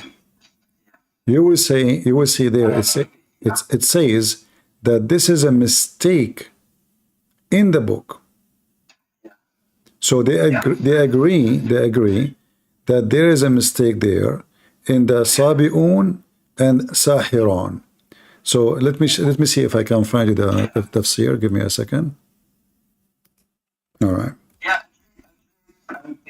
Yeah, I read so many tafsirs in my language. Okay. I actually copied this text from Baghawi.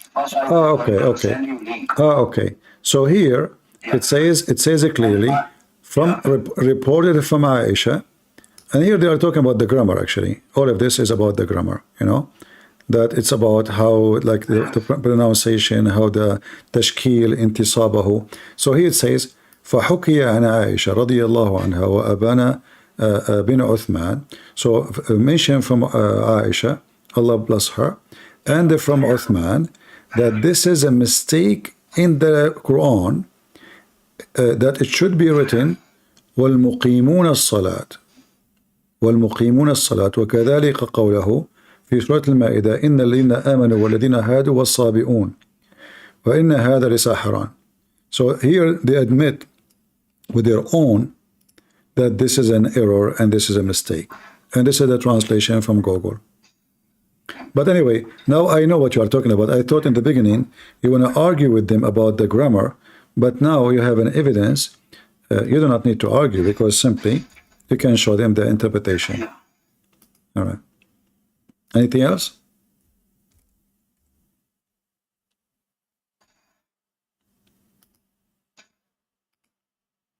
Yeah. So guys, this is the link I just posted. I posted in Rumble. It shows even. It's text in even my language. Oh, okay. For my. All right.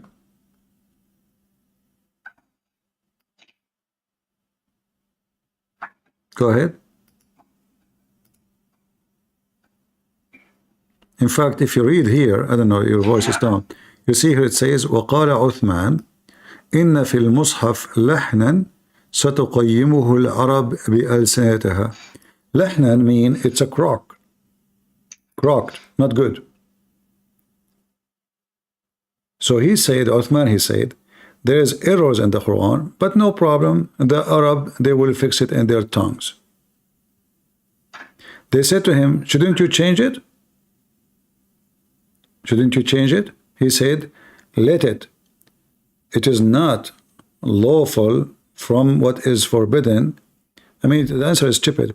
It is not lawful to do what is forbidden, so it's not forbidden to do lawful, you know. But here there's a clear evidence. It says it clearly. But the one who don't speak good Arabic, he will not understand because it says lahnan. Lahnan in the language of the Arab mean crocked, bad grammar, bad language, bad etc. So the Quran here witness to that, and this is Uthman. And he said, well, you know what? The Arab will fix it. No worry. They asked, shouldn't you change it? Shouldn't you fix it? He said, leave it. You know, just leave it. You see here the translation says there is a melody.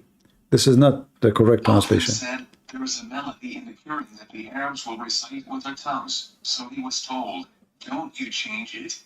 He said, leave him, for he does not permit what is forbidden nor prohibit what is permissible. Translation is accurate. They said there is lahan, which mean not melody, they mean wrong, mistakes, errors. They said, shouldn't you change it, which means fix it? He said, just leave it. The Arab will fix it with their tongue. Right. Right. Because the Arab, they speak with Arabic, so they will fix it. They will notice that this is stupid and they will fix it. Actually, my voice was cutting because of this call service is not very good in my area.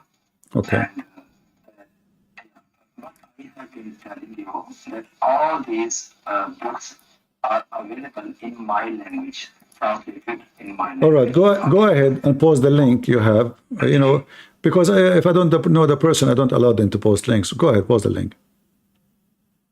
Okay, so I actually, I have seen the same link from Quran.com. But you said in Urdu, so maybe we can share it with those who speak Urdu. Yeah. We also have it Urdu. Yeah. All right. You know, there is no doubt the Quran is. Actually, I wanted to. Yeah. I wanted to you just to explain from my understanding, because I'm very much into it. You know, I learned a lot from you and even by reading books. So I'm not just a very layman person. I will understand a bit. So that's why I wanted to, but it's okay if you think I cannot understand grammatical stuff. So let it go. And I'm posting one more link. Last time when we talked, I asked you to find that reference for me because I had lost somehow. But recently I found that hadith again. So you can just copy that text and you can search and that hadith will appear. And please translate it, especially last sentence when Umar speak to Hamza. I don't know really. I have hard time to understand you, maybe because I'm tired. But if you want, you can post the link so I can see what you are talking about. You can see text. I can also post link if you want. Okay. I know. Okay, I know what hadith you are talking about. All right. All right. What about it? You said you asked me for it last time. Yeah. Because I somehow I had it, but I lost it. Yeah, this is you can find in you can find even Ibn Kathir. Oh, I don't know it. Okay. I just want you to translate last line. When Umar says, As I remember. Yeah. Let me see. I'm just quoting from my memory, but I think this is you can find maybe not maybe this is a Sunan al-Kubra. Let me see. Yeah. Yeah, this is the hadith in Arabic. Because I think when they translated in my language, they they do a lot of cutting. So I just want you to know what is Umar says in last from the right there.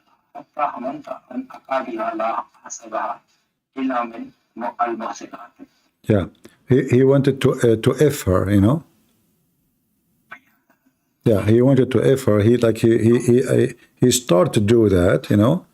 But okay. I thought maybe she is from the one who is forbidden, which means she is married, or she is the free women. And then this is why he said, don't resemble the slaves, otherwise we will rape you, you know. So here it says, this is about he sent to Hafsa, and he said, why you are dressing like this, you know, and why you are dressed like this, like the women who they are free. I almost did jump on her because I, almost I did boom boom with her, but I just found out that she is maybe from the free women. So he said, don't try to resemble in your clothing the slaves, you know. So Umar here actually telling Hafsa that because she dressed like non-slave women, so that's why this thing stopped me to work right? Yeah, actually, you know, here the story is kind of funny because if you notice here, it says bil muhsanat, and then in the green they say al ima. Ima means slaves, but muhsanat in Arabic, as the Quran says, is the one who they are free, or free women and married women. So it's very funny, the language, which is like contradict the Quran. However, based on what the text is saying, he's asking her why you are dressed like this. There's a way she is dressing,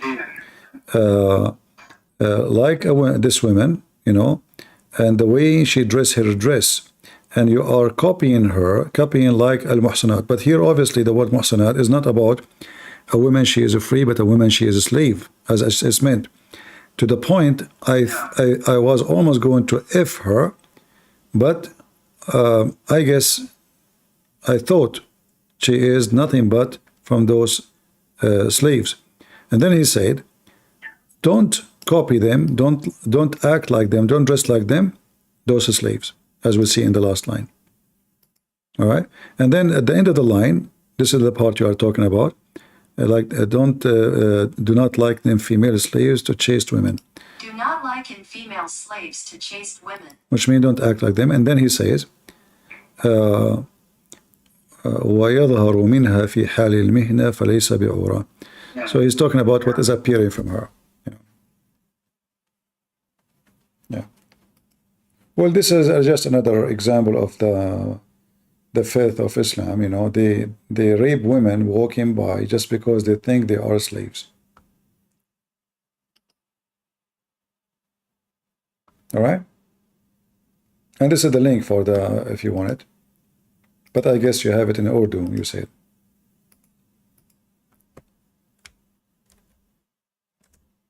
Anything else? Salvation?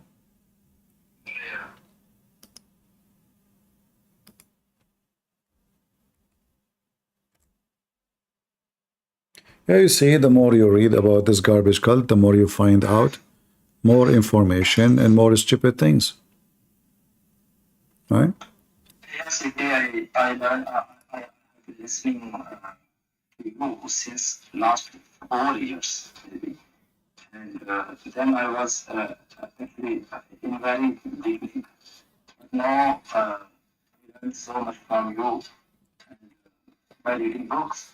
So, yeah. You know, because you speak Urdu, and I think Urdu they use Arabic letters, right? Yeah, Urdu you say in alphabets, and that's why I can recognize. Yeah, so you can, and not only this, actually, you can learn Arabic faster because you are already familiar with the language. You know, a lot of words you use in your language is Arabic word, and what is left is just to memorize more words and use the grammar, and that's it. Yeah, but practicing because in the routine I read Hadith, the Quran, etc. So that's why I can understand Arabic. Very good. Not it's only actually with a professional way, but No. I mean, don't feel bad. Don't feel bad. We Arab, we don't understand Arabic anyway. I mean, Arabic. Yeah, I mean, Arabic is just a crazy language, man. You know, if an Arab man he write a letter to his mom in Arabic, out of 200, there will be 100 of them are mistaken. You know, I'm talking about like average person.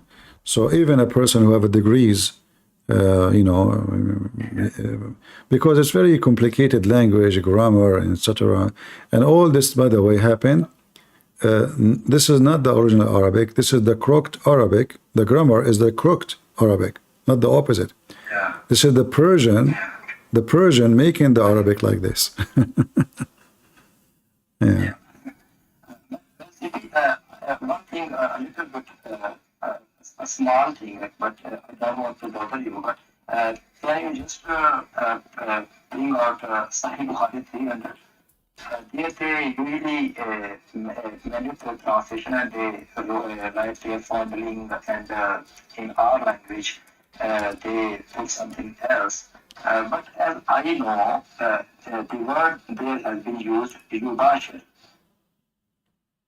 That has been used in Quran for sexual relationship in Surah Baqarah. All right, Bukhari 300. Yeah. Yubashir mean just like, you know, like a man who do mubashara, he start ifing a woman, you know, like he just, it's a continuous verb, it's ing, you know.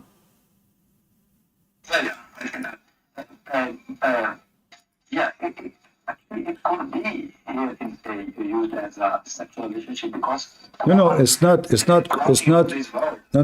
could be, it is sex.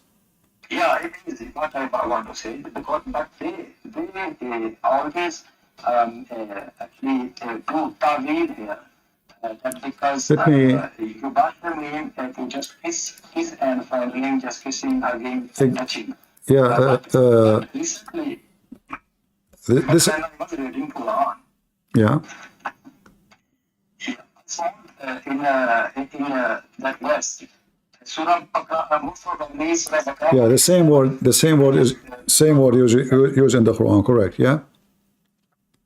Yeah, it two times in one verse, and both times it means their sex, sexual relationship.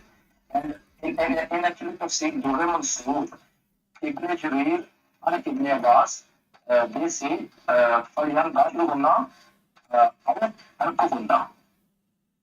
Say again, I lost you. I'm talking about Tafsir al-Dawah Mansur. For Surah Baqarah, verse 81, verse 187. In Tafsir al-Dawah Mansur, they are quoting from Ibn Abbas. Bashru Huna here means For some reason, your sound. Okay. They accepting that fact that Dahil mean Nkahuna, yes, yes. Okay. All right, okay. So, yeah. So they, if you will just rely on translation, you will keep manipulating things and making up stuff. But when you go to Arabic, specifically in tafsirs, they have to teach and everything. The word nikah, anyway, is not marriage. It's about doing intercourse. Yeah. This is why it says like if you go in chapter 2, the same chapter you mentioned, verse number 230, it says if she got divorced, she is not lawful for him until she do nikah to other husband, not until she marry. He's a husband. Right. Yes, exactly. So what is missing? She already married to a new husband, but she did not do nikah. She did not do nikah.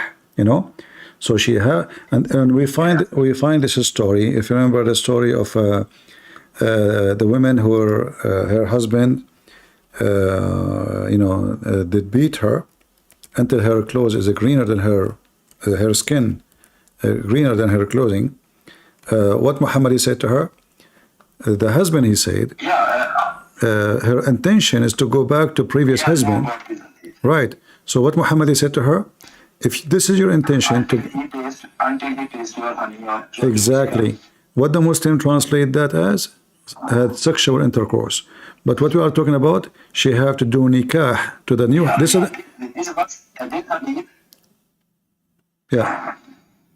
This is the new husband. Abu Abdul Rahman is the new husband. Also permits or make legal halal.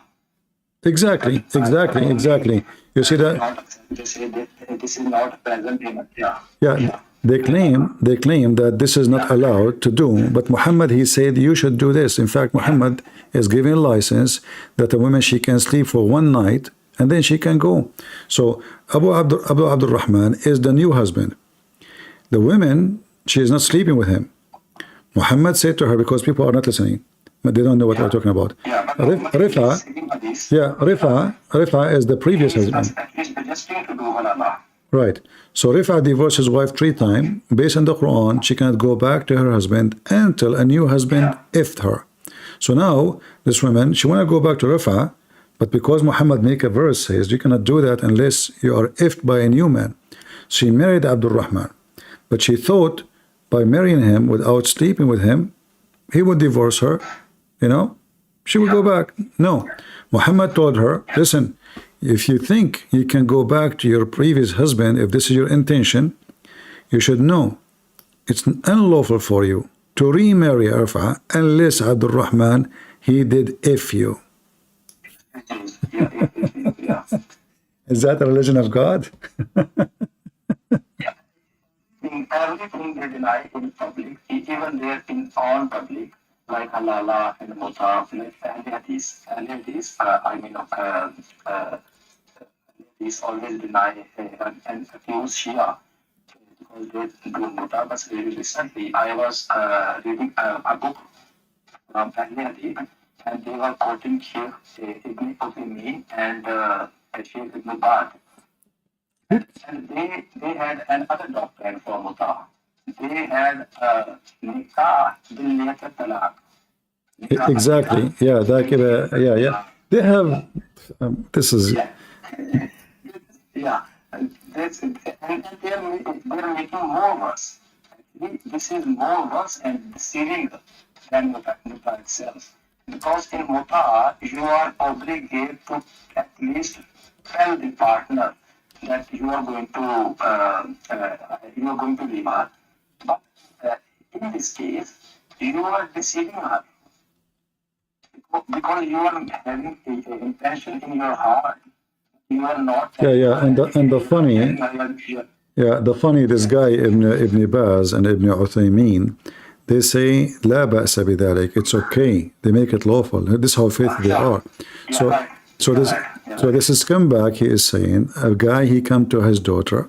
He said to her, I want to marry you, but this guy, he just want to have sex with her.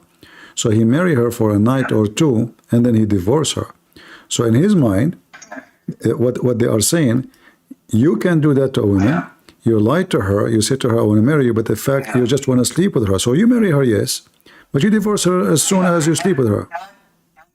Somehow it is more deceiving than muta.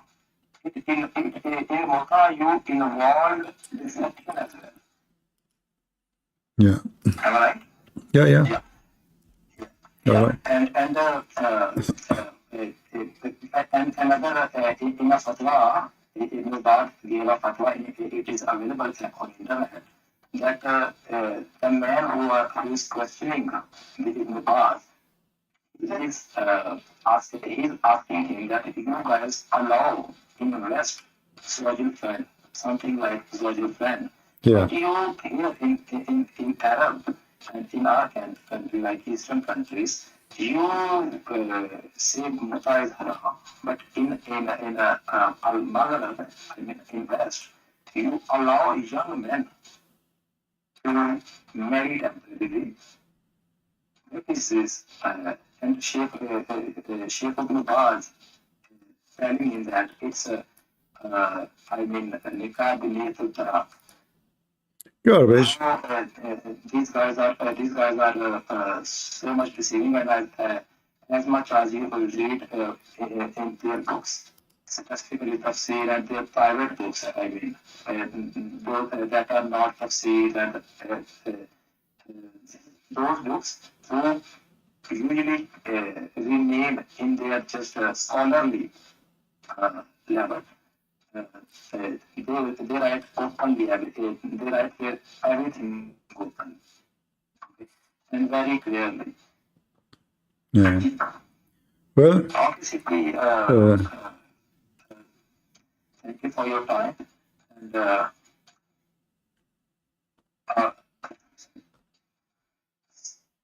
sorry to take too much time. No problem. You are welcome. Yeah, actually, always you are welcome because you share good information, and I'm glad to see people like you. They are studying hard and learning, so they can, because people like you, they are very important because you speak Urdu, and Urdu is a language speaking. I don't know how many millions speak Urdu. I'm from I'm from India, and here you can say about 1 million or 2 can understand Urdu, and whole Pakistan population can understand Urdu. That alone is enough. The whole Pakistan. So. Here we are actually doing huge work. You can just search access to India, and you will find all those names. They have a huge channel about huge follow. Very good. We are happy. Adam Seeker, Sahil, and etc. They have a huge following, and they have 20,000 like 15,000 to 10,000 live. Wonderful. Me myself, I don't have that. Yeah, because because there is nobody have. Yeah, go ahead. Whenever I find time, so that I can bring some new things. This was actually these things.